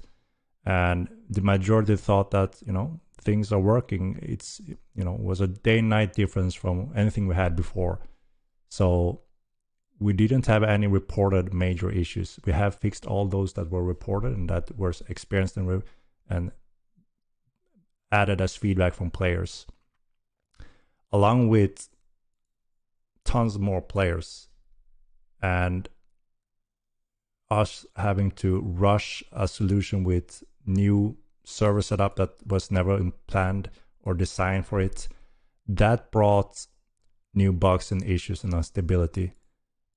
But the option was to have infinite queue or trying to let people in. But it also brought issues and bugs because of the extreme workload we had to do day and night, which isn't good. But we didn't have really many options at that point.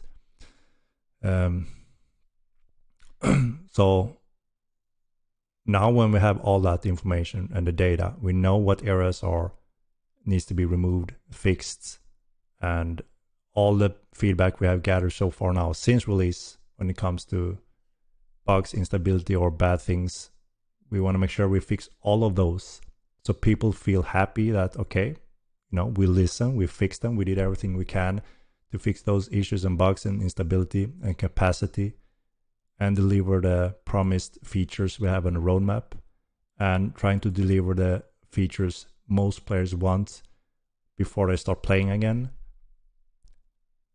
We want that to be in place now when we have that information that we didn't have in the same way prior to release.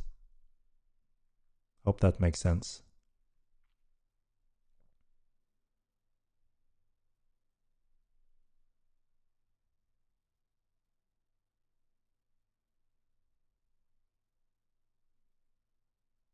There will be modifications and tweaks, balance tweaks to the bounty hunter system when it comes to range, distance, and rewards, for instance, and additional options when people have logged out.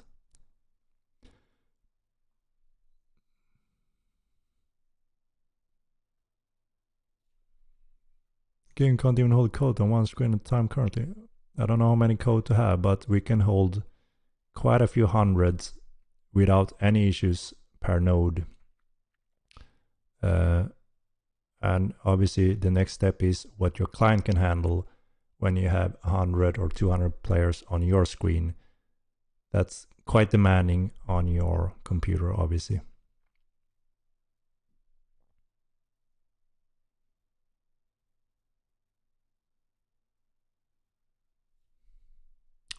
Look forward to the next patch and hopefully Necro preview next week. Get some rest. Thank you, Mathemizer. See you soon.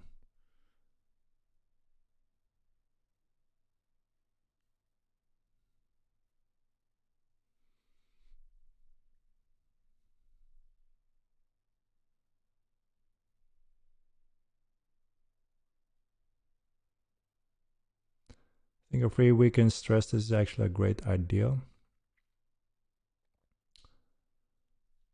I mean, we are obviously expecting influx of new players when we release on new platforms, release highly anticipated content features.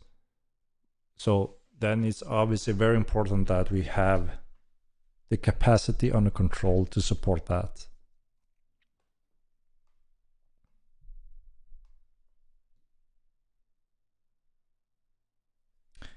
Yeah, we did that.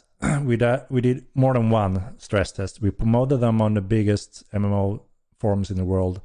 We gave out thousands of keys to test the game for free, help us stress the shit out of the servers.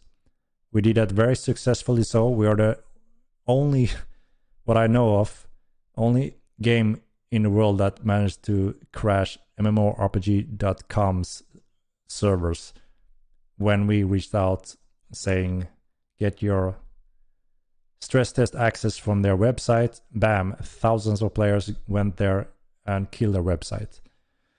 The owners of that network and company reached out and said, holy shit, your stress test is killing our it's really stress testing our servers as well. So that in that term it was a huge success and incredibly valuable for us. And we did it once more to get additional data until we couldn't find any more issues or bugs, and we have fixed them all when it comes to covering that kind of capacity. But the scale behaved differently when 10 times more came and logged in simultaneously and doing their thing. And that was one of the biggest challenge for us to handle that.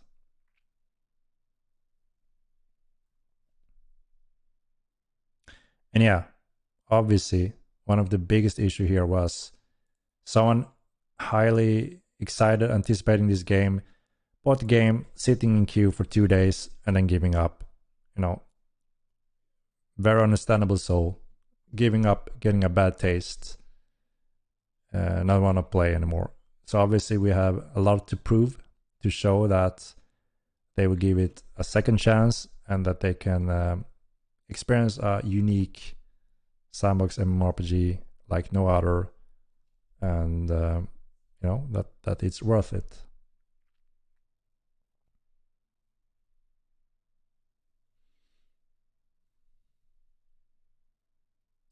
Greetings from Canada. Brack. Necromancy, not this patch, but the next one.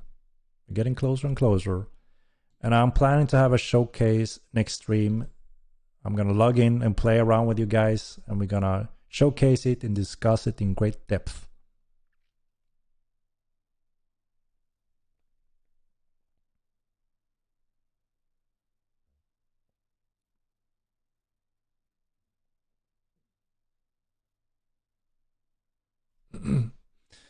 The majority of the stress test players did buy it and expected it to play just as it did in a stress test. But yeah, the big difference was queue, infinite queue, and they gave up. So a lot of people are still following it and having it, you know, ready to whenever that stage reaches what they're looking for. And many of them are jumping in every now and then as well to give it a go.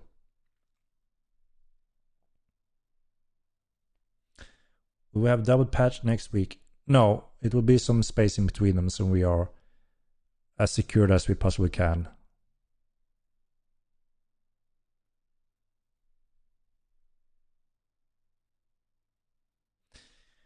Yes, it is possible to split nodes. We have a system now that is fairly easy to split up and rearrange the nodes depending on loads.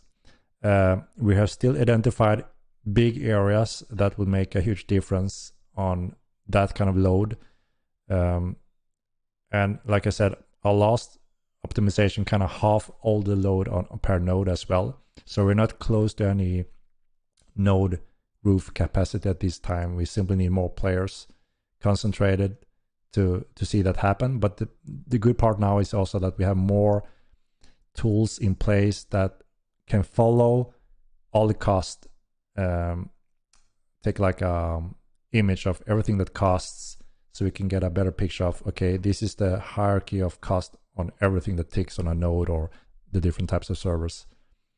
So that allows us to take measurement when we have 100 players, 500 players, and so on, to see how that scales, so we can get better eyes on what it would mean to get a new big influx of a big amount of players. So that's what our network engineers are working on currently.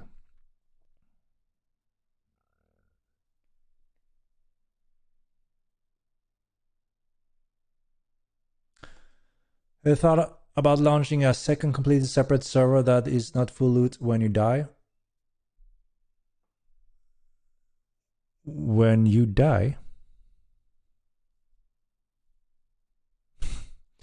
When you die in the game, you get to a non-full loot server, you mean? I'm not quite following.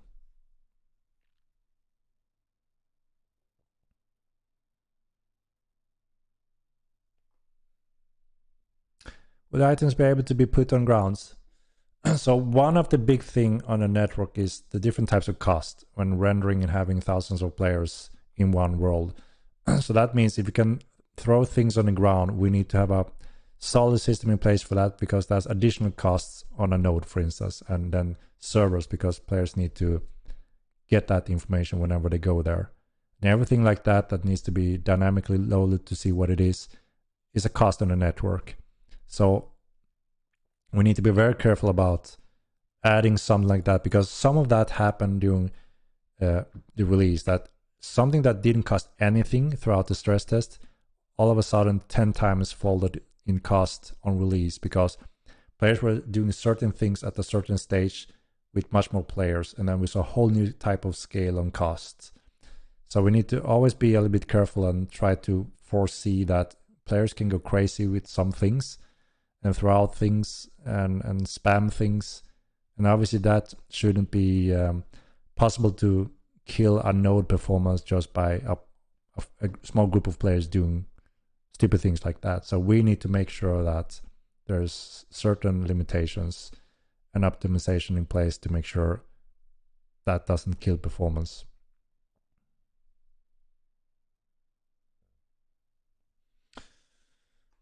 Cheers, though. Your regular commitment to keep the community informed is so encouraging, and that will keep many involved. I'm happy to hear that, and obviously that's one of the purpose and goal of these streams, right?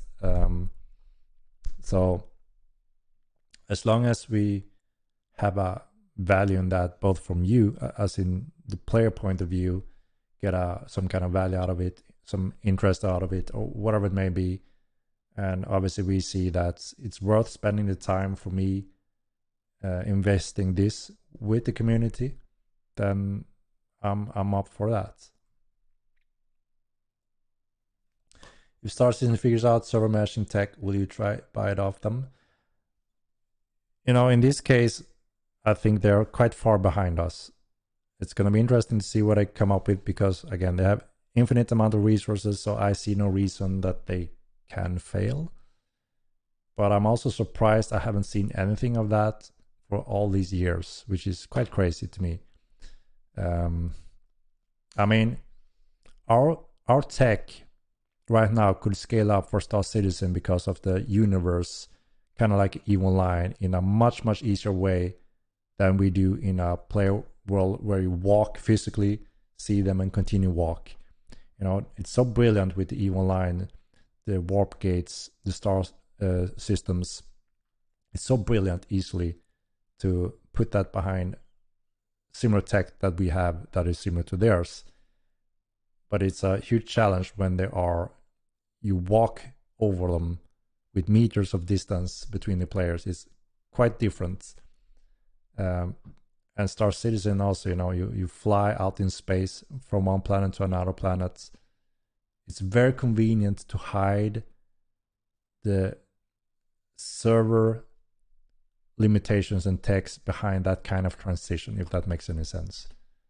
And we are perfecting our technology right now, and it can be scaled up very easily in different types of game. So there are already interested companies, MMO companies, interested in our server tech, because if you want to make a theme park MMO game instances. We're already surpassing that by far. It's done, and it's working for Unreal 4 and Unreal 5. And it takes many, many years to create that with support with so many different game mechanic features. We are surpassing most game when it comes to supporting a wide type of game mechanic. So that's why there's a growing interest already from quite big companies that want to make a MMO and don't want to spend 6, 7, 8 years in a network solution for Unreal 5, for instance. They want to go straight to making an amazing game with amazing game features, but they want to save all those years of network solution. So we are in a quite exciting position when it comes to that, even though we still struggle with the one world solution, which we will reach a number that we're happy with. But skipping the one world solution, which is every other MMO, we're already surpassing that. It's already done. Does it make sense what I'm talking about? So there's no interest for us at all to look at any other solution because no one gets close and can offer the gameplay we are looking for. We're quite far ahead, and I would say we are probably the first one on Unreal 5 taking that step very soon.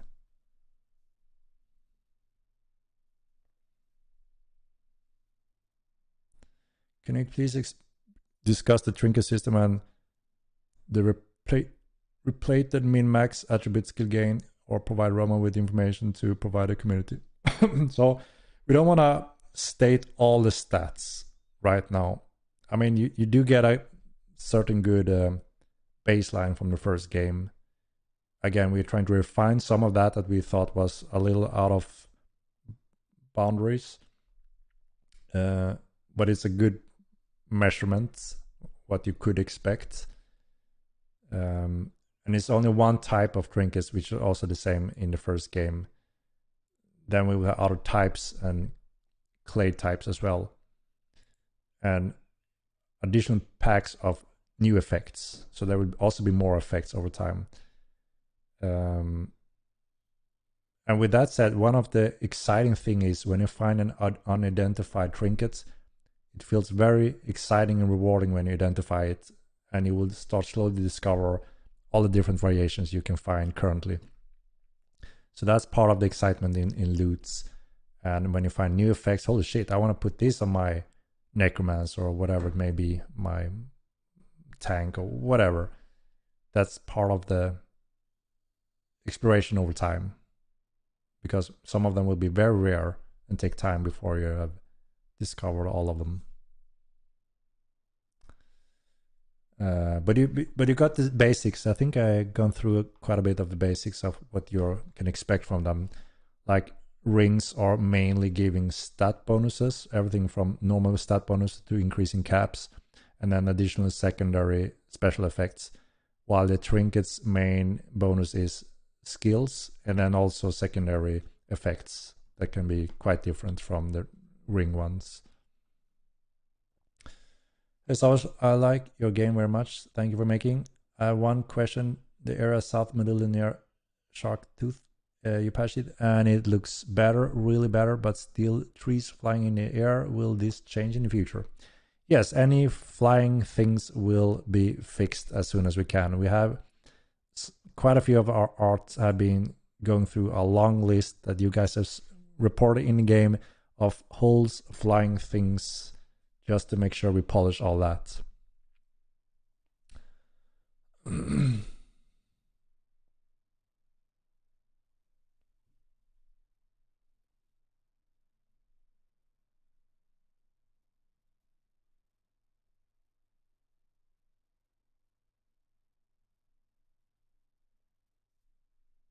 Necromancy be able to res bosses.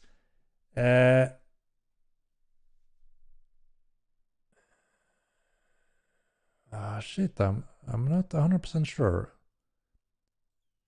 There are some things that they can't resurrect, but most will be able to resurrect, like trolls, for instance. Depends on the carcass type. And then it's the modified, zombified version. So it doesn't have the same brain and all the same abilities and power. So it's also obviously part of the balance, and it makes some sense. It's kind of damaged, and you put it together and trying to bring life to it. But yeah, most things you will be able to raise again.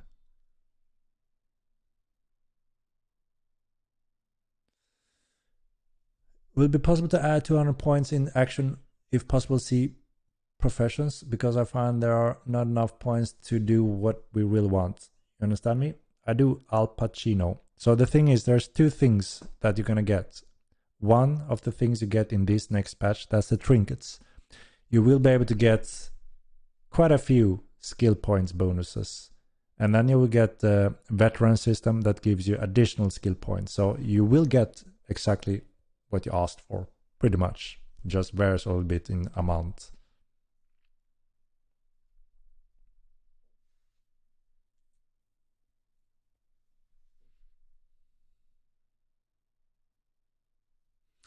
People like Barados won't have any bank space for all the new trinket variations. Yeah, that will be a challenge for sure. I guess you have to start making space and preparing. Upgrade those houses, put those chests down, whatever you may want to do. I think most people check in Star Citizen, not playing it constantly. Yeah, I mean, it's a cool never-ending project, right? And I guess they have that build up and hype, and everyone is anticipating how epic and majestic it may be, and they every now and then buy their ships and fly around doing small things and tests, and never get to the big challenge of the network solution with hundreds of thousands of players, which is the big challenge, right? And not having to go through that struggle and keep on getting the same amount of fundings, delivering on that dream will be a challenge. So yeah, they seem to be continue on that business model that is very successful without having to disappoint, I guess. I don't know.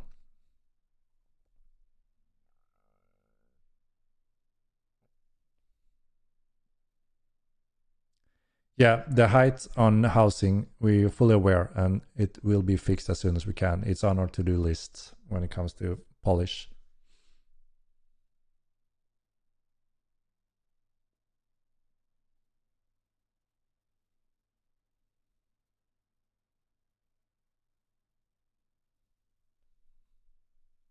I meant second separate PvP server with no loot drop when you die.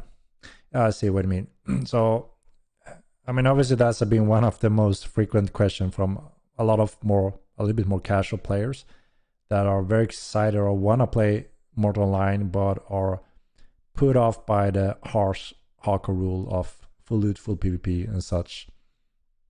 And you know, we all have seen the big giants adding those PvP toggles.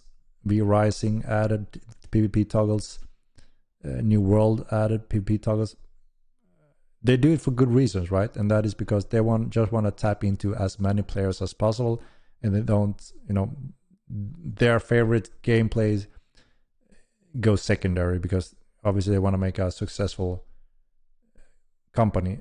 Obviously, we want to do that as well, but we do believe that there's a big enough population that can make us very successful, being a smaller company.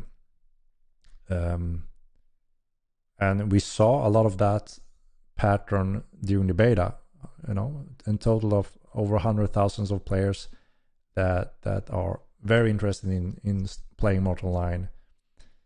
I mean, we have a lot of work to do in several years, and we are committed to this design and vision, and we strongly believe it can become one of the most successful sandbox game on the market with very free rules.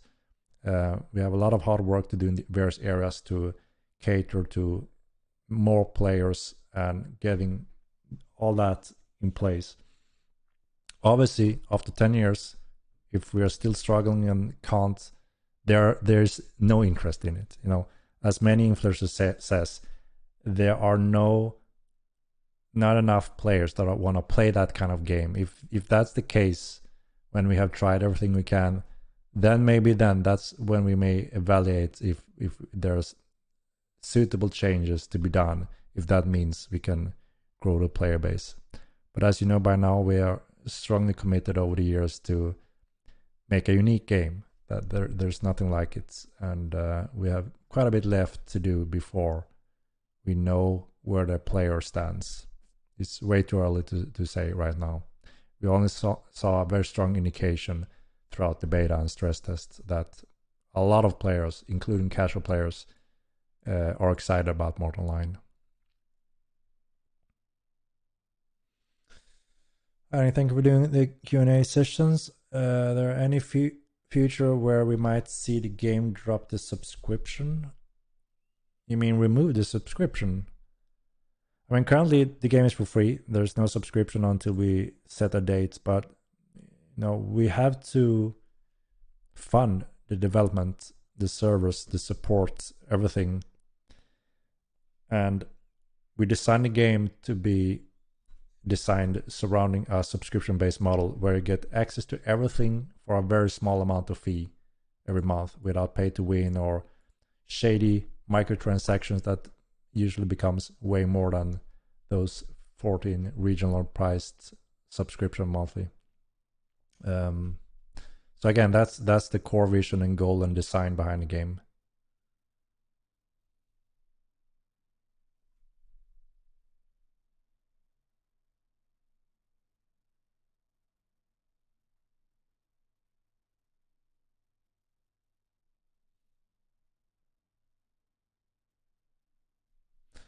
Rain mobs may maintain range a bit when resurrected. Yeah, you will learn how to build the pets and also how to give them certain attacks. We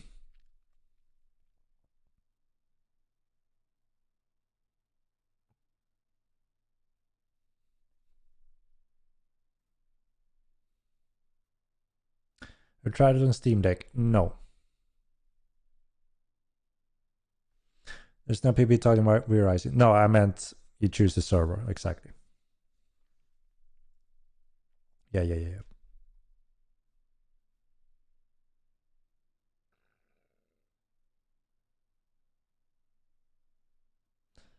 More than what Mortal 9 allows right now, to be honest. What? No, we offer everything in our world. We don't offer the options to disable that. But also, we are comparing a multiplayer game with an MMORPG game. You can't play 1,000 players in V-Rising. It's not that type of game, right?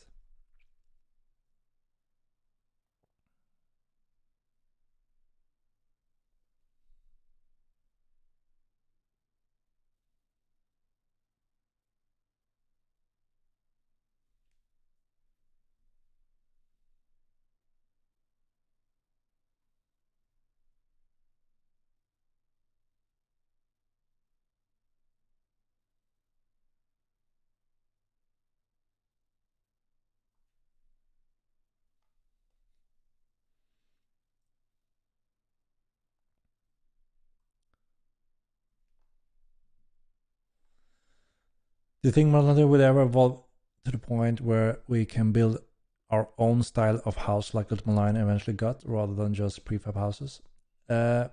We tried this a little bit with the cube modeling system in the first game, and it didn't turn out that well. Initially, some people built some really cool houses and small castles, but it ended up in cube boxes everywhere, and you know, they found this is the minimum, fast, easy, quick. So it didn't turn out that well. This time around, we're doing a beautiful, well thought throughout design. But yes, we are gonna add clade inspired designs, and there will be regional environment effect on the house so it fits even more. And yes, there will be additional ways for you to change the different types of material or some parts of the exterior and interior to give your even additional style preferences. And like I said, many different types of style houses, so you can choose very different styles and upgrade them additionally. So over time, you will see a lot more options for sure, and where you can personalize them quite a lot. But most importantly, they will all look amazing and make sense and have good value and balance.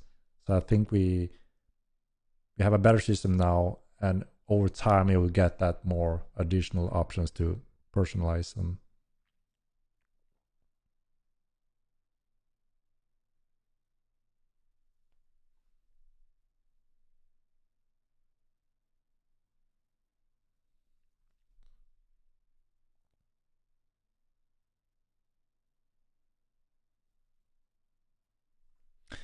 We decided not to have fairies or especially moon gates due to the game mechanics we want to promote, such as transporting goods, transporting, traveling, tactical wars where you can't just in 1 second go over there if you haven't prepared, and all that tactical important components we want to promote, which will be highly bypassed and removed with the moon gate.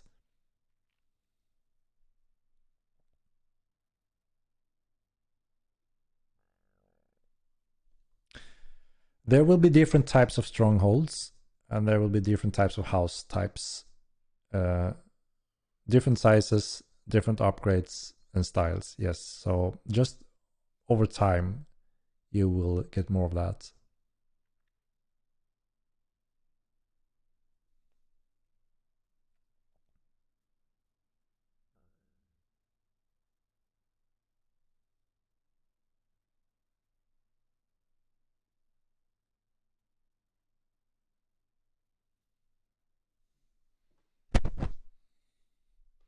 More clothes to wear available someday. Yes, we are planning to add more clothes for sure.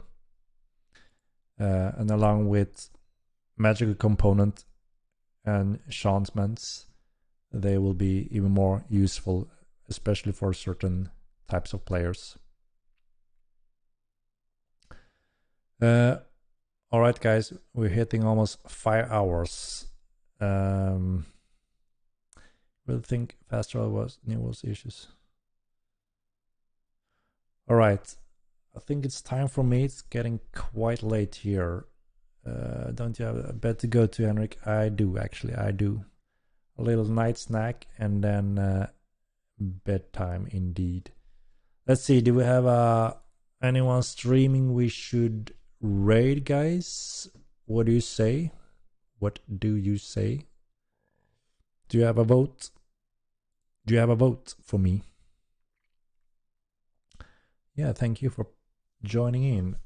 I very much appreciate it. I'm here because you are here, guys. And as long as you want to be here, I'm going to keep doing them.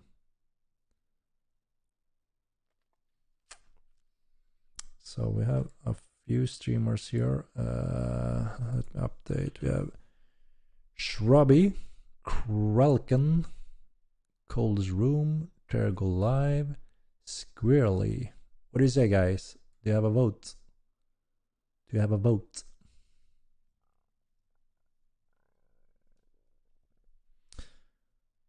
Krelken, Squirrely, Kraken, Shrubby.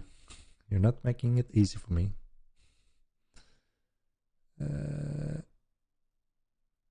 Krelken. Seems like Krelken is in the lead. Shrubby. Let's make it easy. I'm gonna make a little vote.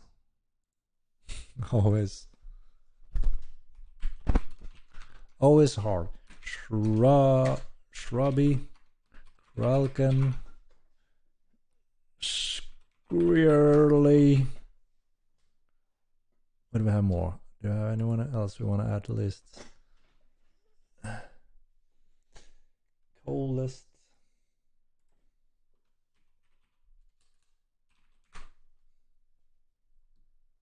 Okay, hit it.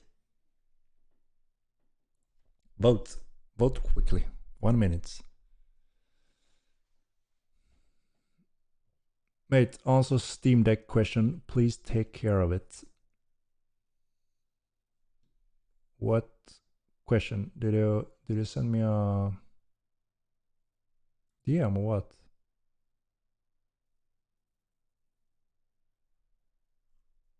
What do you mean?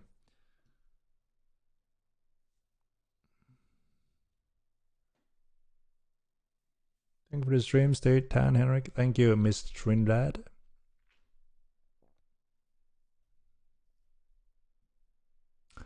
Okay, let's see. We got Shrub in the lead.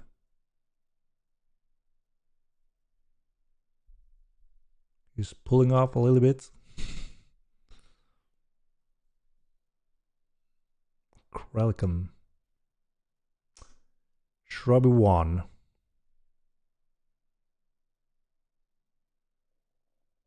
Okay, so Shrub it is, I guess. The trader. Is he was he the trader of what was it? Odin Seed? I don't know the drama. There's always a little bit drama, Immortal. It comes along with it. So Shrubby then. Other than being a trader, I guess he's pretty nice, right? Isn't he? He always positive, enjoying the game, teaching some noobs, isn't he? You can always pick your own streamer, right? There's always drama. Indeed. All right, guys and ladies and gents. Is a trade for sure. All right. You voted. I follow. As usual. Thank you very much for joining in. It means a lot, and as long as you do that, I will keep doing the streams. Hopefully we will do a different stream next week with some exciting in-game content for you guys. Showcase some necromancy. So yeah, thank you very much for all donations, subscriptions, and all of that, and your questions.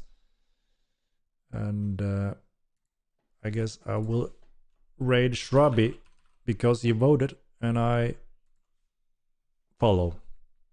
All right, guys, and I hope to see you next week then, and hopefully it will be a very exciting stream with some cool, very cool necromancy. I know a lot of you guys have been waiting on the necromancy patch. It gives mages a lot of joy and options, and very cool tactical group PvP components as well. So that's going to be a blast to finally get into the game as well. So we can showcase that a little bit and discuss that on the next stream. And yeah, thank you very much. And I will be doing a raid right now. Have a very good night. And I will catch you next week. All right. Have a good night and bye-bye.